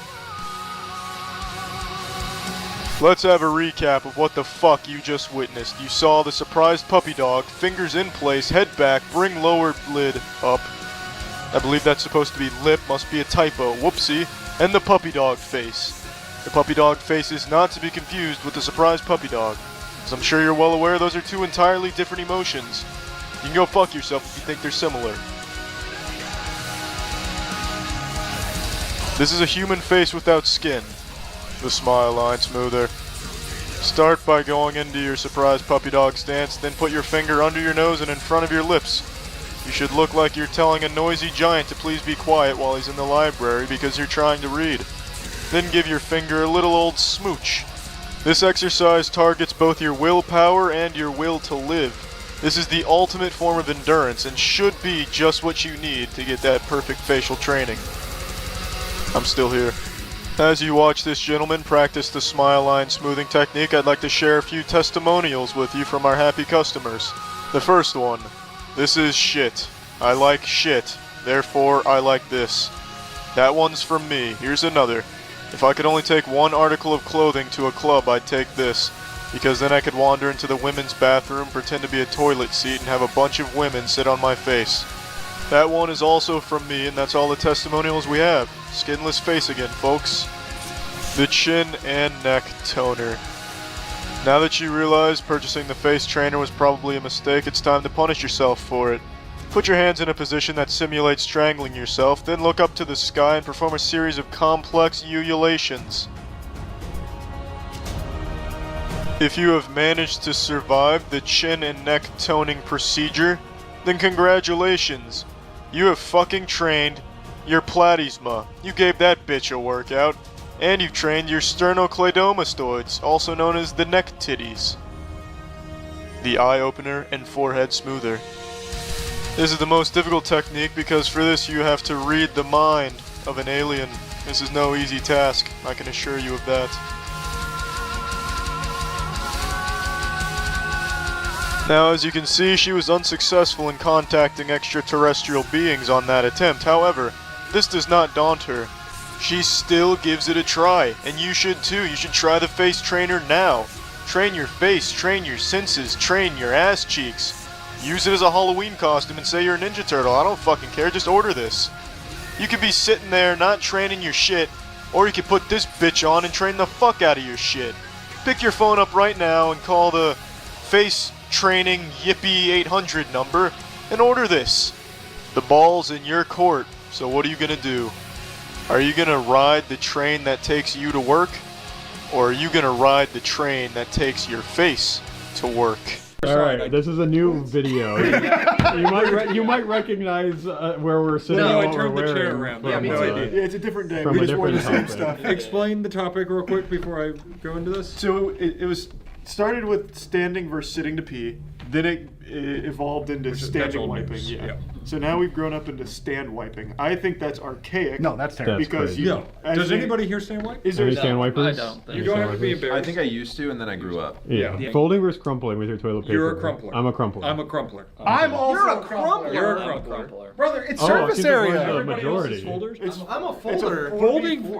Folding legitimately Wait, who feels crumbles? like I'm a crumpler. Two crumplers. There's 4 crumplers. folding feels like you're going right through that shit. That's what I. No way. How are you guys missing? Have you never thought, oh, let's just get a little bit more toilet paper No, on because there. that's Fold that wasteful. up. When I could just crumple. I can crumple. Yeah, think I get about more surface. It's like a It's the brain. same It's amount. like It's the same amount. It's I'm not just the same surface area though. When you crumple, you now reduce the amount of places that poop can go. You increase We're the gonna amount. get a Think about the little shower graphic here. loofahs. They're not smooth. They're Yeah, like, but shower Yeah, why do you loofahs think also your have brain shit has going through wrinkles in them it? It's all the the same time. principle. We're creating. Show me it in your hand. Okay. You're folding. You're giving yourself a runway. Exactly. But if No. you're crumpling, you're just collecting the shit and then wiping Show the me a shit fold. along Here. your butt. Yeah. I For think. the rest of the- So when I Let's do- imagine this is like 3 squares right there. Okay. Show me your What's your method. So if there's technique. 3, I mean, it's hard to visualize with this size. do you want me but to you give you the would- real thing? Would be Yeah, easier? yeah. Just, I'll get it. I'll it's get fine. it. No It's problem. fine. No problem. You would take and you'd go like that if this is 3 squares. Okay. But this isn't toilet paper Right, specification. but imagine. We can imagine. And then you'd take that like this, and then you'd wipe with your runway, as Chase mentioned. Here's bro. Like, out of your Any way my ass wants to push for the day. Yeah, there's I'm there's covered. zero chance I'm touching my poop with my hand. Zero chance. nothing's touching my Dude, you can do the fingers. same thing with this. That's what I'm literally don't know saying. what you Oh no, it can No, attack no. from the side so So easily. okay, so this is No, what I'm dude, gonna say. you are Look at this. covered. I have full I side don't protection. understand. With Wait, the rest do of you my put hand. it in between your fingers like that? Like, To hold it? That's crazy. Is that what you I've do? never seen Yeah, but That now, is pretty That's but like now, a Yu-Gi-Oh duel. but look, I've look, wait, hold it up. Thumb exposed. That thumb's touching poop. That- Oh no! That thumb is touching poop. No, I guarantee you don't tuck when you wipe. I guarantee you Yes, don't. it When is. it hits This my is butt, the the exact thumb is not. The thumb is far No. away. It's thumb Yeah, out. or that. Yeah, when you go into your so wait, when you When crumple, you crumple, you hold it like I'm this, showing so you my all the crumple. fingers I'm are showing you my covered. crumple. Terrifying. All the Look at fingers are that. I'm covered. fucking. Here's the All right, we got it. Okay, do crumple. I don't because spin like if that, I just to be crumple, clear. I know I'm gonna crumple it up one time. I'm not gonna be go right thinking. through? Well, no, I'm gonna crumple it up, and I'm not gonna be thinking. And then like a finger's gonna be. I can tell you're exposed. not a crumpler because your fingers don't. know Yeah, what they're yeah, doing you don't over even there. get close. Doing this is a I demented. don't even know how to. it's fold toilet paper. That is unhinged. I can't imagine. I'm gonna It break literally this. has lines for you Let to me- fold upon. Let me help. No, that's to rip upon. They're perforated. I'm Okay. so I'm amazed on gonna. mine. I'm gonna break this down real quick. Help this room come together against me. All right. Good idea. Common evil. Yeah, I figure you guys need that right about now. Who here wipes front to back? Oh, that's easy. Oh, No- what are we doing right now? That's just so easy. Who? There's not No. gonna be a back to front wiper. No, There's that not doesn't gonna It's him. It's him. It's You're a him. back to front wiper. How do you crumplers feel? How do you crumplers feel that he's with your group? He's No, in your group. no, I don't accept the back to front shit. That's crazy. No, Danny, we here in the Crumplers do not recognize Matt as one of us. We do not claim him. You have shit on your balls. That's what I said. You're rubbing shit onto the front of the back of your nuts. You have poopy balls. You have a perineum separated. So you got aquarium shit. Poopy perineum. Okay. We agree that we meet back next Tuesday. We're filming this on Tuesday. This is what I was thinking. We all swap. Oh. Matt, I was thinking that that's not a bad idea. I think that's a great idea. We should all try Matt's. I was gonna say, Matt. That is the most dangerous swap in the world. Handle my method. You guys are gonna be walking in dripping. I think I'm going to walk in with shit all over me. Yes. Guys, you can wash your hands after. It's okay. For the sake of science, it's okay to try the I'm gonna say method. this: if there's poop on them or not, wash them. I also want to. I didn't start crumpling based on the fear did not drive the crumples. I was born a crumpler. Right. I think I wonder if it's a nature versus nurture. It's a thing. nurture for sure, by the way. It's Right. like, if it was nature, who needs to be here? Can we do a Discord poll? Can you see who's that's crumplers good. and who's Do it folders? right now. Yeah. This shit would go crazy. I don't think there's any like. I wasn't taught how to use toilet paper per se. Right. But you see toilet paper. Yeah, I you see it. see this, And and you you're say- like, I You can definitely fold. were taught. Hold on, yeah. Yeah, you definitely If you were don't taught. think you were taught, was anyone else taught? Everybody- like I was. everybody I don't was taught. remember being taught. That's what it is. I Is that remember being because you were a taught. child. I remember being taught was never to a go to the bathroom, like use this to wipe your ass. Yeah. They didn't give me like a tutorial. That's So here's the thing. I was it's given not, a it's tutorial. not like It's the a little- first time you shit by yourself, your parent says like, good luck. Like, I don't know, maybe this is me revealing too much. At some point in my life, there were people wiping for me. It's a little bit like how they find the next avatar. They just put the tools in front of you, and But here's the how thing, you that's do how it it is like how they know. But the poop nation attacked. Oh my at that point. god, we are just different benders. This will be a risk. This will be a risk that I may be on an island here, similar to your front, like back to front. It's scary. It Just is. tread carefully. There's I feel like I lost friends. quite a few times where I will be so confident I'll be like one sheet. Oh. No, I will sometimes Okay, go one here's sheet. now that we're One sheet crumple. One baby. sheet crumple? One sheet No. crumple sounds One sheet fold? What are you doing? I Are you wiping with this? You're losing your crumplers again. okay. No, that's fine. I- Just admit that I'm the best shit I'm, here. I'm awakening thoughts in my brain. I think I've realized why maybe I'm crumpling, and that your fucking psychotic one sheet thing is what made me realize it. I didn't know I think could do that. You're afraid. I also don't like poop to the point where I don't want to like even feel the heat from it on my hands, I agree. and that's why the crumpling makes a bigger barrier. I never have to worry I never about it. send a one out. But a first. one sheet folder is just carrying shit in your hands. No, one sheet. When I say one sheet, Now show me the surface area that is used for actually collecting shit. It's all that. So wait, Even how the is that- how is edges that of loose collecting? paper. You go like The edges this? of loose paper are collecting shit. So this is my Only do it what again. your fingers are touching is going to collect. That's what I'm It's- saying. Then it's just. I mean, that this. would apply. It's just this right here. It comes back with the No, full. no, Because- no, No, that's not you're, true. all of this. Like, If you can I'm- apply pressure where all. if of I'm your cleaning- I fingers think Hold on, I'm hold on. missing something. Wipe for me. These privileged people don't Oh wow. on the sides. I was Listen, thinking, when you got a hairy butt, They don't have when you hairy got a bad diet, you gotta worry. I agree with what I you're don't saying. think you guys do have not hairy have asses. very hairy asses. You don't. If I Because you're expecting it to only come out from one angle, and That's that's not what happens. Wrong. no. That is not what happens. I know where you guys. I understand. You probably are a little hairier than me, but like I will say. Don't assume my ass. Yeah. hairier than you. But I do understand your risk of different angles. It's coming and from the stuff. sides. It's Yeah. coming from all angles. So that's why It's all around me, man. I do. That's exactly why I do fold, because fold will go And it, and hits it will everything. hit all. Not angles if you like have that. your hand like this. How is it going to fold around You your can hand like that? you can move your You fingers. can meander. If I want to You can mold your sincerely- hand to the shape Yes. of your ass. If I want to sincerely clean a surface, if I use a clump, I am getting so little. If I actually want to clean, I will do That's this. again, but you're assuming it's only coming out of the one spot. I'm Well, saying- it is coming out like one spot. It just No, sprayed. it's It not. just sprayed. No, it's not. yes, exactly. It came out of one spot, But and it sprays, and then there's Right. ricochet. So Are you Carly, only if ever this- doing one wipe and praying to Jesus that your ass is clean? Because here's No. the thing. No, are you- with, no, with the fold. Let me explain. Let me explain. Do any of you use a bidet? Do any of you use a bidet? I mean, I have. Okay. The I bidet only need changes to wipe once because Okay, I that's wash my fair. fucking That's ass. fair. Okay, you're better than us. We understand. you're a second. We're all second. What I'm saying is that with the crumple, if you're cleaning, or no, with the wipe, when you go, you get a majority first, and then you go in with the second the second stage and you cover all of your different angles. Like, it's really that simple. To boil it down even simpler. So you're talking about like spray patterns, right? It's not coming from one spot. I mean, it is coming from one spot, but it's other places. You can still like just go to that spot first and then go. Yeah. Like you don't have to go like straight in. Like if But like a if crumple gives you a lot of info in one go. but you don't need one go. Are you in a rush? Like not. I mean, I'm Sometimes you trying do. to touch my ass as few times as Yeah, yeah, yeah. possible. But so, then like, you're if I gonna can touch go it the through as same. one- You're gonna touch it the same amount.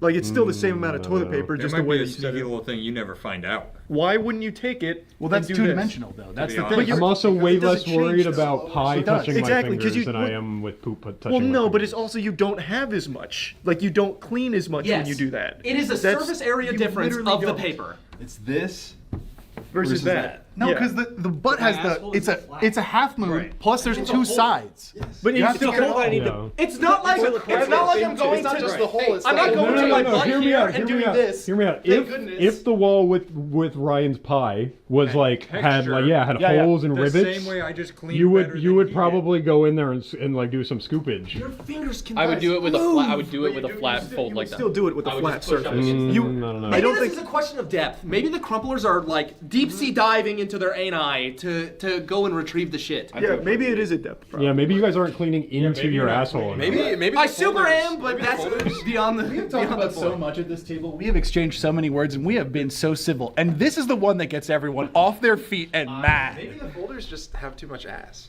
I think that might be it. I think you guys need more cake. Sorry. Let's be real here for a second. You're right. No. You might be onto something. Hold on. Comments, I need you now more than I've ever needed you in my life. Help folders, we've got to defeat And them. in the members Discord. There's also there's a poll in the members Discord to tell us how I to hate do to it. break it to you, fellas. So far, we're clocking in at 717 votes. 85% fold. Look, I didn't think I It's was a losing battle in for us. the majority. I'm not arguing I'm in the majority. I'm arguing I like mine better. That's like it seems like you mostly fold, and then your just grip is crazy. I think I do that too. I think it's a and then grip. I, like, This is what I'm saying. crumple We're Yeah, more it's similar pretty much than the you same, think. but it's just a grip. It's a grip difference. We're going to be talking about this for like the whole week off Yeah. camera. It is every just a day. grip. It's a folding grip. It's just a grip. That's We're going to okay. stare him dead in the eye and go, what'd you do? All right, so to end the video for the fourth time, we're gonna go try each other's methods and then we'll report back. I'm gonna go shit After a right couple now. days. Would you like me to wait for you? Yes, please. Okay. Back to the front. I forgive you all. I forgive you all. I love you still. There's no peace. Comments help. Bye. You've heard me yap and whine about the overabundance of subscription services literally wringing people's wallets like towels just for the most basic of services and products. Pretty much everything now is trying to ham-fist a subscription into the business model to always be able to hose you down and shake you down for your lunch money. Obviously, the biggest culprit and the one that has really pushed the needle on this practice of subscriptions for everything is streaming platforms. And this is one that I have endlessly hawked loogies on. There are now more streaming platforms than there are pizza places in America, I imagine. There is a new streaming platform born every day for the most hyper niche shit, where they might have 5 titles but still charge you like $15 a month for the privilege of watching all 20 minutes of content they have on their service. It's terrible. Not only that, they have the gall to keep increasing prices even though these behemoths have their catalogs weakened constantly because it's so cannibalistic, where they'll lose the licensing rights for a season of their show and it'll get picked up by a different streaming platform. Like Pokemon is the most infamous example, where in order to watch every season of Pokemon for the whole series, you would need like 12 different subscriptions to 12 different services because all of them are divided so like chaotically.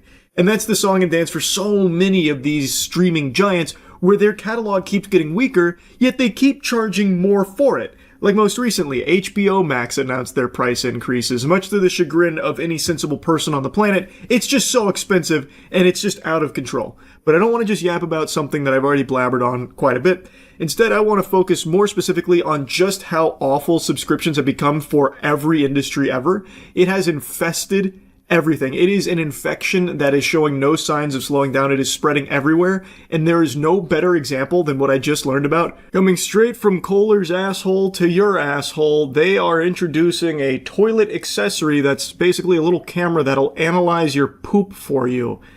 And guess what? You have to pay a subscription fee for the privilege of having your fecal content analyzed here. So you get a shitter attachment here, like you're making a fucking Call of Duty loadout, you're putting a red dot sight on here, and you have to pay a subscription on top of it. That blows my mind. Why is that a subscription? What the fuck? I want to be clear. There are some things that a subscription makes sense for. If there's like a reoccurring purchase of something that you plan on getting long term, as long as there's like an ease of cancellation in there, I don't have like a problem with subscriptions in principle. I have a problem with the way that subscriptions are utilized for absolutely everything now, where it is just beyond exploitative. It is being shoehorned into every single product and service imaginable when there is just no reason for it. Like I said, there are legitimate good use cases of subscriptions. If it's something that you're going to be buying every month, every other month, whatever, that makes sense. I get that. This, I don't get at all. Why the fuck would this be a subscription? You've already bought the piece of technology. There is no reason to continue shaking your piggy bank out here for it. And it costs a pretty penny too. It is not cheap. You are shelling out 599 clams to get your hands on the Dakota clamps here. So basically, what this accessory is a device that clamps over the rim like a toilet bowl cleaner and points an optical sensor at your excretions and secretions. It'll analyze the images to detect any blood and reviews your gut health and hydration status. And there's apparently multiple plans to choose from that can range from $70 to $156 per year. That is, I imagine, on top of the $600 entry fee just to have that piece of technology. Which, if you don't pay the subscription for, you basically just bought a paperweight. You bought a fucking brick that is attached to your toilet bowl if you don't pay the subscription, because it just won't work. It's so silly to me. You don't even own your shitter associate here clamped to your toilet bowl. You have a brief permission slip to access it and use that technology as long as you're paying the subscription fee, as long as you're suckling on their titties. We are fully in the age now of you will own nothing and be happy. That is where we are. You actually basically own nothing at this point, and that is the way every industry is gearing towards. It is pushing everything to just, you have the idea of a product or service. You don't actually have your paws on anything. There's nothing real there. It's all imaginary. You are granted limited access with the fee that you pay for it, but can be taken away at any time for basically any reason at this point. It is truly an age where you actually pay for things but don't own any of it. I cannot believe that something like a toilet bowl accessory is now having a subscription model attached to it. Now, I don't even hate the idea of this item, by the way. It is like an important thing to monitor like your gut health. Like there is a lot that your poop can say about your health.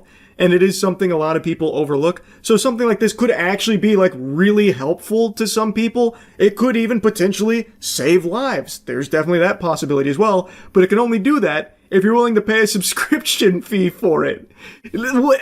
That's unbelievable. That is unfathomable to me. I can find no justifiable explanation for why this would require a subscription fee. You already have it. It is already doing what it was designed to do. There's no need to continue to pay for it to do that. You already have the technology right there. You got the little fucking doodad gizmo right there, and it's doing what it's designed to do. What is the subscription for? It's not like there's some kind of doctor on the other end of it that's getting paid a salary that you're paying for his input on or anything. You have it. It's working, but they can revoke your access if you don't keep paying for it with the subscriptions.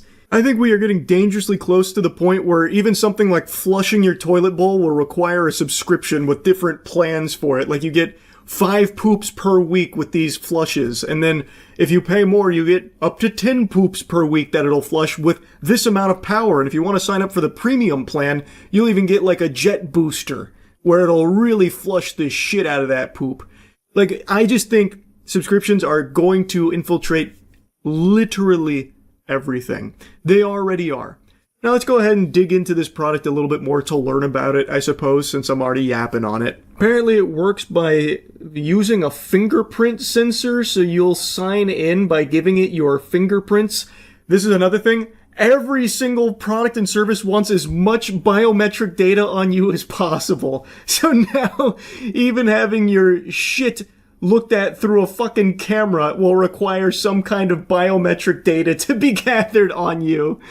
Oh my god. But don't worry, you can trust Kohler with all of that. It says it secures your data via the fingerprint scanner and end-to-end encryption, and notes that the camera uses discrete optics looking only at the results, not your body parts. Dakota's sensors see down into your toilet and nowhere else, the company says. That's wonderful news, and we know that there's never been any kind of data breaches and no one's ever lied about how secure things are. So we can take them at their word here, knowing full well that all of that data is super safe and encrypted, and there's not going to be any weird kind of peeping toms using this technology for nefarious, perverted purposes or anything like that. We can sleep easy with that knowledge locked securely in our brains here. This will be hiccup-free. And just think about how cool it'll be to use your toilet and give it your fingerprint scan in order to optimize your bathroom experience. Just imagine for a second, though, just play around with this. Hackers get into your Kohler Dakota and steal your fucking data through your toilet bowl accessory. I mean, everything is getting data breached. Like, every single service has had huge leaks recently. Now imagine once this is on the table and they get the fingerprint scans and whatever else that it happens to accumulate. Also, something kind of fun to play with. Imagine putting this on all of your toilets or something and you have, like, company over and they see that and they're like, what the hell is this? He's like, oh, no, don't put your fingerprint on that, no! And then all of a sudden it logs a brand new set of poop. You're just having friends over for their Super Bowl party or something, and then all of a sudden your phone's blowing up with notifications from your Dakota app. Player 2 has entered the arena. Player 3 is in the lobby now. And it's like all this information on their poop and their gut health and all that shit. Here, hold on, I actually got a little guest star of my own. I don't know if you could hear that, but I just blew a little ass there. Anyway, though, I don't even hate the idea of the product. Like I said, I think that is actually, could be, a very valuable service to provide, given a reasonable price point and no subscription fee. The more I think about it, the more I hate this one in particular. The idea that this product could actually really help some people, like even be life-saving to a certain degree, and then locking that behind a perpetual paywall with this subscription fee, that just feels even more deplorable than most subscription models. That's pretty crazy to me, actually. Like, stay on top of your health, but only if you are financially able to perpetually do that. $156 per year, on top of the $600 you paid to have the device on the toilet in the first place. I hate that. I really do. Anyway, I really hate how everything is getting a forced subscription fee on top of everything. Every single business seems to be gravitating towards it. It sucks. Anyway, that's really about it. So yeah. I imagine based on the title, some of you were expecting this to be about something that it's just not going to be about. One Punch Man. No, it's still very trash. My video hasn't aged poorly yet, but I'm holding on to hope, fingers crossed with a rabbit's foot up my asshole, that the next episode, which should be all fighting, is beautifully animated. Because so far, I don't know where the budget went, because it is not anywhere noticeable in the show to this point. It's basically just the same as it was when I made the video a couple weeks ago.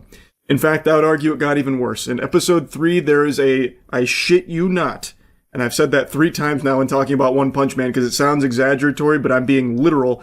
There's even a Reddit thread showcasing it and talking about it. In episode 3, there is an actual 2-minute scene that consists of 9 frames.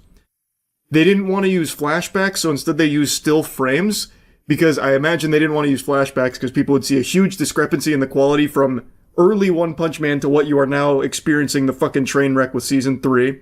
So they have a 2-minute scene of exposition that is 9 frames.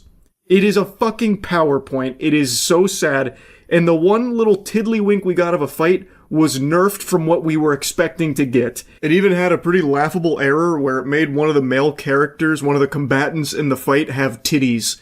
Because the animator that was tasked with it, I think, got confused on the character that they were animating. It's just a mess. And the more I've read about it, the more I realize it's probably not even JC staff to blame. This really seems like it goes all the way up the food chain to Bandai. It seems like they tried to feed JC staff scraps when it comes to budget, and then try and just fart out something as quickly as possible, giving it no time to breathe or marinate, or like actually deliver something of quality. So while JC staff may not have been the best studio pick to begin with, this isn't their genre of animation they do. And as far as I know, the director also doesn't work on this kind of stuff. It's, from what I understand, more spicy material.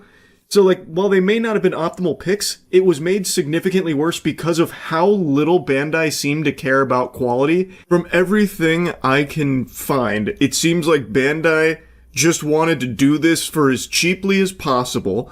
And even though it's been 6 years since season 2, they still just wanted to rush something out. Like, I don't know how you can put your fingers up your ass for so long doing nothing with a property as beloved and as popular as One Punch Man and as desired as One Punch Man, and then just be more than happy to spend no money on it, choose your cheapest options every step of the way, and then just have this diarrhea displayed here to fans of the property. I actually blame Bandai far more than I do JC staff.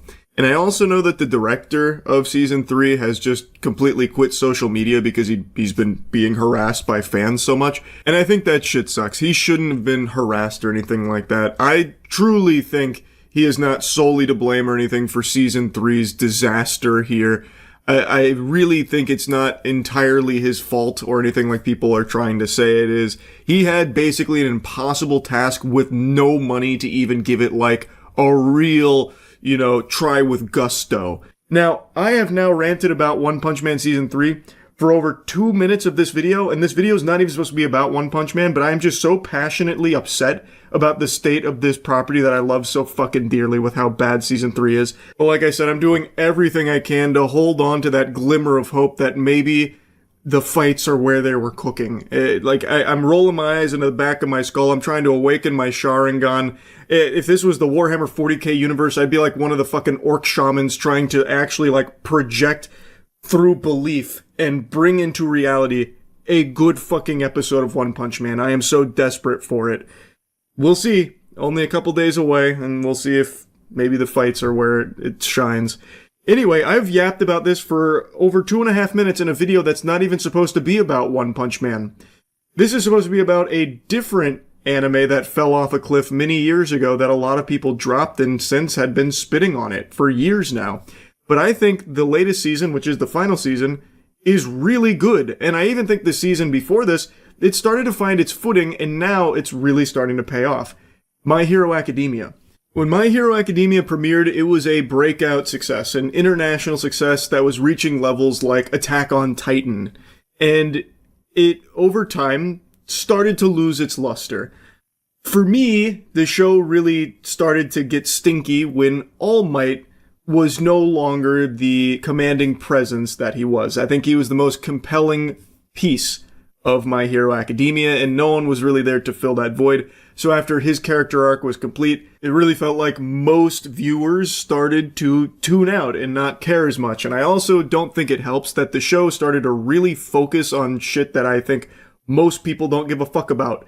Like throwing a successful, carnival. Well, not a carnival, I guess, per se. But just like slice of life shit and very underwhelming villains that they'd introduce, like Gentle or something like that. Just really lame things. And it felt like the show went into this fugue state where it was focusing on these boring aspects. And many people, myself included, I think, just started to collectively drop it. But now that the show has progressed so much since then, a lot of the big story arcs are now reaching their climax. Last season, it was setting up all the pieces on the chessboard while also having extremely hype moments with great fights. Like everything that'd been building for almost a decade now is reaching its ending, and it's very satisfying to watch. It's beautifully animated. It's finally hype again, and it's really good. This season, I think, has been spectacular. There hasn't been a dull moment. There hasn't been anything, weak about it. I feel like it's gone in a really good direction, and it is delivering on the hype that it used to have. And it's just been a very refreshing thing to see. You finally get things like Bakugo and Midoriya teaming up to try and take down what feels like insurmountable foes with All for One and Shigaraki, who's now become basically the fucking devil, evil incarnate, like actual god mode being on this planet that just wants to see everything upended. He wants it to all just burn, rot, decay. How do you beat them? And it's just been really fun. I'm just happy that, and I know how the show ends. I don't love, like, the ending. I read the manga's ending. Not my favorite. That one gets a bit of a woof from me. But I still think that the journey here is really good getting there. And maybe they changed things around in the ending a little bit to make it better. I don't know. I mean, that doesn't really often happen, but you never know. And it's not the worst ending I've ever read or anything. We're not talking platinum end levels of trash ending. Anytime I bring up bad endings, I cannot help myself but mention that show. I'll give you a brief synopsis for why I hate that fucking ending so much. It is the goofiest thing I've ever seen to this day. Platinum End was an anime that I was very excited for, written by the creator of Death Note. It's a pretty cool premise. God is withering away and he's choosing his successor because there needs to be a god. So these angels go out and they choose their champion, basically.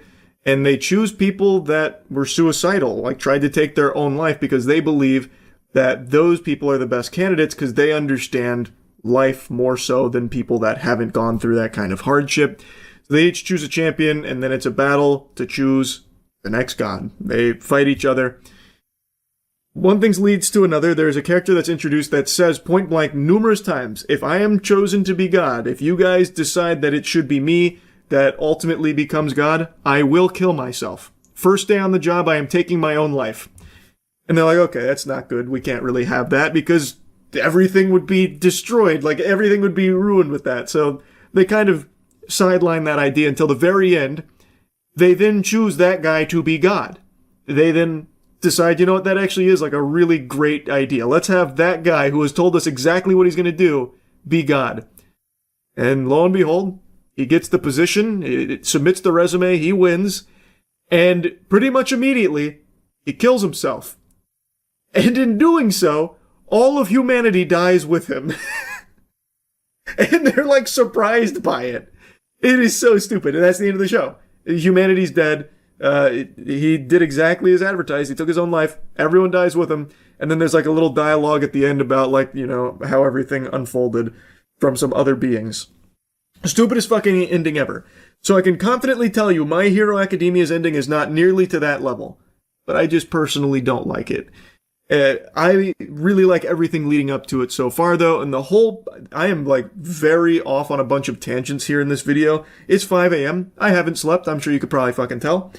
But the point I'm making here is My Hero Academia is finally back. Now, I don't think everyone's gonna like it, and I always hear about, like, the fan base being weird. I don't typically engage too much in, like, fandom conversation or anything, but I do think something people probably won't like, especially if you previously liked the show for its early seasons that most people glaze.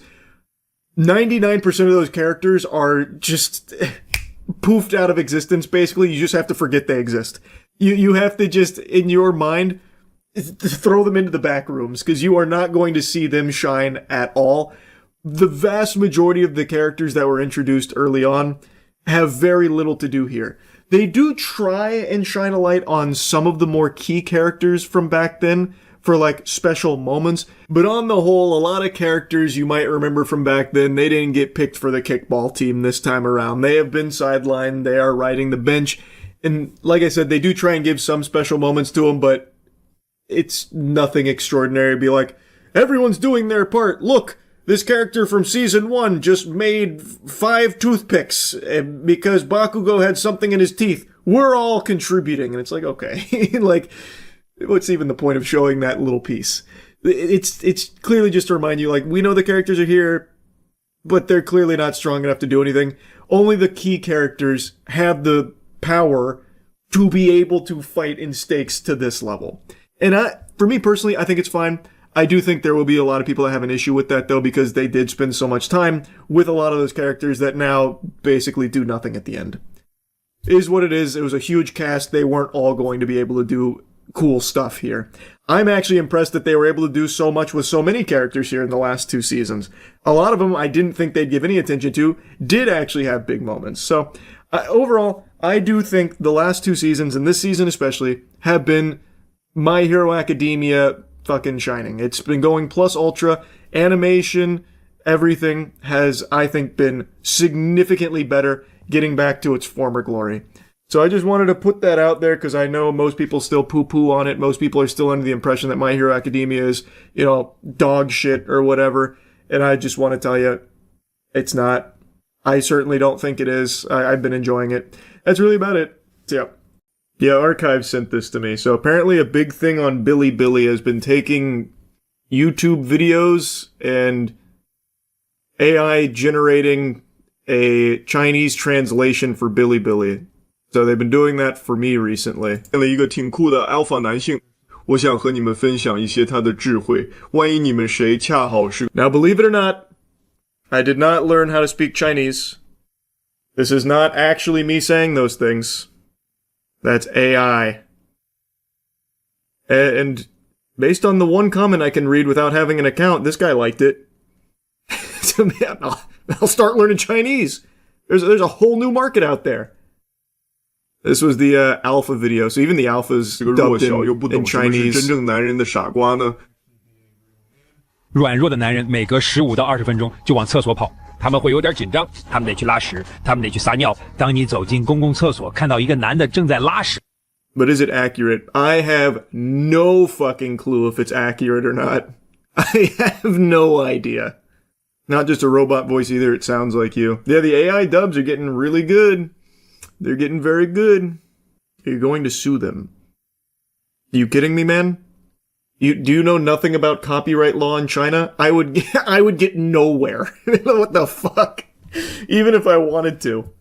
Fight AI with AI. Use ChatGPT to translate to Chinese yourself. What I didn't check is if this whole channel is just my videos in Chinese. Let me see. No, it's a wide array of content, it seems. Is that Jeffrey Epstein? Yeah, these channels are called movers. Is that right? That's the terminology. 就没再用过拉臭臭这种词了。我是拉屎，我就是这么干的。也许这家伙一直在那里用屁股放些没响声的小屁，所以他才管那叫拉臭臭。但一个真正的男人可不是那样的。而且，到底谁他妈会每隔15分钟就去一趟？Hey man, he's kind of spitting. Chinese Charlie kind of going in right now. Find Chinese Markiplier. I don't even know how I would. I only found this because Archive linked it. I don't even know how I'd search for Markiplier on here, but I bet they have Markiplier dubbed in Chinese. Let's see Markiplier talking about Iron Lung, maybe? Let's try that. No, this is his Iron Lung video in general. Oh no, here's an Iron Lung trailer. They just haven't got his more recent Iron Lung content. Hello everybody, my name is Markiplier and I'm very tired. I'm gonna go into the ocean. What the fuck, he doesn't get a cool Chinese AI voice dub? They not respect him out there? What the hell? See that question in your eyes? Alone in the...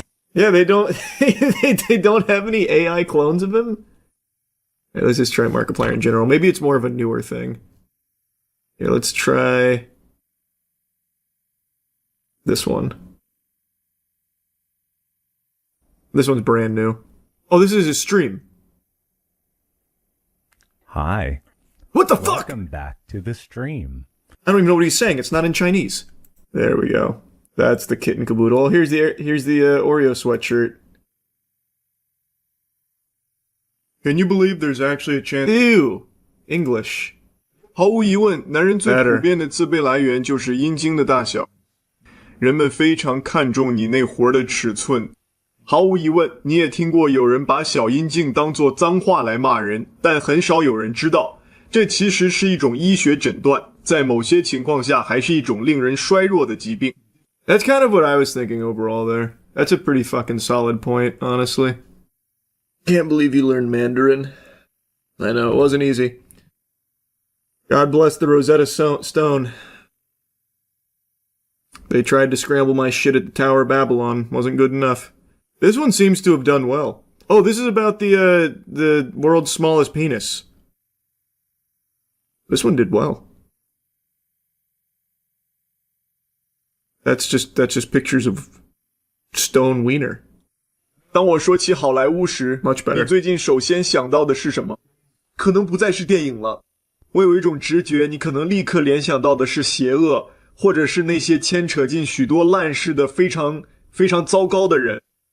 因为好莱坞现在看起来就像个大粪坑，里面全是些真正的混蛋，你知道的，他们干过一些非常恶心的破事儿。Imagine you become a national sensation because of the AI dubs. I don't believe that. I think what's more likely is eventually one of these channels AI dubs my shit into being like heinous, truly heinous, to the point where all of China I am viewed as like the ultimate villain, like fucking Lelouch in Code Geass. I think that's far more likely to happen. How do you know that this isn't it? I guess I don't. I can only go by that one comment with the guy smiling. And then the other one where a guy dropped the stone penis picture. To me, that seems positive. This channel actually has 14,000 videos they're uploading like every 10 minutes. Oh, this is the same one I was just on. Oh, holy shit. Yeah, wait, you're right. They actually uploaded 2 more videos since the last time I checked it a couple minutes ago. Oh my god. 你能相信这周末坦帕竟然有可能下雪吗？外面非常冷，这就是为什么我穿着这件奥利奥毛衣。这是我父母送给我的圣诞礼物。我刚看了铁肺，这是来自 Markiplier 的一个心血之作。It's so true, man. That's what I always say about Mark, to be honest. Who else do they auto-dub into Chinese? Oh, hey, they got the AI one. They stay on top of shit. 哦嚯，他来敲我们的门啦！好莱坞那些来讨糖吃的捣蛋鬼们带着他们的 AI 作品登场了。现在达伦·阿伦诺夫斯基这位世界知名导演，我敢肯定你至少熟悉他的一些作品。I wouldn't have gone that far. I think we could have done without the slurs, but whatever. I don't remember saying all that. Man, this channel actually does upload infinite videos, huh? Try XQC, he must sound wild. Oh, do they have XQC on here, you think? You think this channel does XQC? Hello, the consciousness... Nope. English, cringe. Maybe this one? You have all the... Come on, show some respect. Give this man an AI-generated Mandarin dub.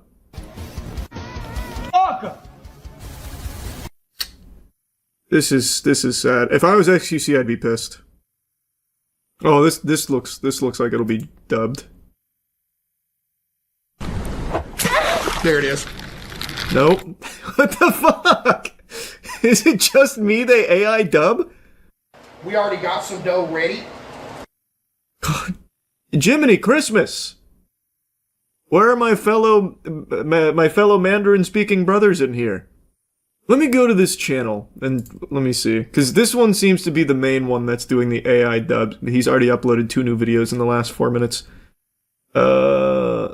Is this sort by newest here? Okay. Let me see who I see.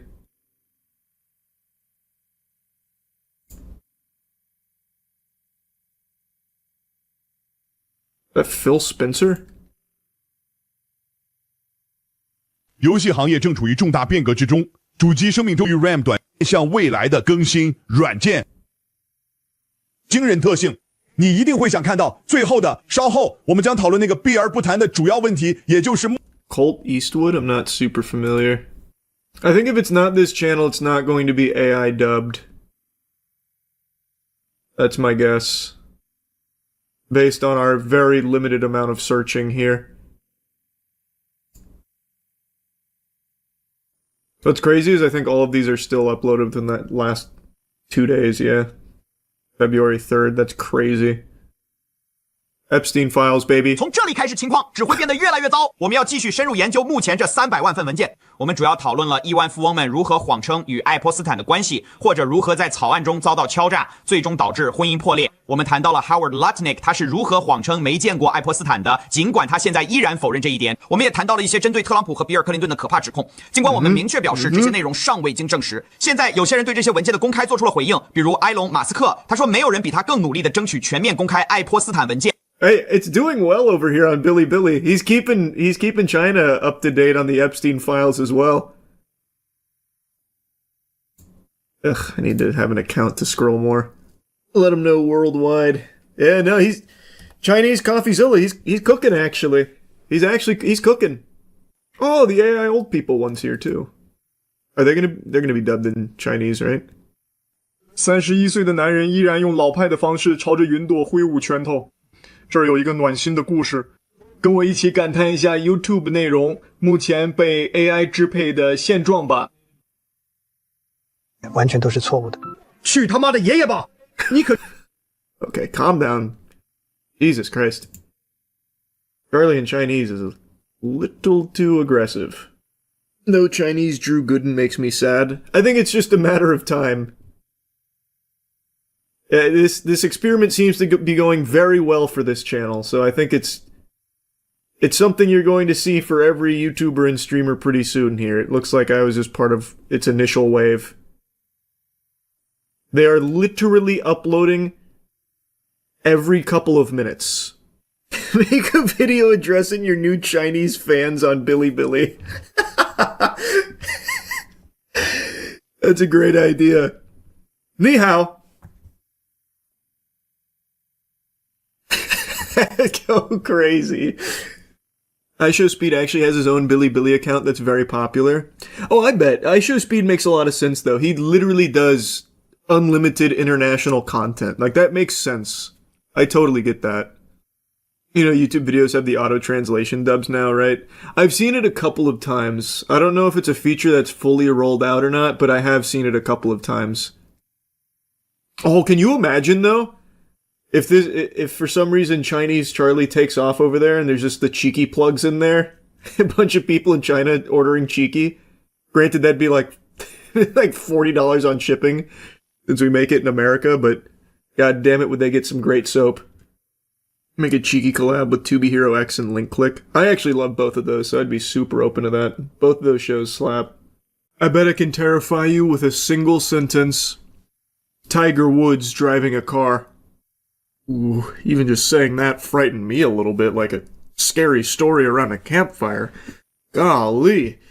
Yeah, Tiger Woods has just been involved in another rollover crash, and it's far from an isolated incident. He has quite a lot of these under his belt, and a lot of them, well, they were really his fault. And in a couple of cases, like in the one we're about to talk about that just happened a couple hours ago, under the influence of some substances. He has been charged with DUI in this one. He has an extensive history of these kind of accidents dating all the way back to 2009 when he crashed into a fire hydrant in his neighbor's yard, and his wife at the time had to pull him from the vehicle.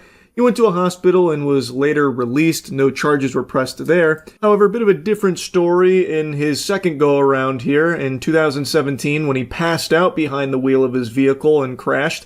He was arrested and found to have prescription drugs and marijuana in his system. He pled guilty to reckless driving, but avoided jail time thanks to a plea deal. They then later dropped the charges of DUI and then spent a year on probation. And then in 2021, he had a major accident. It was a rollover crash where his SUV ended up rolling down a steep embankment. The police said that the crash was caused by excessive speed. He was traveling at 87 miles per hour in a 45 zone.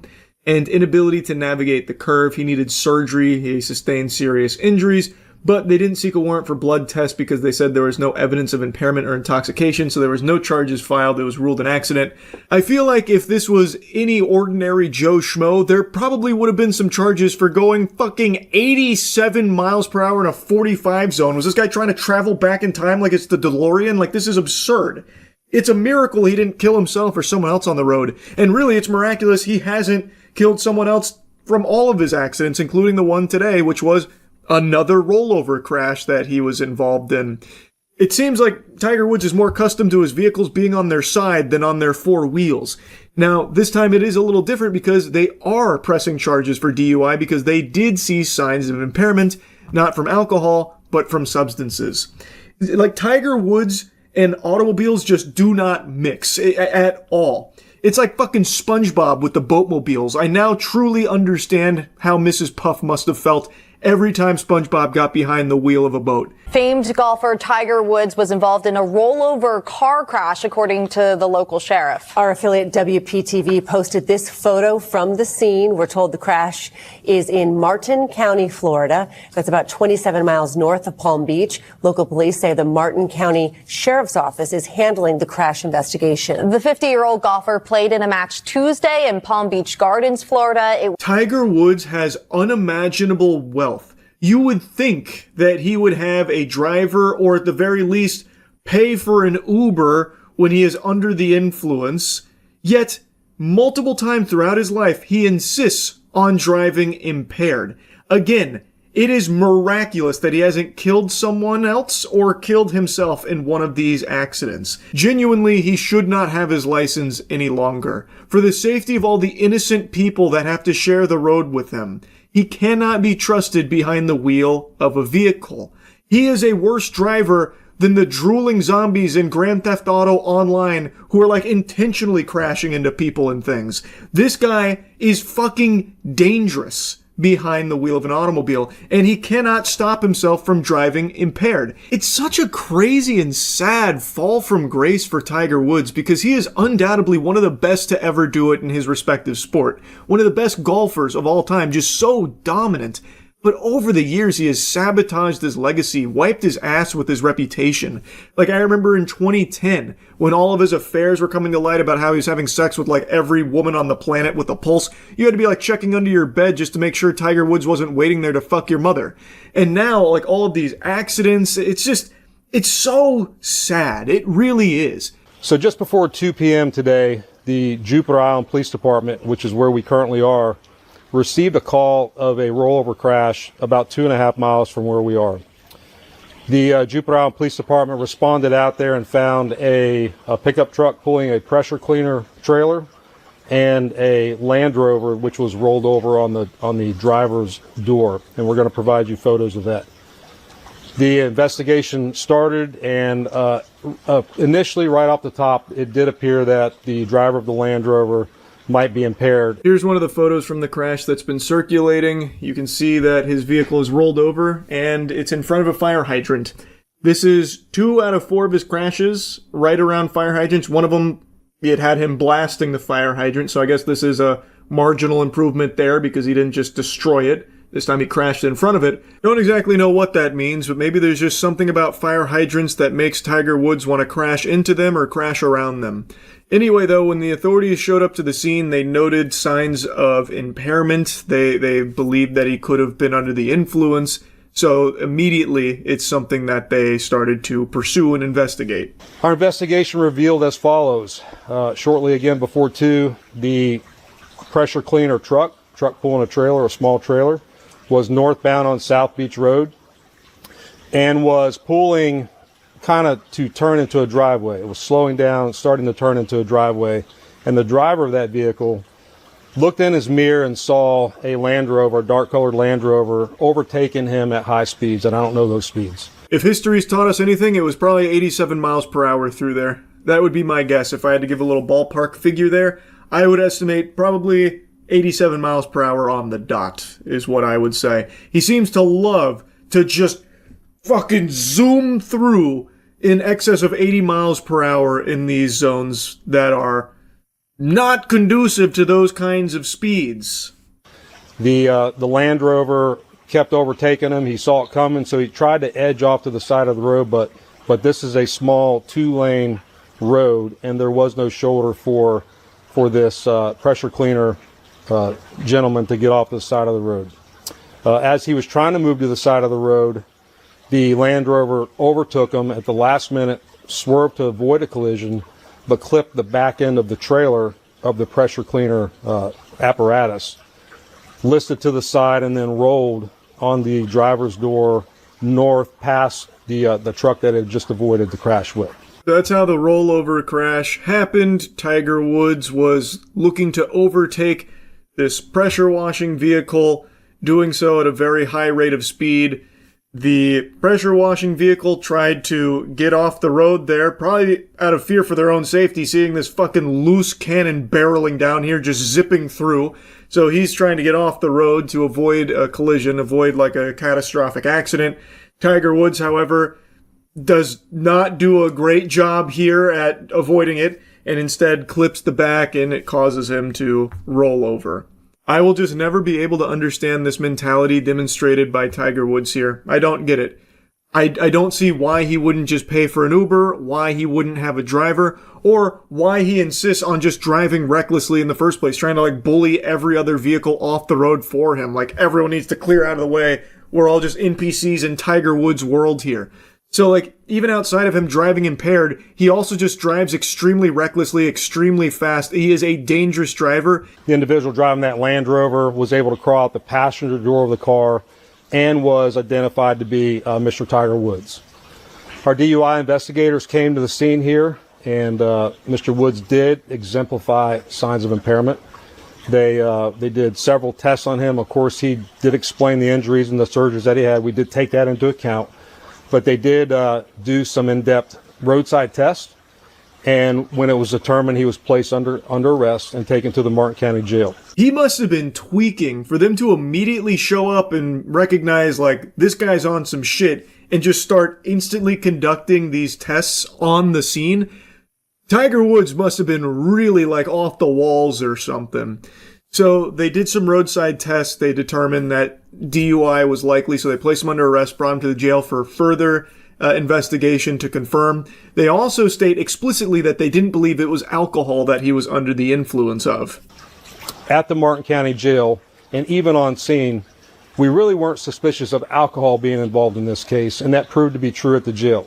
So Mr. Woods did a breathalyzer test, blew 000s, but when it came time for us to ask for a urinalysis test, he refused, and so he's been charged with DUI, with property damage, and refusal to submit to a lawful test. In the crash, no one was injured. Mr. Woods did not seem to be injured at all, and the other gentlemen were not injured. But this happened a few hours ago, so I've given you the information that I have. Again, it's extremely lucky that no one was injured in a Tiger Woods impaired driving accident, something that he has become known for. Now, as the officer explained, he wasn't under the influence of alcohol, according to the breathalyzer, and according to those on scene, they didn't believe it was alcohol related. They believed it was other substances. So he refused to do the urinalysis to confirm what substances they would have been, which led to them slapping the charges of DUI and the refusal to submit to that test. So yeah, overall, not good here from Tiger Woods. Really not good. As I've said thousands of times now, I have no respect for drunk drivers or anyone driving impaired, risking their lives and the lives of all the innocent people on the road around them that have to share this road with them, who are making the incredibly dangerous and stupid fucking decision to drive impaired. It is just inexcusable, especially for someone like Tiger Woods, who has endless resources to not have to do something like that and make a decision like that. Uber, a friend, his own fucking personal driver, like endless options that aren't Tiger Woods behind the wheel of a vehicle while under the influence of substances. It's just so fucking degenerate, man. It's so scummy. Anyway, just wanted to yap about it. That's really about it. See ya. What's up, everybody? It's Critical. I'm gonna be answering some questions I get in messages. Let's do this shit. What you're seeing in the background there is Vanquish for the Xbox 360. It's one of my favorite games, and it's just me getting my ass kicked in the secret mission number 6. Alright, let's get this show on the titties. Usually when I receive a message, it starts with, I know you don't read messages, or I'm not sure if you read messages. I actually read every single message I receive on YouTube and Xbox, and that's just about all I fucking have, so I read all the messages people send me. I don't always reply to them, but I do read every single one of them, so everyone's welcome to send me a message. I will read it. Another question is, what happened to the Fun Tactics series? It seems a lot of people think I just stopped it. I didn't. I usually only make Fun Tactics for multiplayer games that I enjoy, or in some cases don't really enjoy, but play. And there just hasn't really been a multiplayer game that I haven't enjoyed, or I have enjoyed. I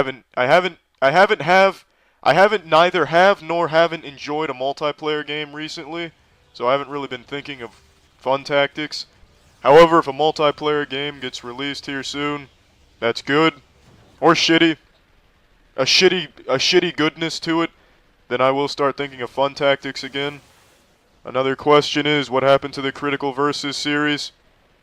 Honestly, I vastly underestimated how fucking difficult it would be to do some of those boss battles. At the time I thought, for some fucked up reason, I could just skip to the boss battle recommended and fight it in a specific way. It didn't factor into my stupid fucking cranium logic processor that I would actually need to go through the game in a very specific way on a very high difficulty just to fight one boss on a very fucking strict regimen. And that was just way too fucking difficult, so honestly, I don't really see doing that again, because that's just really fucking difficult.